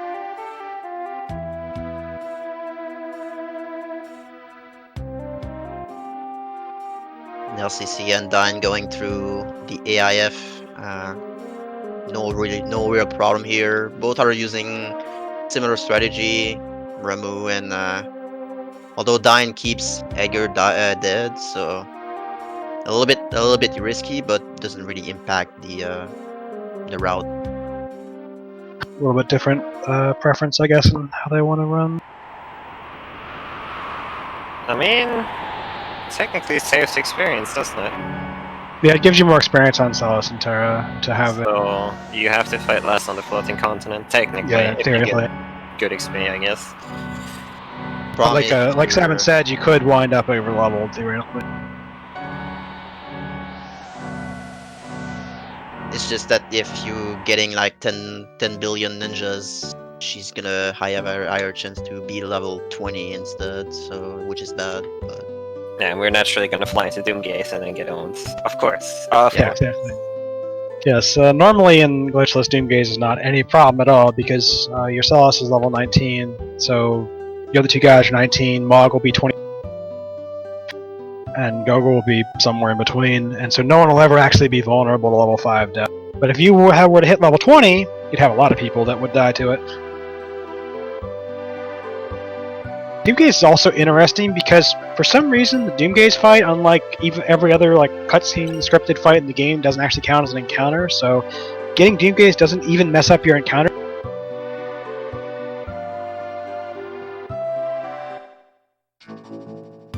so maybe one thing we noticed on Takaze's side is he grab some extra stuff like if you don't grab any of this of these chests or I guess loot, I would call it, like on the South Figaro, like early on in the game, like the first instance you go into the town, like these chests transform into something else into the Willow Rune. So for example, there was an elixir, I missed the previous one, but that's a little like for safety that you can do. He picked up a bunch of items that I didn't know existed, so that's great. Yeah, these chests transform into something else, so they're actually pretty good.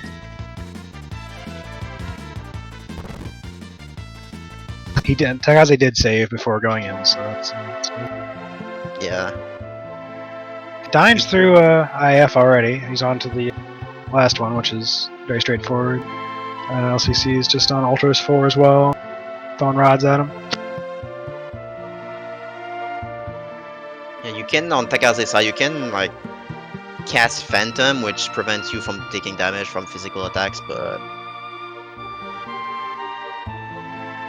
you only have one person, so you have to waste a whole turn if you want to do something like that. yeah, you have to menu, use Phantom, wait another turn, use Smoke Bombs, go back into the menu, switch the Esper again. Hope that somebody didn't use Fire 2 on you in the meantime and cancel your Esper and kill you. Yeah.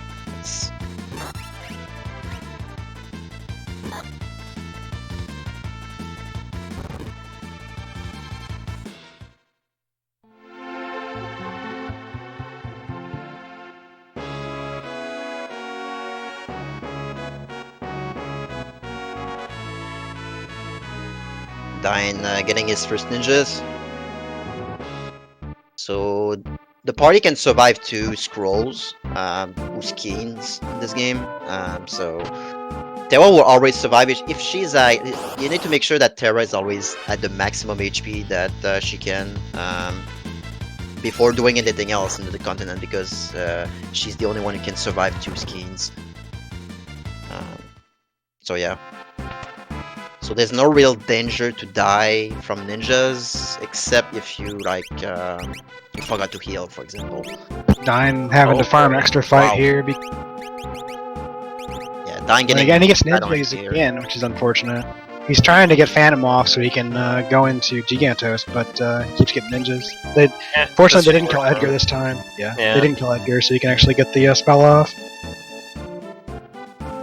You have to wait for pretty much for their 2 attacks there because the skiing skills will cancel. Fortunately, he was able to squeeze that in between, so LCC getting ninjas.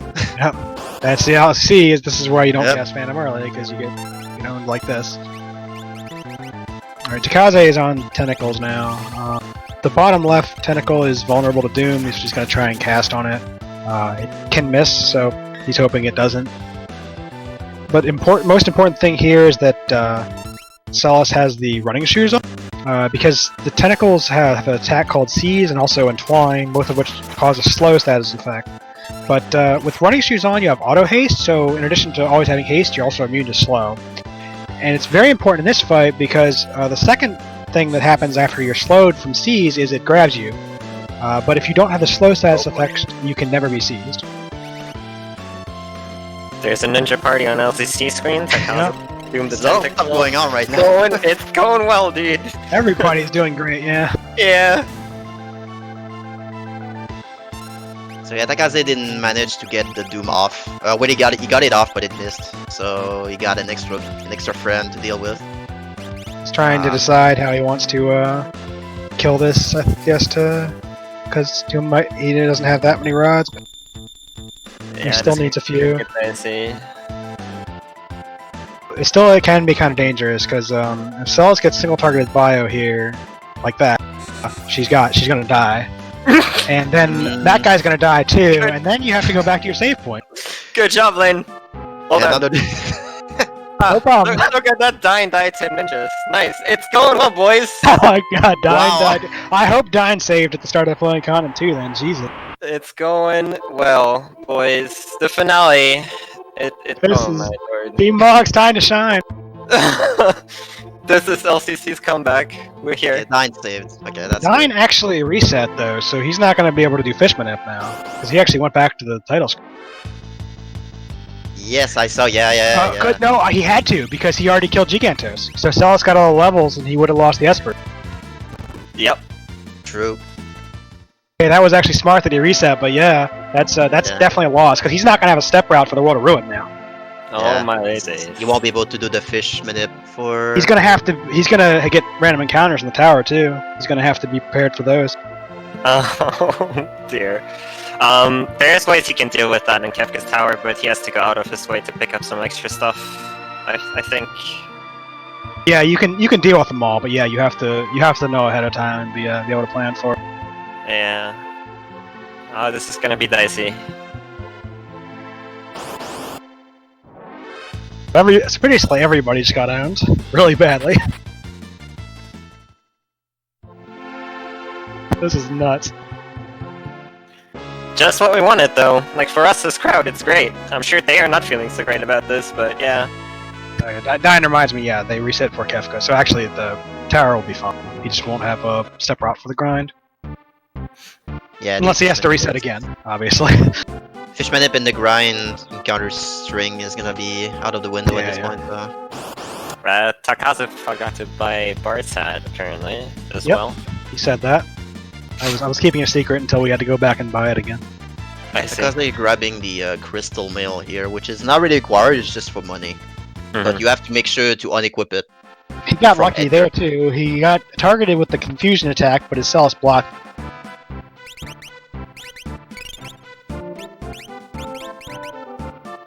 Making a show of it at least.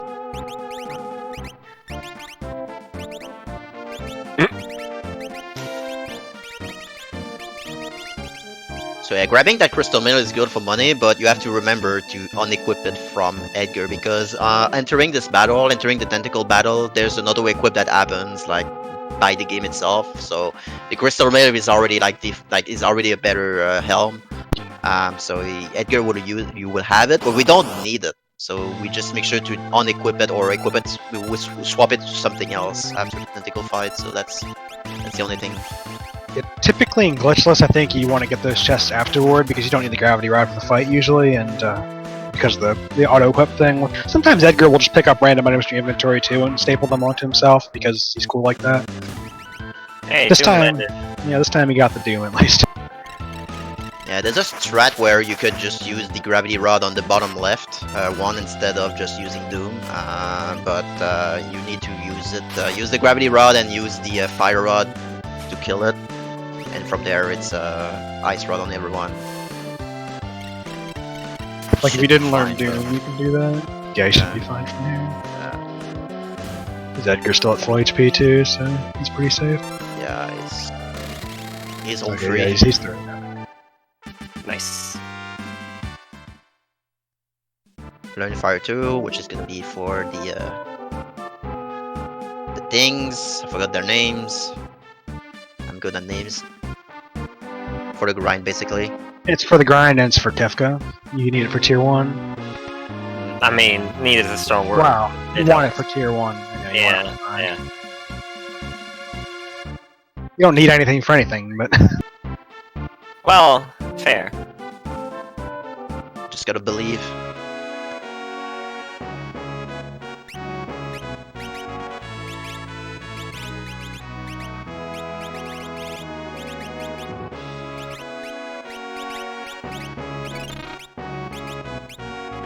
more ninjas.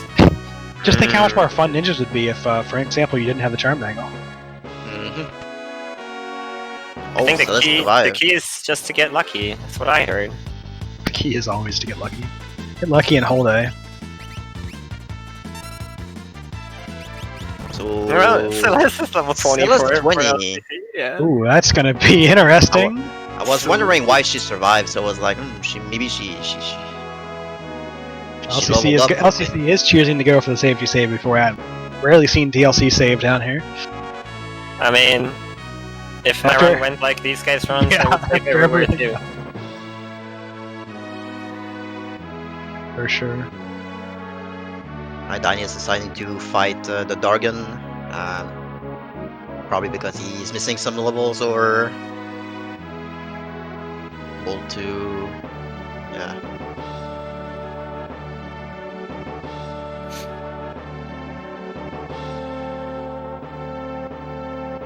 As long as LCC remembers to like save after his grind fight, Solace being level 20 shouldn't be a problem. And somehow we're back even between Yep. teams. Somehow. They both managed to get owned exactly enough to be basically the same spot.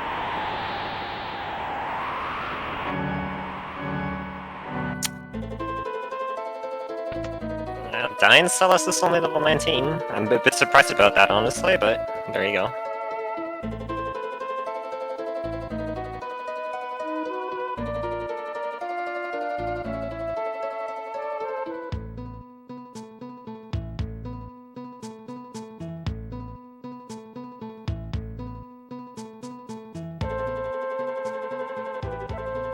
Basically died and then doing the same thing. Yeah. LCC's low on Thunder Rods, so I guess he's gonna have to substitute some other ones here. Dying had a pretty nice money route. He bought a lot of extra rods, actually, or was able to, so that worked out pretty well. I think LCC bought a lot of extra ones too, but he just bought Fire and Ice rather than Thunder. I don't think it should matter. I don't think Atma has elemental weaknesses or resistances. No. It's weak to getting to 0 HP. It's also weak to getting to 0 MP, actually. This is true. Very unique trait in FF6. There's a couple random enemies that for some reason if you run them out of MP they die, which is hilarious. And Dyne seemed to have gotten the better fight and is ahead again.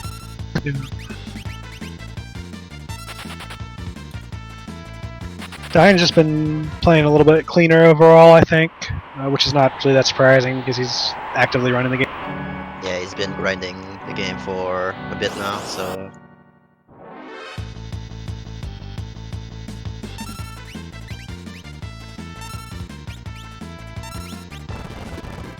One thing Takaze did to try to do the quick escape, like when you have two enemies and you have more party members, is like the third party member is tend to stall behind if you're getting a side attack. We try to use slots to getting the quick escape. Questionable. I think if with this party, I think Runic's probably your best bet.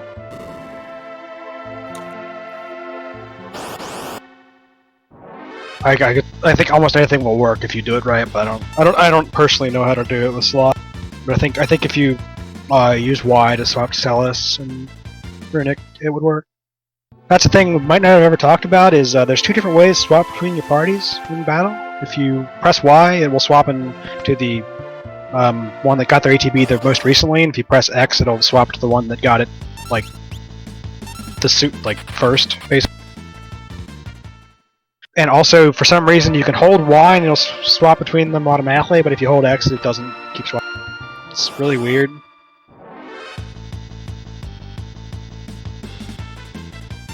So the only real danger in this tomb is really to not get zombied. You still usually you don't sell the revivifies for that reason. You still have a couple more you can work with after the grind that we did on the Esper Cave. But there's a chance you can get zombied on this cave. So you kind of want to keep a couple in case you getting that happen. And I'm gonna get a very important item here, which is basically the EXP egg, which boosts the EXP by 2 if you equip it on someone, which is gonna be used for Celeste later on, and using the warp stone here, which is quicker to go back to the front of the tomb. Yeah, it's we had faster and to, it saves steps or saves encounters. Yeah, we had to go to the bottom anyway because to flip the switch. So The oh yeah, also all these little in-battle cutscenes here that you like you see when there's text in these, you can hold A to advance these even without any sort of other technology, whereas the rest of the game you can't. Which it would be nice if the rest of the game was like that too, but it's not. and that's Uh-oh. why Yeah, two zombies, nice. that's why we keep Revivifies. And Celis smoke Hopefully- bombed. Zombie Celis smoke bombed Edgar out of the party. That was Hopefully pretty he good. has. Yeah, he has. He has, okay. He didn't do the mistake that I did just by selling all of them before. So, it's good. He's actually not healing Setzer because he doesn't need to right now. He actually wants to kill Setzer after the boss fight, so Setzer being low HP is good because he would be wanting to reduce Setzer's HP in the fight anyway. So we mentioned earlier, like doing the shopping, like there was a we needed to check out the last digit of the guild that we have. This is for this fight. Like right now we have two. The guild, the digit is 2. The last digit of the guild is 2. So basically, what's gonna happen entering this fight? There is a spell called Lovel ? Holy.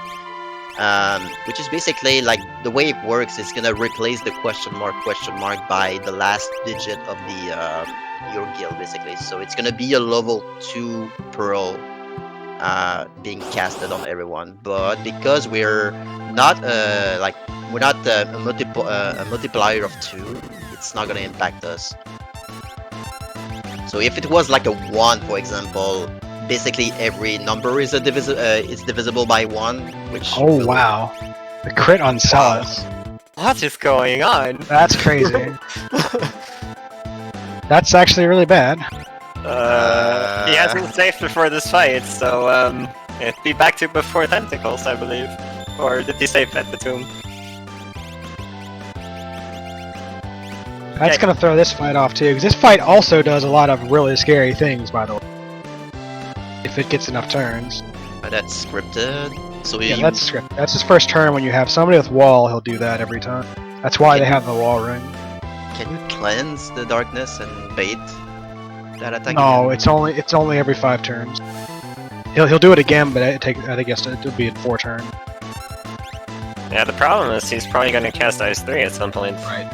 The Dullahan has auto haste as well, so he will probably get a second turn off Should potentially. maybe runic. No, it looks like he might be fine. Question mark? Yeah, he's fine. Okay. That's kind of sketchy. There's also like a lot of other enemies in the fight in the game. I mean, there's just a 1 in 3 chance every turn that he just won't do anything. So he may have gotten that as well. And there's no way to tell. And something happened on Downside, like Terra got frozen, and Edgar has the flame saber equipped for this specific case, in case Terra gets frozen, so he can attack Terra physically, and she will be good to go and you cast Bolt 2 again. So, like on LCC side again, like that happened again. So That's why you keep the flame saber. yeah, that's the reason.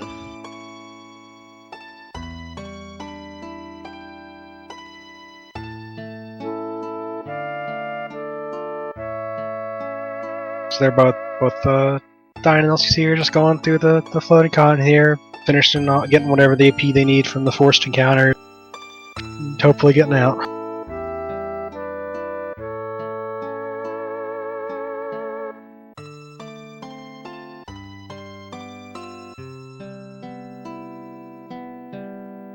There's also an interesting strategy. You can defeat those naughty as well. You can cast imp on them. So what happens? The naughty gets imp, and eventually they will run away. But that's kind of slow. But that's Yeah. strategy you can do. It's one of those weird little interactions that just happens to exist for some reason. LCC grabbing the safety elixir. Respect it. He's not gonna get the Narapa kill though. So you're gonna see the condemn, but neither LCC nor Dyne got it. So you'll see that just cast condemn 3 times and it takes forever.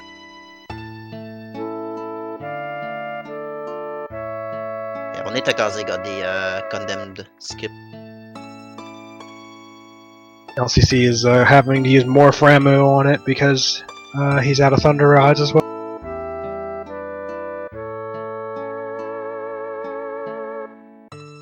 That's at least a nice backup, though.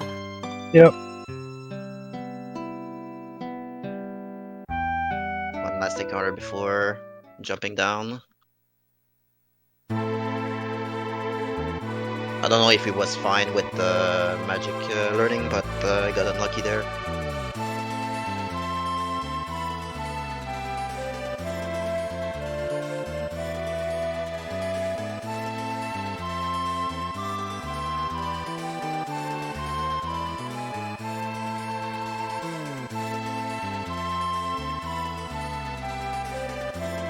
Looks like we're all good on magic as the runner's report.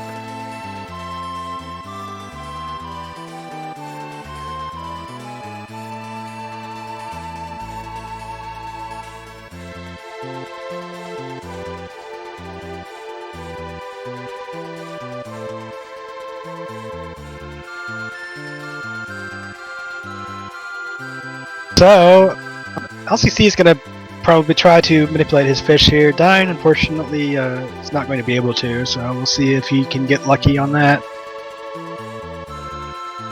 If you just walk in and get lucky, it's faster than resetting, but it's not that likely.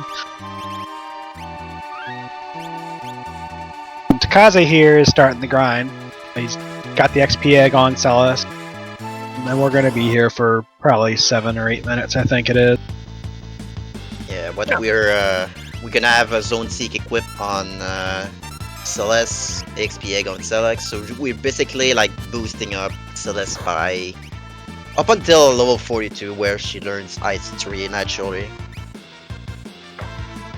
Yeah, the cool thing about Celeste and Terra is they get spells naturally. They don't have to learn them from Espers, at least some of them, and Ice 3 is a big one. So again, if you had to teach them like a level 3 spell, it would be a lot different. Again, we're funneling the XP to Celeste by killing / running away. Like the first encounter is gonna be weird, but after that it's just gonna be solo Celeste, and she's gonna kill all the frogs and the other packs. And these frogs are weak against This one's not a glitch, okay? This one is the intended use of Vanish is to magic evasion. Edgar does not have the safety bit on. He is not immune to death. That Doom could miss.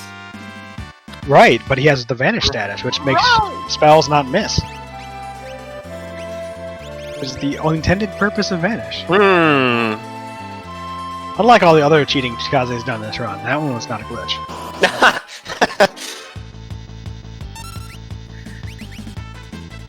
So we're gonna cast Ice Rods on these frogs and Fire Rods / Ice 2 on the Mentodea. We want frogs as much as possible because they give a lot of money basically, on top of the EXP. And the other encounter that you can get, the Mentodea, sorry, they don't give a lot of money, unfortunately, but. Mentodea encounter gives more XP though, so you want some of them. You want just enough frogs to buy all the things you need, and then you want Mentodeas as much as possible. I think Takaze wants some extra money though, since he was already behind in the money routing, and he had to buy a White Cape and forgot to buy the Bard's Heads as well, so he's gonna have to pay attention to that. He may just do an extra fight, because he'll get one more Reach Frog fight, which will be another 10k. Right. You kind of want to have 75k gold, like during this sequence, so we can like buy some stuff, and Tamasa Water Room later, and Yeah. So we'll see if he keeps grinding after the level 42 though. Alright, here comes Dine's going straight into the fish. That's a good first cycle for him right there. Got both. See if his luck continues. This is the true fisherman up. Yep, the true fishman dip is not That nobody knew about. Look at that! Look at that! Oh my god! See it? This is gonna save time over saving and resetting. Easy money, dude. He knew.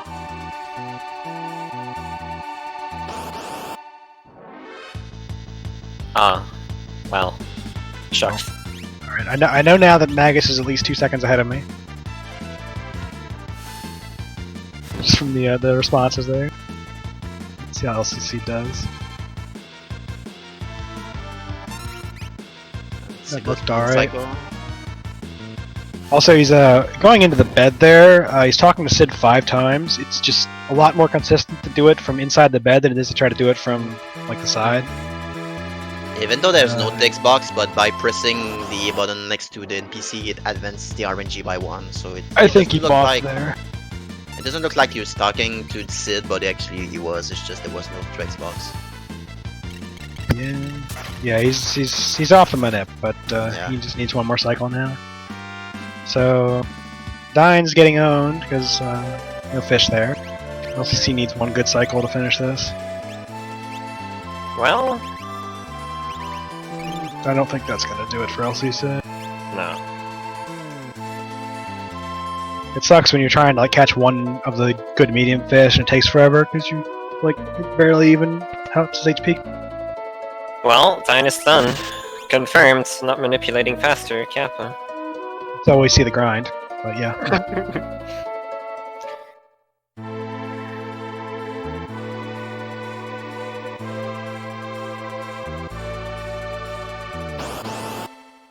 Another thing about being on step route for the grind fights is you know which fights you need the hero ring on for, and you know which fights you need the you don't need it for, so you have the running shoes on basically, which speeds it up a little bit too, which is what Takazi's been doing. He's been swapping his relics around as the situation calls for it.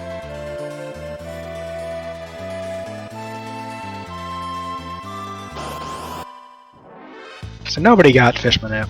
So very disappointed everybody. Takazi kinda got it, but he got Takazi got- four He got 3 cycles. It was a success. He got done in 4 cycles, but We might have found another manip for the 4th cycle. okay. That's what happened. He found a different manip that is definitely not Oh, consistent dear. anymore. LCC is stuck in hell. Yeah. This is what happens sometimes if you mess Yeah. up. Saving your Sid is sometimes a pain. And even with how bad you might think that was, it was nowhere near as slow as killing you. Yeah. Yeah, there's a full cutscenes that you have to go through on top of just waiting to see Sid's HP to deplete. So I mean, just depleting his HP, I did a manip for it for limit break just in case it actually won, and it's still 3 cycles, so it's 4 cycles to not kill him. That's not including the cutscene. Obviously, if you screw it up, he still dies eventually on his own, but it's not that much faster. Okay, Takasa looks to be set on 42, and I think he's gonna go. Alright.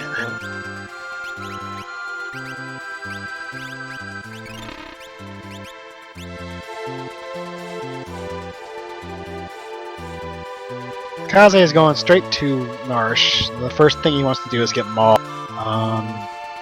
Because both Mog will join your party at the highest level, because I believe he's +5 to the average party level when you join. But also, more importantly, you get the Moogle Charm right away. So you can do everything else with the Moogle Charm on, which is better. Because the Moogle Charm makes you get no encounters instead of half encounters. And some of the places we're going to be going have very bad encounters. I mean, almost all of Boulder Ruin is pretty bad at the moment because we are relatively underleveled. basically at this point we're grinded right at Celis, and she's level 42. But we have the old world open to us because we have the airship. So we're just basically have the 3 party members that are like enforced by the game.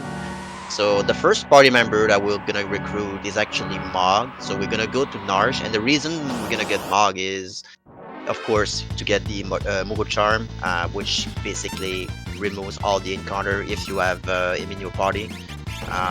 This is the primary reason, and because we leveled Celes, we grinded Celes to level 42. Mog is actually he's gonna get like average with the level that we just got. So we just got that going for us right now. Well, in addition to being at a decent level, Mog also got a relatively serviceable magic stat, so he's actually going to be useful. He's going to be our main damage dealer on one of the tower fights.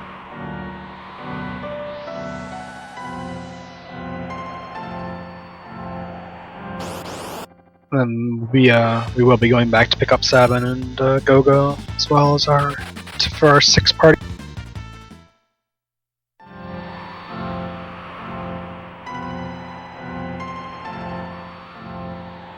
They're just the fastest to get and also the easiest to get up to doing decent damage.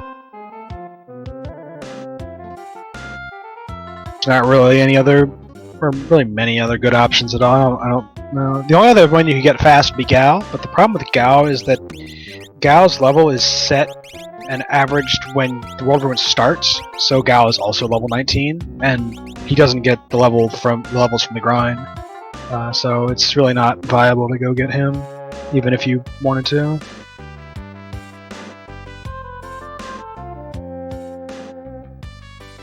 And it's also like having the Mogul Charm actually helps recruit like where we're gonna get the Sabin.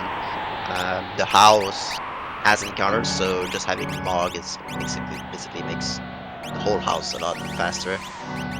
Yeah, it's the other reason to go get him later in addition to the level averaging.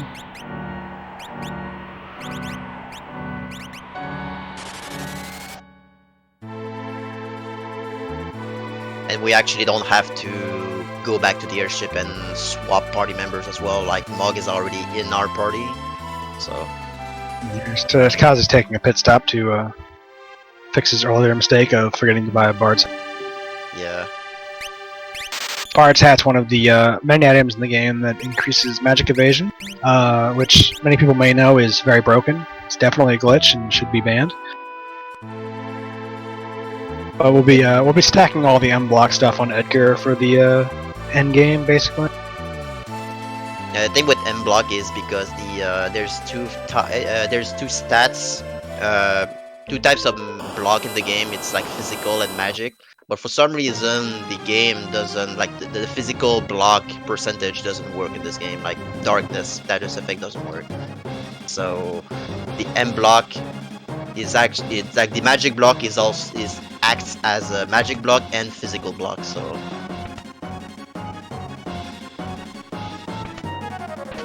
By picking up Mug right away, we don't have to swap party members. We can just go through the house right now.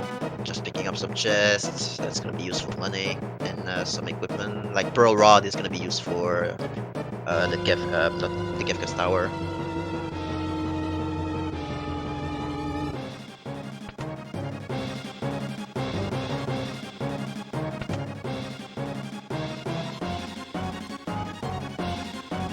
It's the LCC picked up his white cape because he didn't get one from Ultras.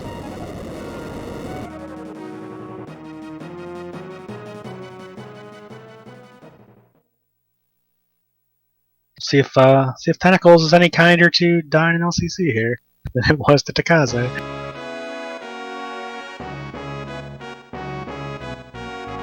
Dine deciding to Thunder Rod the encounter there, just in case.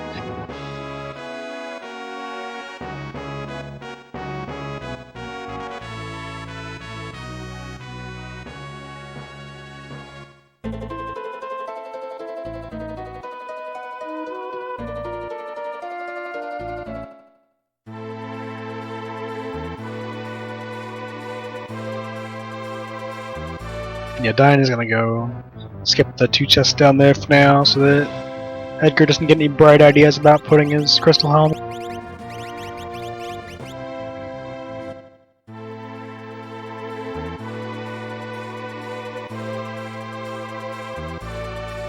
Takaze going for getting the most like the best blitz in the game for Saban, which is called the bomb rush. Bomb rush is basically like there's two ways to learn bomb rush. It's either go from like it's not really apparent like on the wall map that's like a cross like trees across the trees, but like you either level Saban to a certain level to learn it, or you go to this house to learn the blitz. So. Bomb Rush is, it's another magic attack, so it takes advantage of all the random magic equipment that we found that Sabin won't be wearing anyway. Go can wear some and will be, but also I believe it ignores defense, right? Maybe? I think that's how it works. But it does a very significant amount of damage, and it's pretty much the reason why one of the teams is Sabin and Go, and they'll be able to get to the tower. And on Dine's side, right away, he was able to hit Doom with the bottom left one. So right away, it was already a better fight, a cleaner fight. And he's already through. Yeah, there's no problem there. Yeah.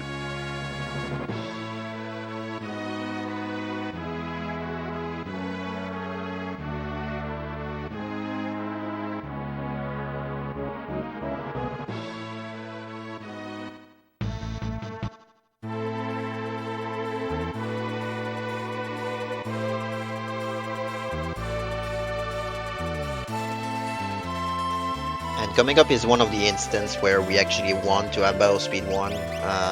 The reason for that is we want to have the enemy getting more turns. So there's like 2 attacks that the enemy can do. You can do a dummy, which is like reduce your HP by half, or it can do engulf. Engulf is what we want. We need all the party to be engulfed. So we can go to the Gogo's cave, which is like a secret area that's in the game. So we can recruit our last party member that we need. And we just need to make sure to re-equip the Moogle Charm after that. This cave has encounters like on unescapable battles like ninjas. They're not called ninjas, but they're like the same sprite. But yeah. Oh no, Takaze got hit. How unfortunate. Yeah, we actually want to go down there first, at least once, so we can grab the, especially the red jacket. So after that, it's just, yeah, just pray to not get owned.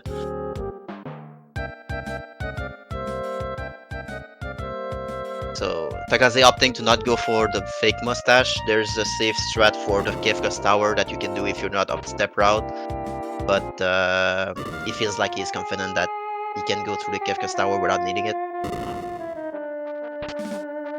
We'll see if the other runners will opt to it.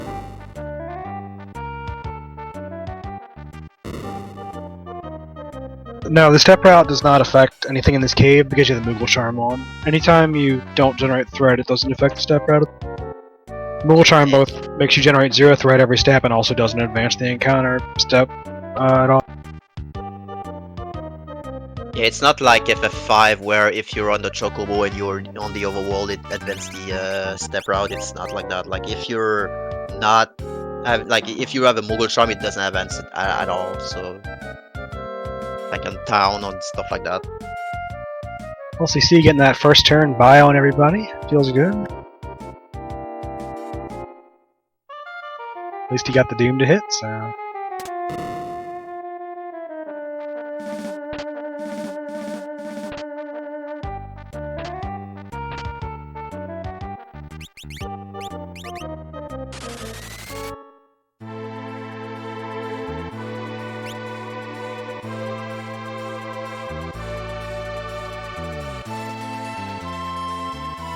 And Takaze going for the last shopping of the game for his run, which is Tamasa. So gonna sell a bunch of stuff, buy a bunch of stuff, and especially buy Pearl Rods and potions, Phoenix Down. Just gonna deplete all our money right here. Yeah, you buy the Pearl Rod you need to fight Doom, and then you just fill up on some safety items, Phoenix Downs and potions.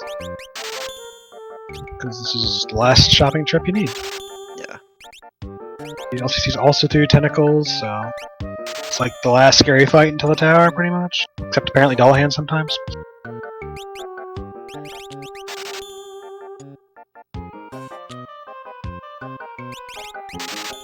That's an encounter I've never seen before on Giant Screen there. Thank you. Yeah, I don't know, might cast the undead thing, I don't know. Yeah, the first room in the tomb here actually has a completely different set of enemies than every other room. Yeah. For some reason.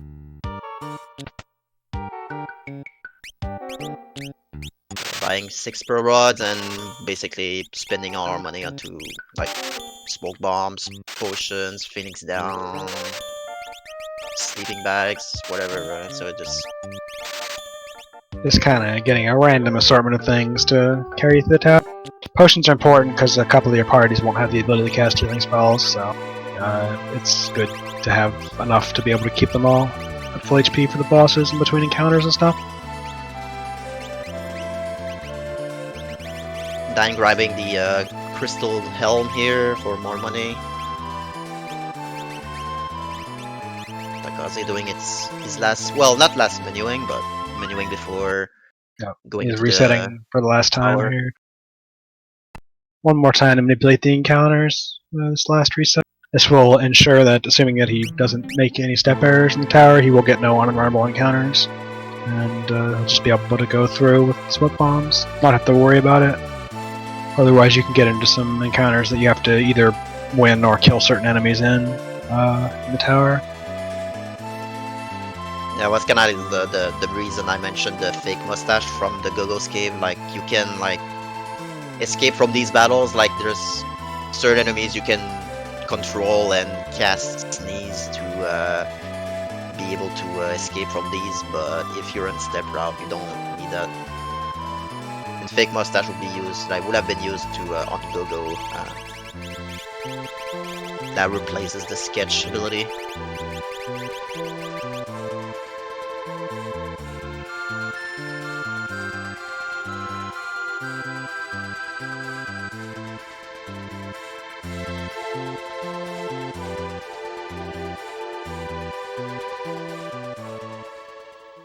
So for the tower, really, what's going to happen is really like we want to have the sprint shoes. Sprint shoes on every team, yes, but we want the charm bagel. Like we have to swap the charm bagel in between teams. So that's really what's gonna happen. We're gonna loot some force armor, force shield that will be useful for some bosses. In fact, most of them. So we're just gonna swap the equipment between different teams so we can defeat the bosses on the tower. Yeah, you just picked up the Minerva 2, which is incredibly strong armor for cells. It has like really good stats on it. It has a bunch of magic resistances and immunities and stuff. And Minerva is a woman equipment that Celes will use and removes like immune fire attacks. Which apparently this tower has a lot of fire attacks. So seeing a little bit cleaner fight when Doll Hand from Dying did not have Solace die.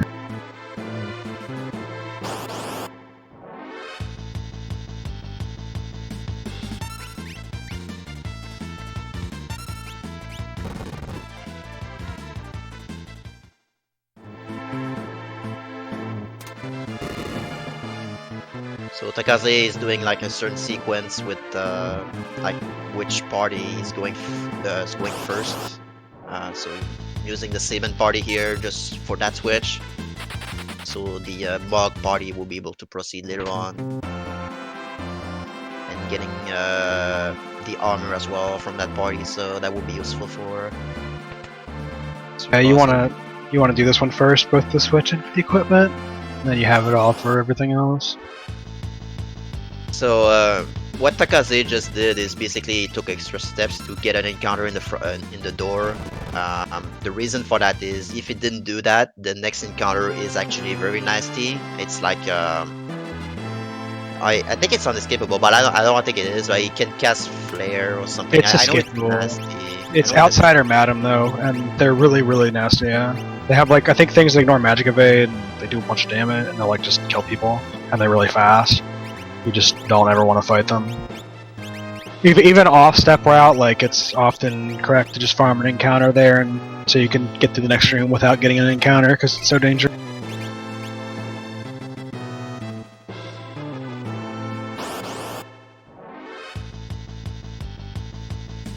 So again, we're in Silas party. We equipped the force armor and force shield that we got from the other team to Edgar, so he's like very low level, so gonna need him to survive. So we're just gonna equip him with that. Going to the tower here, and then we're gonna get our first boss, which is gonna be Inferno. So the Minerva that we got earlier is actually pretty strong against this boss because Inferno has a chance to cast Atomic Ray, which is like a fire attack spell. But because we have Minerva, that's gonna do 0 damage on Silas, and because we have Ice 3 as well, because we learned it naturally, we gonna use it against this boss as well. This fight shouldn't really ever go wrong, but if he gets to his third turn, he can cast Delta Hit, which petrifies, which can just wipe you, obviously, because it can petrify Silas, and Edgar's probably dead by then. But as long as Edgar gets his Thunder Rod here off, he should generally die before he can catch.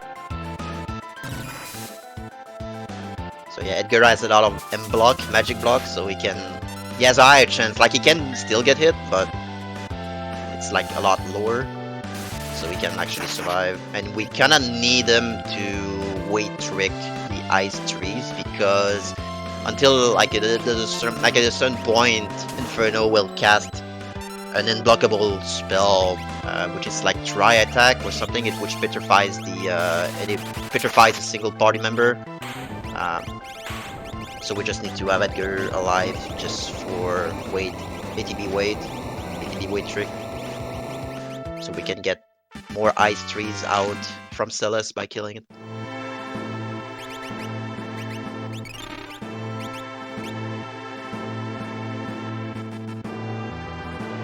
And Dine's starting his grind.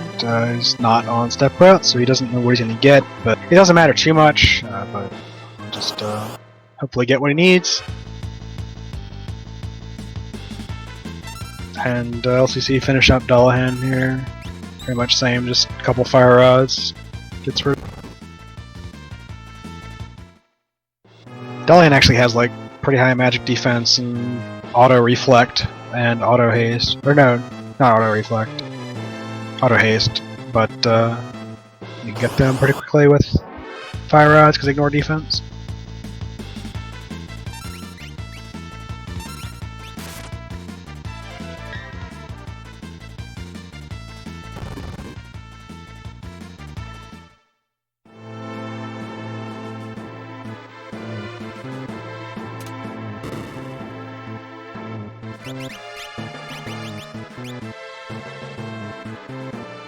And the third team, which is basically Mog's team, no real menu required here because we are using the Mogo Charm, so overpowered item that we can just go through like this section without any encounter. So grabbing the fixed dice here, it's just as a backup, like that's the best backup that we have for certain like Doom boss that we'll encounter later. But it's like on the way, so why not? Yeah, it's the only. There's two backup strats for Doom. One of them is fixed dice, and one of them is press the reset. So both have their downsides.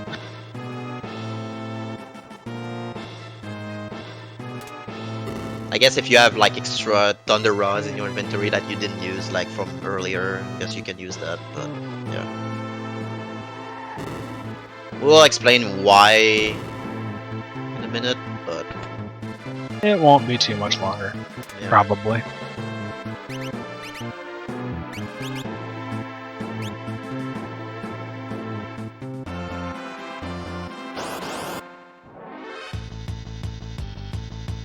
This Enoch encounter here that Takaza is getting can confuse you, as you see. River Smoke Bomb? So depending on when you input the smoke bomb command, you could either have it completely whiff, or you could have it smoke bomb the enemy, which is pretty hilarious. Because when you smoke bomb the enemy encounter, you still get the AP for the encounter. You don't get the XP or anything, but you still get the AP, and the enemies all just go away. So, the next fight was gonna be, on Takaza's side, is gonna be the Guardian fight, which is like the big giant robot. The boss itself has an interesting AI, like he has several AIs based on the enemies that you fought earlier, like Ultros AI and stuff like that. But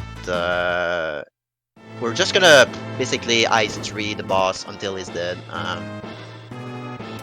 Gonna cast Slow on it, which is gonna reduce dramatically his turns, and basically Ice Tree and a couple of drills here and there. That's basically the strategy. Just using drill to try to make up for any low ice rolls, essentially. Like that.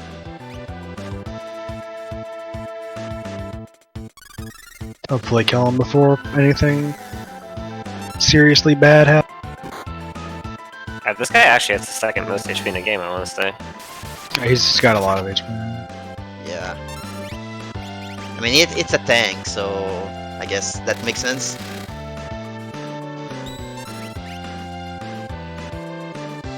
The strategy at this point is now the extremely complicated hold A and pray. LCT going into his grind. Looks like he got the encounter right away, so I think that he's still on step. So he'll know what encounters he's getting for all it's worth. Dine, unfortunately, did not kill all the frogs in his encounter, so he has to. They have all leaped now, and he has to wait for them to come back down, which is definitely a time loss that can happen if you don't kill the frogs fast enough. It's fortunately, because Celes is vanished, so the leap is not like it going up and down, it's just physical attack, so we're just gonna not do damage, but it's just a time loss, unfortunately.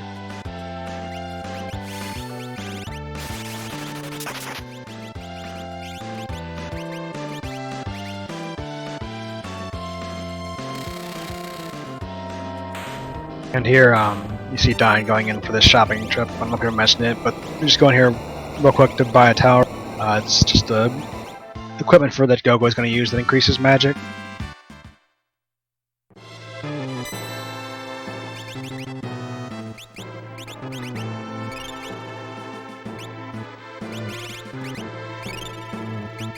Gonna heal using a sleeping bag here because we'll need to fight the Poltergeist battle after this. So Poltergeist has I didn't check if he equipped the I guess it's Unicorn, but yeah, Poltergeist has a chance to stop one of your party members on the first turn, and usually cast fire spells. So because of the Minerva that we have on Celes, she's not gonna be impacted by this, and yeah, okay, no stops. So just need to cast Ice Tree until yeah. This guy is actually a cast flare and has some nasty spells, but because of the Minerva, just don't have to worry about it really.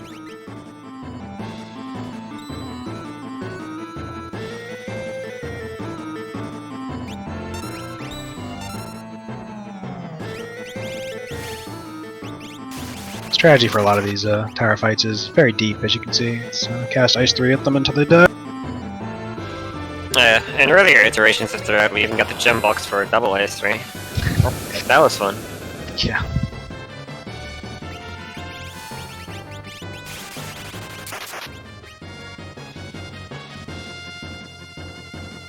Edgar dying here doesn't really matter, so it's just Medio. Fancy. Oh! Annihilated. Ooh! That's spicy. I didn't Alright, see where are we this going thing. back to? I think he must have saved, right? Like, there's no way. Yeah. Okay. You have to like literally walk over the save point, so there's no reason not to. Yeah. He was worried for like a split second there, though, I think, because he didn't immediately start running. He was like, where do I go? We're never quite sure. Fancy attack by Poltergeist. Poltergeist is coming in strong. It looks like Dine's done grinding. He's on his way to Narsh. And Medio has a chance to miss, but unfortunately, everybody got hit, so... In fact, Medio has a higher chance of missing than other spells, but... Which is...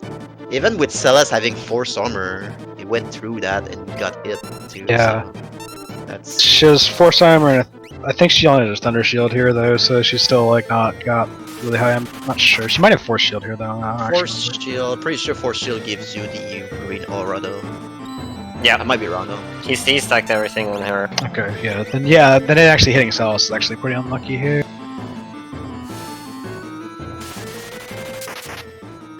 She's probably got like 80 or 80 mana? 80, maybe 90 emblem.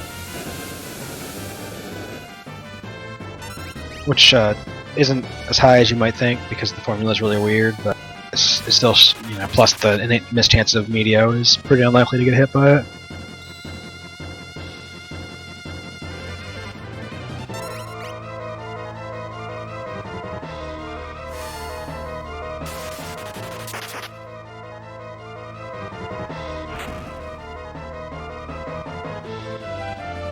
Need to cast Ice 6 times to kill it.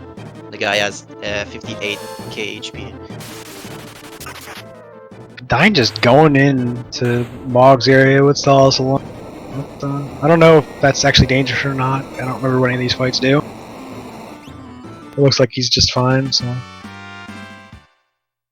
think he's still vanished. I don't think they can do magic. I think some of them can cast mute and stuff, but I don't think that if they cast mute, then they're not casting something that kills you. So Yeah.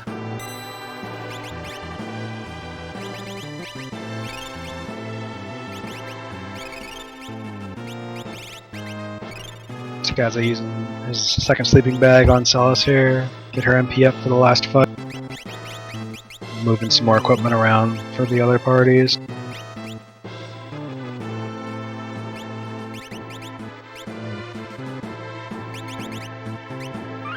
Basically unequip everyone so we can equip the other teams. Yeah. It's a common thing that's going on in this tower. Most of the equipment we don't need to move around too much, but Force Shield and Force Armor we don't really have any replacements for.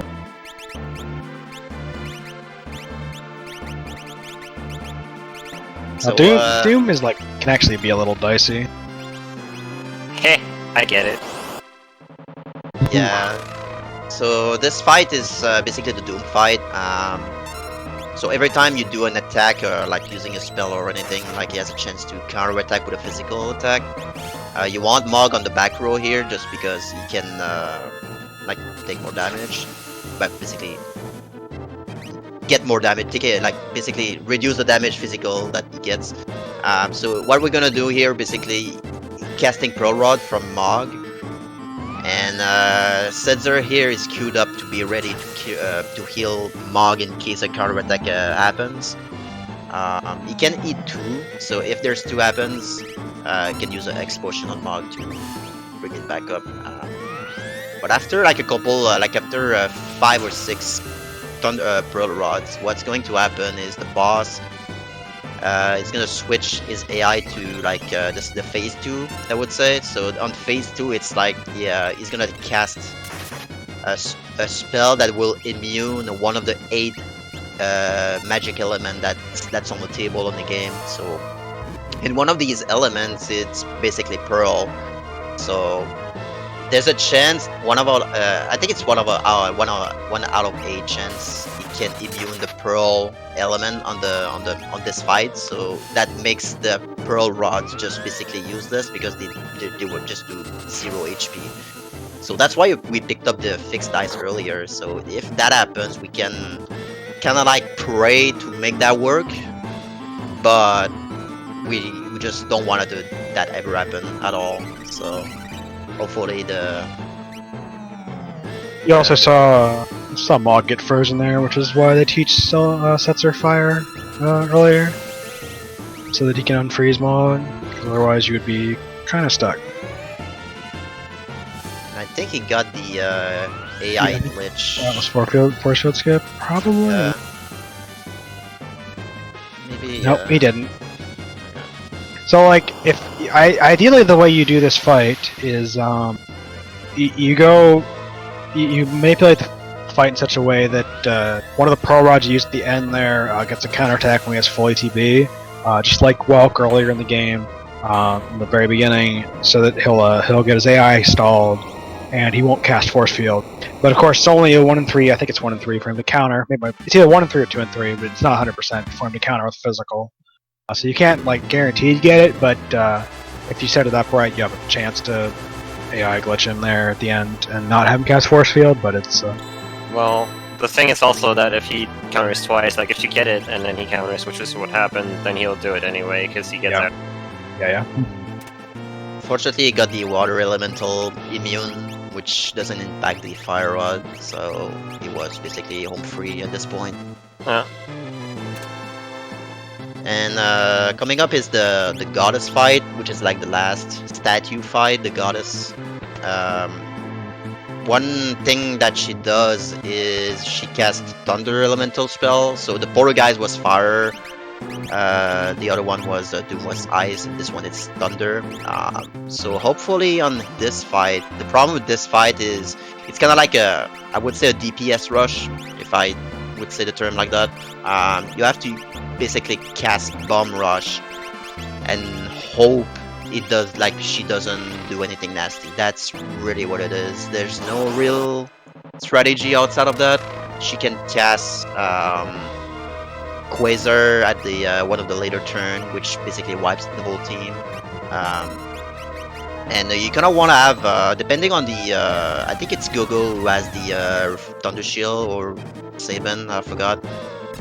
She has a chance to a chance to counter attack with Bolt, which fortunately for us, if she counter attack with that on Gogo, it's actually good for us because it heals him. But we don't want to have a counter attack Bolt on Sabin. That's the thing. And that's why Sabin has the Force Shield equipment, so he has a higher chance of blocking that if that happens. So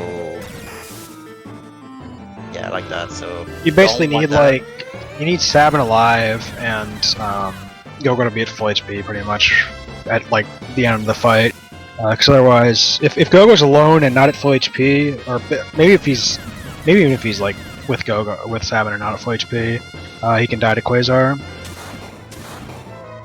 Yeah, but if you have both of them alive and Gogo's full, he should not die to Quasar. Yeah, Gogo can also the fight's over anyways. Yeah. She casted Bolt 3 instead of Quasar. Yep. Fortunately, we got lucky there, so... Just like most of the fights in this game basically have, like they almost can all do something that'll do something stupid or kill you, but it's usually not that high of a percentage. There's a lot of strategy based around Goddess, like trying to figure out how to skip Quasar, but at the end of the day, you just have to DPS rush the boss until like you just get lucky. Really, it's 1 out of 8 chance, 1 out of 3 chance though. So if I remember correctly, so it's not, and you can still survive it, but. Kaze is just going through his final menus here, getting all his stuff set up. He's putting all the magic block equipment on Celes has her stuff. Edgar's also going to have the True Knight, which we've had since the Returner's hideout at the beginning of the game. We just kept it around, which is going to make him block attacks against people in critical HP.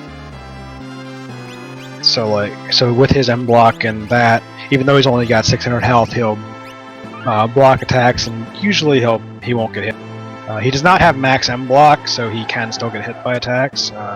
Fortunately, his natural M block just isn't high enough, but he'll block most things, like maybe 85 or 90% of attacks against him, something like that. The max M block for this, it's like 128. There's only a couple of like you can equip swords and stuff like that. Like if you have like a Illumina or stuff like that, you can bring it to certain characters. But like Celeste is like the one of the only character where she can magically get it to 128 with just 2 white cape and Bard's hat and stuff like that. So we have to deal with Edgar having 121 M block, which is more than enough. But sometimes he can just not block, unfortunately. But would just like the chance of having that happen is not very high. In fact, it's pretty low. But we don't really have to him block 100% of the time. So if we can like do like block the important stuff, it's all that matters. The Kefka fight, overall, I would say it's pretty stable, but you kind of have to follow this. If you get off the script, some bad things can happen. If you get really unlucky, I guess you could have problems, especially like if you get really bad counters with 10 hits and stuff.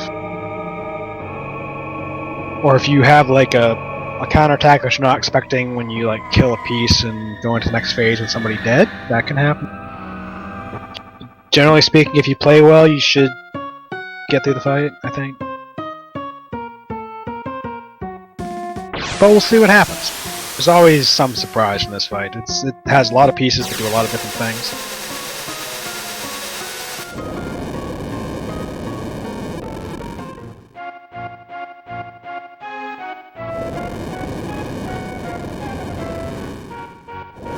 Dyne just starting up the tower now. LCC's finishing up Gogo's area.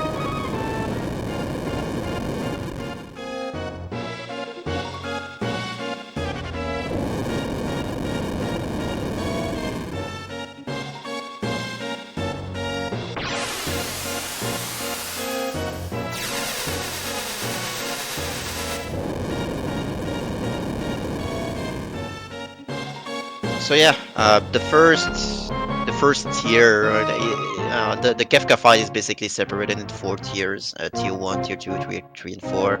The Kefka, the final form of Kefka is like the tier 4. So the tier 1 is actually one of the it's the easiest. Nothing too difficult. Like there's 3 parts. There's the visage, which is the face on the top, and the 2 arms. The left one can be the left arm can be one shot by using a break. So you can basically just petrify it. And what we're gonna do on the visage is basically we need a physical attack. No matter what is the physical attack, there's just a small physical attack on the head. The reason for that is because the face has 30k HP, and the face is actually weak against fire. So even if we cast 3 times fire 2, which is like 9999, it doesn't, like if you calculate that, it's not 30k, so we need a small amount of damage to the face to kill it. And the left one, we actually want to kill the head first. The reason for that is if we kill the head last, he's gonna cast Quake on everyone, which is actually very nasty. We don't want that, so we want to kill the head, and after that finish him up with the basically Ice Tree on the right arm. Yeah, phase tier 1's pretty straightforward. Just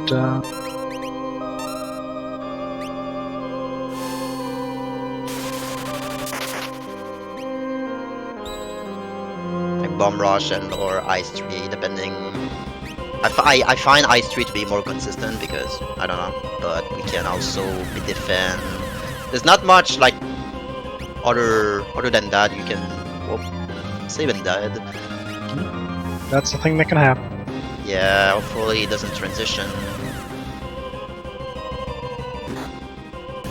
Yep. Okay, that's not. Yeah. That's a reset. I guess he was. Like I said, that's one of the things that can happen is if somebody dies you're not expecting them to, and you go to the next phase. See, now if that was LCC, he would have just gone through the whole fight and won anyway. But Takaze just doesn't have that hard of a champion.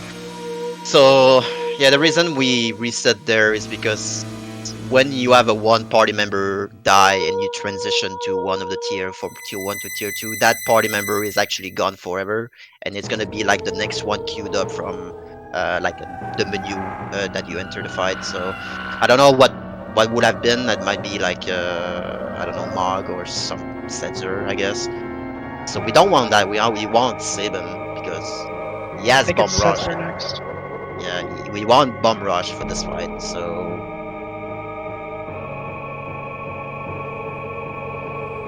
And yes, One you thing have to watch the cutscene every time. That is correct. one thing you can do is you can put back everybody on back row and defend everyone and just spam Ice 3. That would be like the most safe.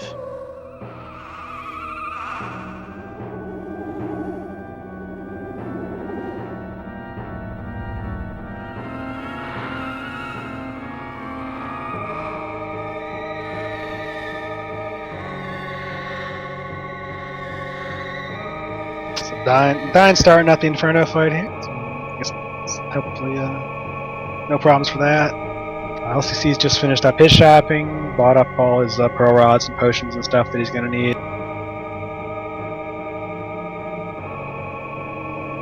And he's resetting for his encounter manipulation for the tower. Dyne, I believe, also did that before coming, so nobody should be getting any unrunnable encounters at least.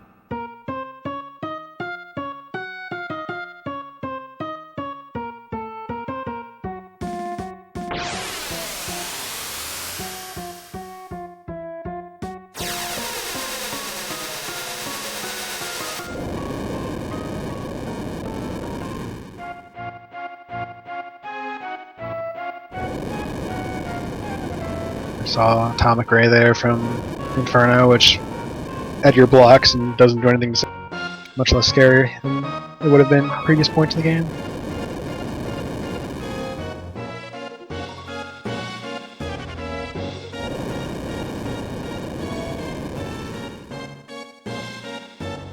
So one thing we probably didn't mention, like Gogo's magic command, like the magic that he can cast is basically all, like, basically shared across all the party members. So if there's spells being usable by one of the three party members, it's gonna be castable by Gogo. So all the spells that the three party members except Gogo learn will be usable by Gogo. So yeah, like in the final boss, you can cast like all your spells pretty much. But like in the actual tower where you just have him and Sabin, he can't cast everything because Sabin doesn't know all the spells.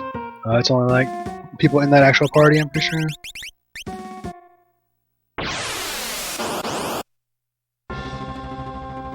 Alright, try to.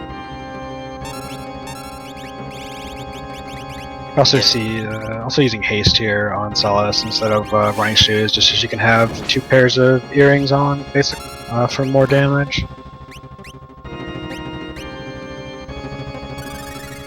Again, casting Fire 2. We don't need Fire 3 on the head because the head is already weak to fire. And where would we get Fire 3, Sam? yeah, that's We can go get Tina and grind her to 43. We can go get Phoenix and grind 31 AP or whatever it is. 34? No, man.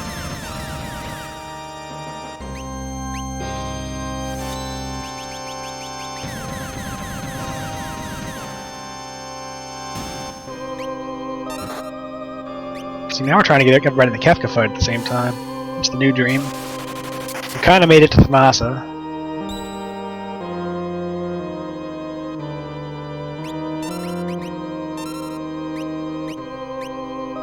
Hopefully 7 is gonna low on HP, but He's probably gonna wait until he does the final attack this time.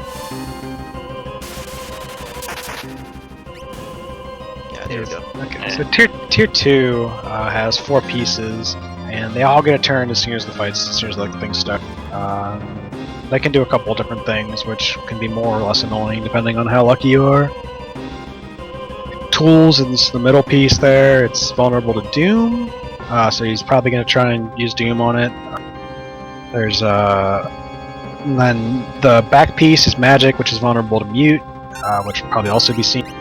And then he's just going to try and kill the rest of them with a bunch of Ice 2s, or Ice 3s, and mimicked Ice 3s, and Bum Rushes and stuff. He doesn't want to kill Hit, which is the top right one, last, because if you do, it counters as 10 hits, and if it kills somebody with 10 hits, then as the last attack, obviously, again, you have the same problem where you have somebody dead, and you lose them for tier 3 and cap. So he's going to, so generally speaking, you leave Magic muted alive for the last kill, and then you don't have to worry about any counterattacks from it. So the reason he's doing Ice 3 on everyone, well, basically it does more damage overall, but also the Tiger, which is like the bottom one, is weak against Ice. It's already doing like almost 999 damage, so... But you have to be wary about the Tiger, because past a certain threshold, he has a chance to petrify, not petrify, but zombify one of the party members, so you want to actually try to kill Tiger in a certain way.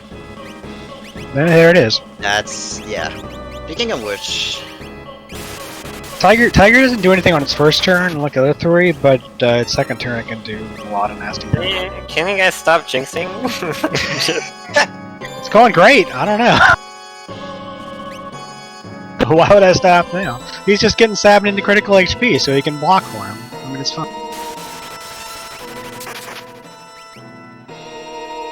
As Lynn said, we want to kill the front guy first. So basically, the guy in the back is basically like doing nothing. So he's just basically like punching bag.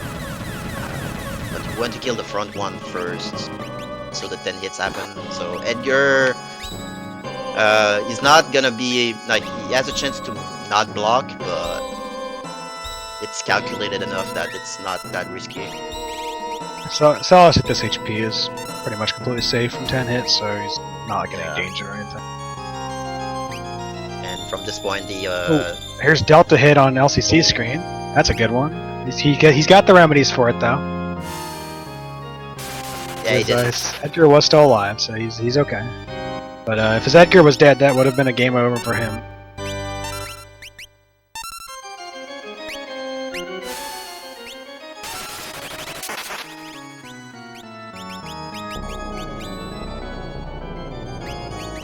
Yeah, once you kill this last part, even though it's muted, for the counter attacks at the very end here, it gets unmuted and it actually gets to do it. The most annoying thing that can happen here really is that Celeste haste gets disabled by this spell, but fortunately it didn't happen. Yeah. You just have to recast it on the next tier because you need it for tier 3 and Kefka, but it's just obnoxious if you have to do it. Now we have the infamous tier 3, which is like the hardest. Even the Kefka fight is not that difficult, but the tier 3 is really what comes down to if you're gonna live or die. So you wanna kill the head first. The head, the top left has basically cast W win, which heals the boss. So what we're gonna try to do is to do 2 bomb rush on the head. Ideally, you want to have Saban go first, and he has a 50% chance to target the head, which is not happening right now. And if that happens, the trick is with Go-Go Mimic. If you cast Mimic, it's gonna target the same enemy again. So if Saban targets the head with Bomb Rush, the 50-50, if you Mimic it, it's gonna attack the head again. So that's what we want right now, to kill the head first. And Condemned is annoying depending on how long the fight actually takes, because it can kill somebody at the end when you don't want them to die. Looks like he's actually just going to kill Sabin now to fix the problem. I respect it. So, depending on the strategy, I don't know if Takaze will go for the big boy strategy or the rasp strategy, but there's 2 strategies for that. One of them is basically to calculate how much time you did Ice 3 / Bomb Rush on the enemy, just to calculate where the HP threshold is. I think you'll find he's just going for it. And by, okay. So you want to have the boss at a certain HP. Oh, he doesn't have, okay. The boss at a certain HP, so you can transition the boss at a certain point, so you can cast Ice 3 back to back. And the problem with this tier is once he's past a certain threshold, like it's like a 10k HP, like below that, he's gonna attack with Meteor 100% of the time. And what ends up happening is it's bad. And we cast Phantom here because the Calmless, it's like a desperation attack, which is like the last attack that he does before dying. It's actually a physical attack. So if we cast Phantom, it basically removes that. So we have to find a window where we cast Phantom, cast Ice Tree, and from there we're good to go. And the problem, of course, is on top of that, which you saw him waiting for when he was waiting in the menu with Go-Go, is that in addition to casting Meteor every turn on his own turn, he also counterattacks he also counter. It's 1 and 3 to get Train, 1 and 3 to get Meteor, Meteor, 1 and 3 to get what the heck it is. Meteor, Train, nothing. and nothing. Sorry, yeah, nothing. He got nothing. If you get Train, you have to use a Remedy on Celis to cure Mute, and if you get Meteor, you have to use a Phoenix down on Sabin to revive. And that's pretty much it. You hope Edgar blocks it. Also, time is going to be coming up pretty soon, assuming nothing untoward happens.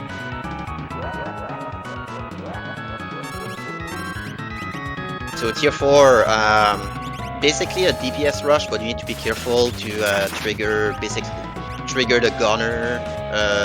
You don't want to DPS the boss too much, because if you're doing, it's gonna transition.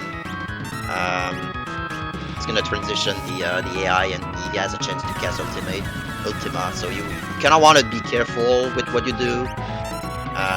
Fallen One is an opener, so it's always gonna do that. Runicking here because he has a chance to cast Hyperdrive, which is like a physical attack that basically gonna one-shot every a person, anybody, so that can be absorbed. So doing damage here, waiting until the small head pops out, that the head is shaking, and from there it's basically unload everything, use the thunder shield that we grab using as a weapon, cast Ice 3, Bomb Rush, and if he's getting Goner, he's not gonna die, but he can just cast Ice 3 to win the fight. So that's why he uses an Electron Solace there, is just in case it doesn't get Goner skip. She won't die, as long as somebody else is alive. Goner splits damage. If everybody else was dead, she would still die. But he looks like he's gonna be fine. So. That's timed. GG Team Choco. Team Choco takes it! Nice run. Nice run. Nice run.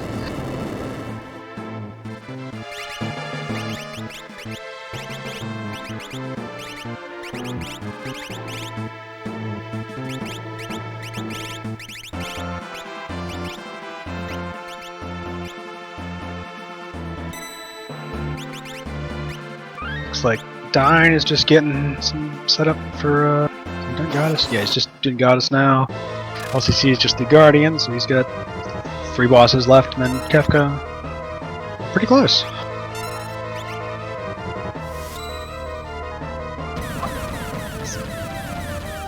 Did we all get fish? No. There was no fishing.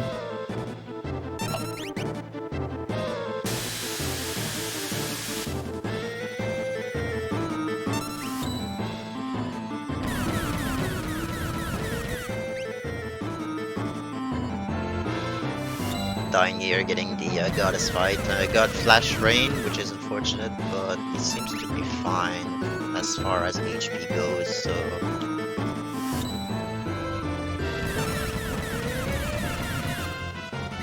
Yeah, Takaza, you had the best fishing. Congratulations.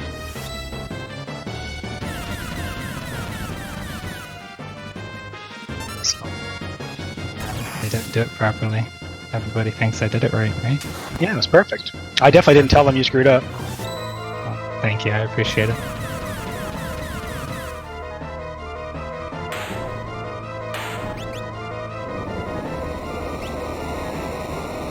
Signs through Goddess. Nothing, no hiccups there. Theoretically, LCC should be fine on Poltergeist unless he also gets owned.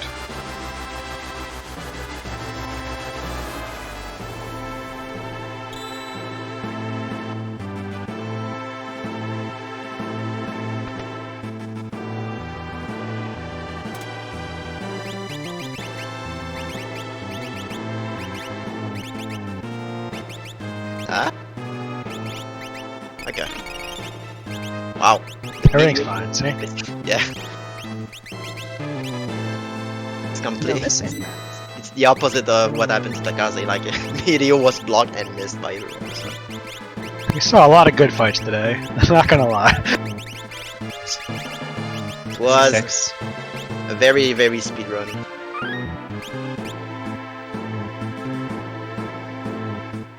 Dying going into the final cutscene here. LCC's got Doom and Goddess left.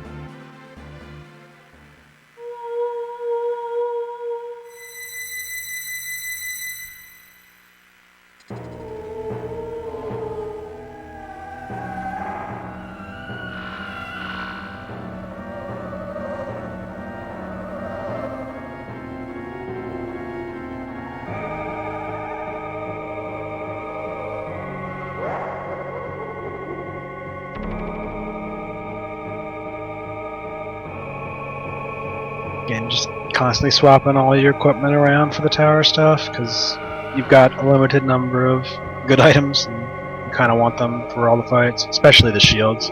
The 2 shields are like probably the best items in the game that you have access to, aside from maybe the Minerva. The 4 shield, Thunder Shield are really strong.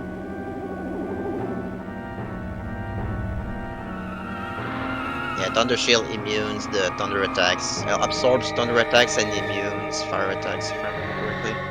And we throw it at Kefka at the very end, just in case. Because they, unlike, they're like, same as rods basically, but they cast level 3 spells instead of level 2 spells.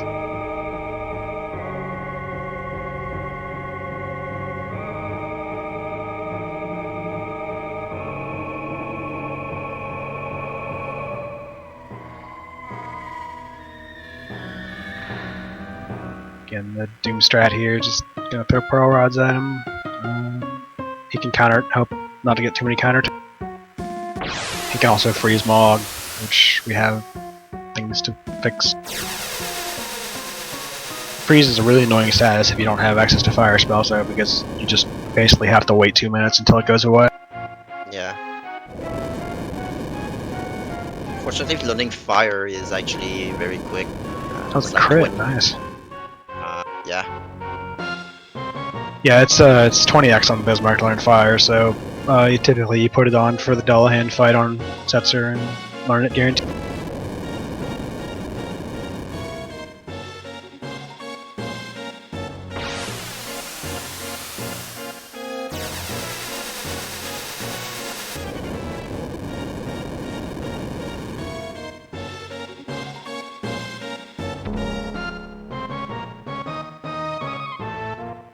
Alright.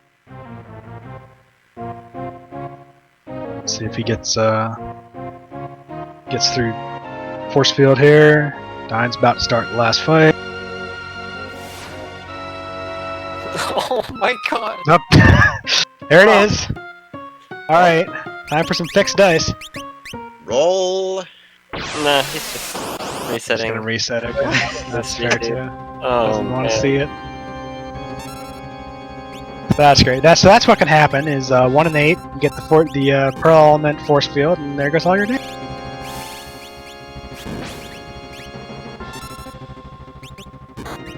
I think he like didn't even get the first 2 Pearl Rods off like before the force field, so Doom still had like 20,000 HP or something. So yeah, resetting there kind of makes. If you only have like 1 Pearl Rod left and he doesn't have that much health, fixed dice might make sense if he has them.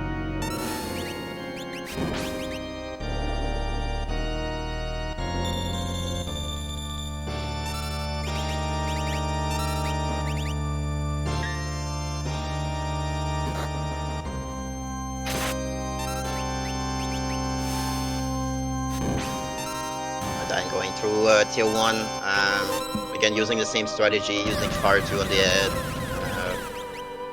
Killing the left one. So Saban and Gogo are more in critical, but that's fine because Edgar can take the hit, so that should be not a problem.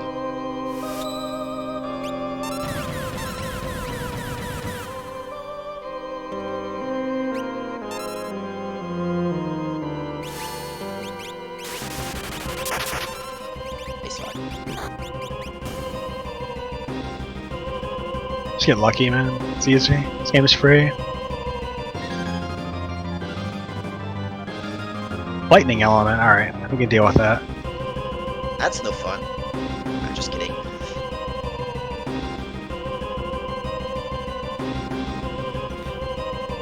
Dyne going into tier 2. No Murton. Okay, you got aced. There's a chance to get Murton here, so Not Martin's the next one. This is yeah, that's the. this is diffuser. Yeah, There it is. Yeah. I know there's a bad attack. There's So, plenty yeah. of bad attacks on this tier, but yeah. Haste 2 diffuser is probably about the worst thing that could happen, I think. Yeah, that sounds right. Outside of like maybe like imp on somebody, I don't know. But I think haste 2 is worse than him.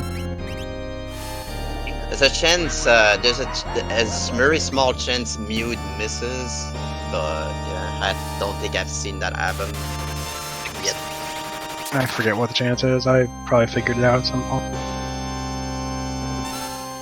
Also, I mean, not sure. I don't know. I think like if you use Siren, it can't miss, but Mute might be able to.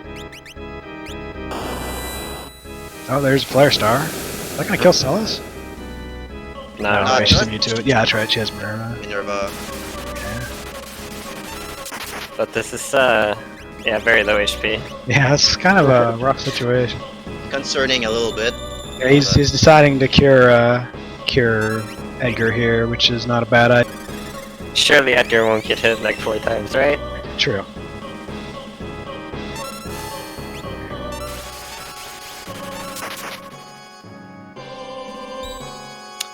Gogo's not in critical. Nope. But it's not too bad as long as you don't go to the next phase from killing hit. A single hit, around 10 hits won't kill Go-Go to him, unless it's a crit, which... That's true, yeah. First hit will probably put him in critical HP. We Most have likely. seen too many crits on We've bosses seen a lot of today. crits today. Yeah. Maybe Dullhand fight was good. I liked that. Thank you. That's the first. That was the first I've seen too. Edgar blocked everything and Gogo didn't get it at all, so yeah, just get lucky. Easy money. He's lecturing Celis here to make sure she's good for the next phase.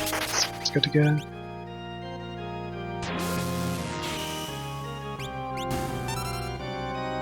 Alright. Tier 3. Let's see what strategy. The big boy or the rasp? I would Is not it- rest at this point. Come on. I mean, else Never is use good. Rasp. If you die, you can still win though. It'd actually be a close race at this point if Dyne died in Tier 3. Aw, W win. That's no fun.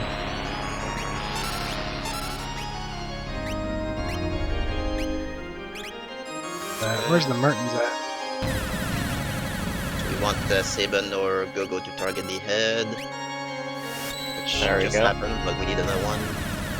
Yeah, I'll Can- just wait to mimic it probably. It can wait, yeah, mimicking instead of the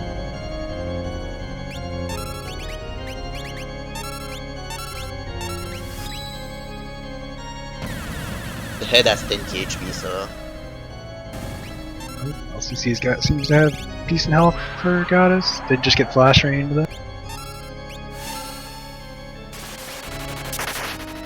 Where's the Quasar? I don't understand. Yeah, what the heck? Takaze, can you weigh in on getting really unlucky at the end of Glitchless runs? It's never happened. Never. Never happened to Never. me, that's for sure. Yeah, that's what happens when you only won once. Ah, there's Marathon. oh boy. Murton is a We'll see fire what that attack, does. so Yeah, it only kills Edgar. Everybody else has things that are immune to it. Gogo has the Thunder Shield. Unfortunately, Phoenix Down Gogo doesn't do much. Worst is if he spams Murton enough, he can actually reduce his HP below the HP threshold and trigger a Meteo by himself. Oh, count one on Edgar. If he spams Merton enough too, you can run out of Phoenix Downs. Just gotta keep going for a while. Seems like we're just going for it. So we'll use a remedy on Celeste because There's plenty of time for the Condemned. Yeah, it takes a long time. Because it doesn't go down while you're weight tricking, and like it's like really slow sometimes. So that was the train counterattack. We didn't see anything Takaze, but that's one of the other 2 counterattacks you can do. So you just have a remedy ready to go, and it cures the mute from Celis. Edgar is immune to mute because he has a white cape on. That's why he can still cast Fader. Or Phantom, I guess. Really, really tight window. Yeah. If that wasn't mentioned already. Especially, I think, even more so because Dyne is, I think, has a Magus Cap on Celeste, which whatever I had on, I forget the name of it, has +1 speed, so I have a bit bigger window than he does. Yeah, Mystery Veil is +1 speed. So again, time's gonna be coming up for Dyne here pretty soon. again, same strategy. Want to do damage, but not too much.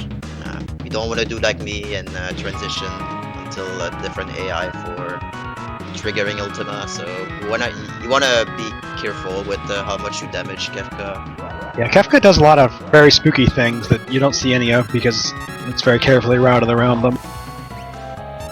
It's a slightly different route than I've been using, which you can squeeze an extra Ice 3 in before the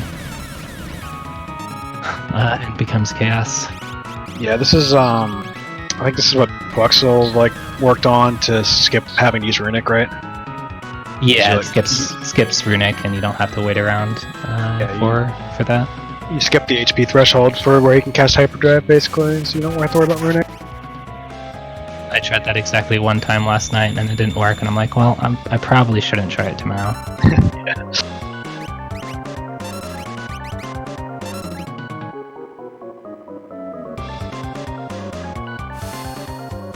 Looks like he's in it's gonna be okay here. Going for the drill. Fancy.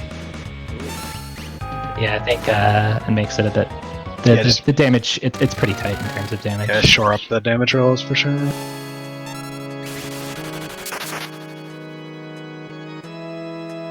Alright, it's time for Dyne. GG Team Tonberry. GG! Nice run. Very good time. What was this time? Thank you all. 5:14. That's not bad for a marathon at all, for sure. Pretty I solid. would have had that dumb death on the floating continent. Oh yeah, but considering all the shit that happened, that's really good. I didn't see what happened on the floating continent. What was that? He died after Giganto, so he had to reset. Yeah. Also means that he couldn't do Fishman Imp. Because he would have lost the Esper level. Right, yeah. So the Celis Grind, I got a boatload of reach frogs, and my second encounter was a Mantidia, and then the frogs got jump off. Oh no. Yeah, you guys all had some real interesting stuff that I've never seen before, so thank you all. Oh, I'm glad to entertain. I saw multiple encounters I've never seen before. I saw multiple things happen in fights I've never seen before. I haven't seen that encounter since I started running either, and I was like, what is this guy? Can he hurt me? I saw LCC go back to Nourish in the middle of the speedrun. When you were describing the zone seek manip, you're like, LCC's lost, so he's gonna go talk to this girl. I lost it. I just started laughing. That's what we're here for.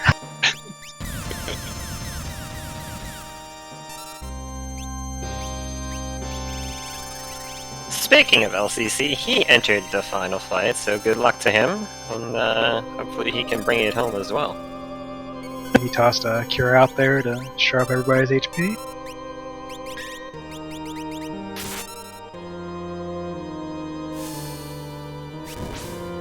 By the way, I believe it's 16 games that we ran in this relay. Is that correct? That should be correct.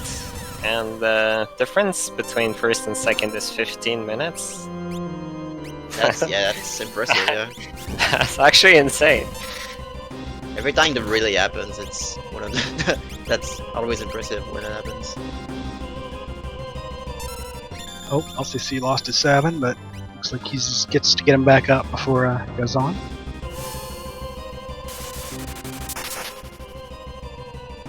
Yeah, 7 is in critical, so if there's a hit that happens, Edgar can take it. So.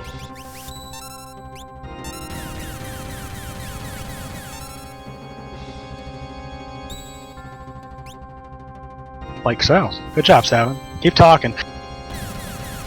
Man. You two have We called. yeah, you two have had a good jinx going on today, honestly. That was a nice crit on Celis. Just soften us up for tier 2.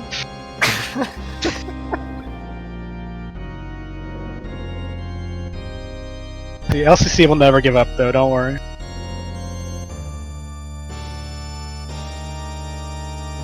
That's the difference between the old school of FF6 and the new school.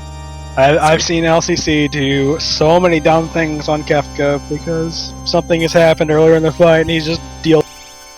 That's what we used to do, man. That's that was no sketch in 2014. We just took everything and went with it. Fight where he got Pearl immunity and Setzer rolled 4 9s and then followed up with like 5,800 damage. And I was like, nice. And then I tried it the next time and he just rolled like a bunch of 300s and I just sat there and wasted like 3 minutes. Yep. And I was like, one day he's gonna get that big money. Two missed ones. LCC got the Pearl immunity. He just noped out and reset. Oh, when he's got like 20k or so hit points, it's really hard to come back from that. Oh boy, LCT having the worst luck. He missed Doom 3 times. Missings, yeah. Ouch. Yeah. And you just cast Ice 3 until it dies, I guess. Yeah. I used that.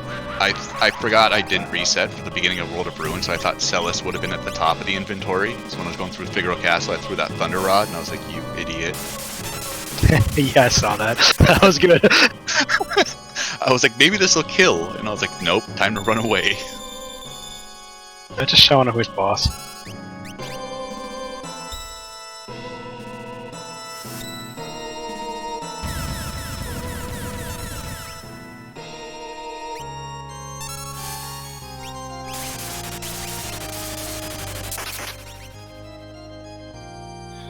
Alright, we have stabilized. As I say that. Here comes the Southern Cross to help us out. You guys are on point with the jinxes. That's fine. Ooh, Doom He's plus got lots 5. of health. Yeah, Not dude, blocked. that's the scary thing. Celeste getting zombied and then ice throwing your party, maybe.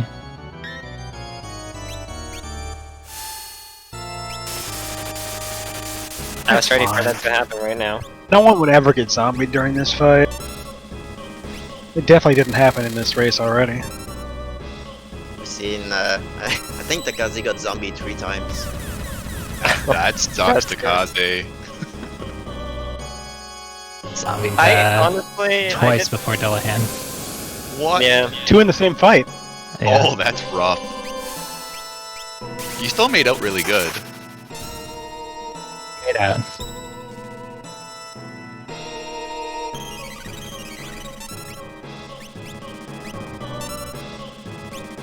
Ah, the back tried to cast Flare. That's the first time I've seen that.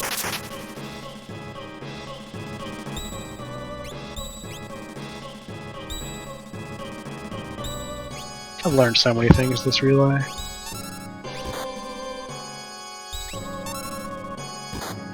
Just to unmute unmute the commentary here. I hear Len telling me something new that I did wrong. It's like, oh, I didn't know that.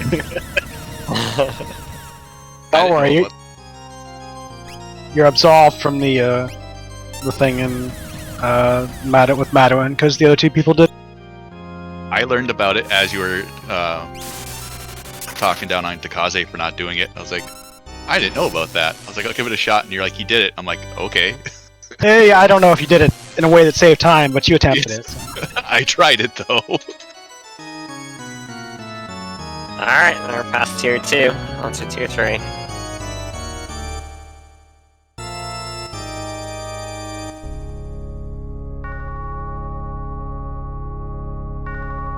Considering LCC lost literally 10 minutes to having 3 characters, this is going to be a pretty good time as well, if he gets through. Yeah. I have 40 no Merton here. Right, W win. You got lucky 7. That doesn't work all the time. Was there ever an FF relay where nobody got Merton on turn 1? I don't think... Well, now there has been, so... You're getting the head first, so can mimic that. The target the same. Perfect so far. What's this? Not getting the worst possible luck all the time? Is that legal?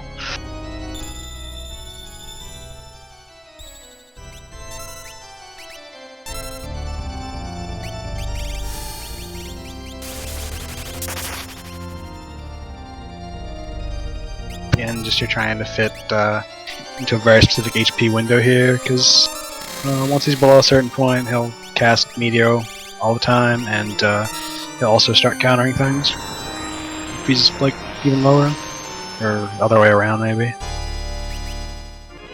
I feel like he maybe starts countering at 16k and starts Meteoring at like 10.2, something like that. Really starts doing nothing but video.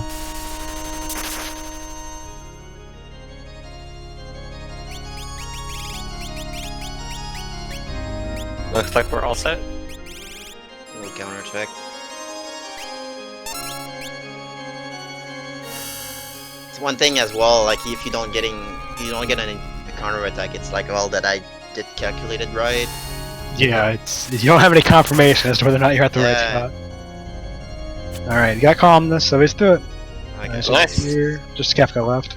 Yeah. So, assuming nothing goes wrong, get ready on the last time.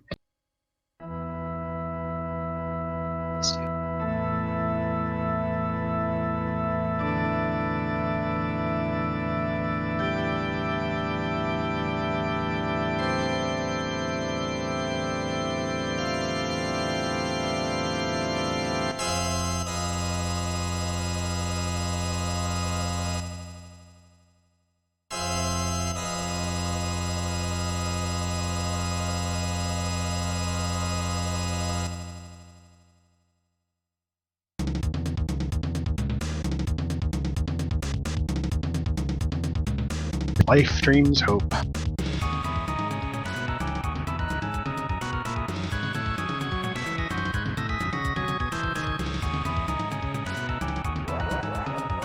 One last time, the strategy for this fight is to do enough damage to him to kill him without dying. I hope you understand. Good strategy, thanks. That's my strategy on every fight. I'm sticking to it.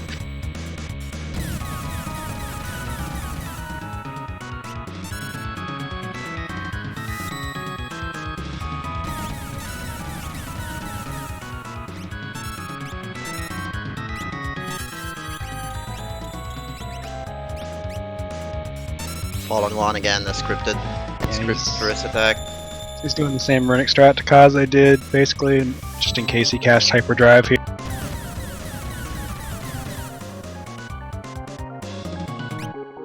The strat dying date is a little bit faster, but if you're not familiar with that, obviously this one, just use this one, because it's, if you know, it's what you know. I found if you don't throw in the drill, sometimes Kefka lives with like 300 hit points. Yeah, I figured the bum rush variants. Yeah, that's what Takaze said, is the damage is pretty tight, so I was surprised when you went for it, but I understood, for sure. It's the only way I know how to fight him, really. Yep. He does too much damage without transitioning him. Okay, there, good. I was a little bit worried here, but... Yeah, if you do too much damage, you you have problems too. 'Cause you don't get End Beyond Chaos. Yeah, I was trying to mess around with that damage push, and I just kept ending up just getting murdered by hyperdrive. This is gonna be it here in just a sec. Oh, he's dead. Time for Elson's. Time. Yeah. GG. Didn't even get the last Ice 3 off. Nice run. GG, Team Mog.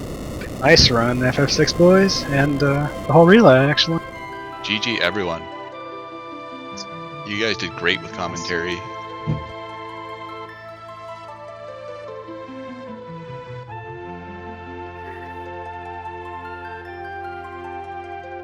It's hard to keep track of all the dumb stuff that's happening to all you guys at the same time. You know, at least we kept it entertaining. There was a time where it was like dumb stuff or stuff happening in one run and it was happening in the other one. It's like, well, what's going on? I don't know. I think like all three of you game over at the same time within like 2 or 3 minutes at one point. Yeah, that was a good one. Alright, thanks everyone. Great job, FF6 guys. Just give us a couple of minutes to sort things out behind the scenes and we'll be back with some closing words. Thanks everyone.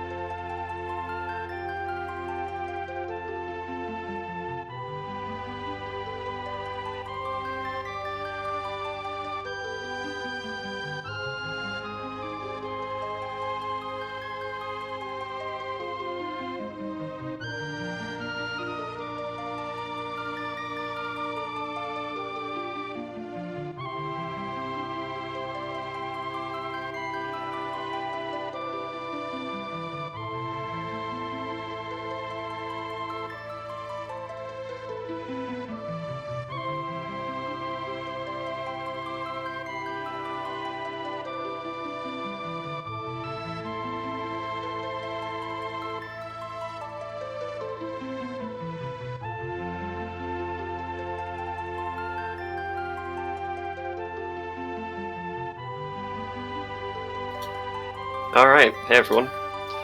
Wow, what a race. I think that ended up being a lot closer than we thought it was going to be at a couple of points. I think this is the closest relay we've had, so that's pretty awesome. Yeah, less than half an hour spread across the 3 teams is insanely good. Everyone should feel incredibly proud of themselves. Yeah, thanks to everyone who took part, runners, commentators, backup runners. You all did a great job. Especially all the people who got PBs or even records during their runs. It's always really great to see. It's awesome. I think it's 2 records, I think. Yeah, I think so. And I think 3 or 4 other PBs. It's quite a lot. That's in 48 runs, I want to say. Yep, 48. 3 lots of 16. So, you know, it's always a real challenge for us to kind of predict things balance-wise for this event, but it definitely seemed to work out pretty nicely this time. Obviously, congratulations for Team Choco. They won the event. Team Tonberry, I think, is the winner in our hearts with the amazing comeback, though. Pulling it back from, well, almost an hour behind at one point to only be 15 minutes at the end. That's a really insane push by all the runners. Yeah, that's really cool. I mean, all 3 teams had the lead at some point, and were also last place at some point, so it's been really back and forth. Yeah, for sure. So we want to say thanks as well to obviously Limit Break for having this channel that lets us do these kind of crazy community events. You should be sure to follow the channel if you don't already, and check out the main RPG Limit Break event in, I believe, October this year. Should be really good. There's a lot of great runs happening there. We also want to thank all the people in chat for hanging out and keeping the runs fun, and all the chat mods as well for supporting that and helping us keep it cool. It was really, really nice. Chat definitely got pretty busy at some points, but it was always in a good way, which is really nice to see. But yeah, I think with that we're pretty much done.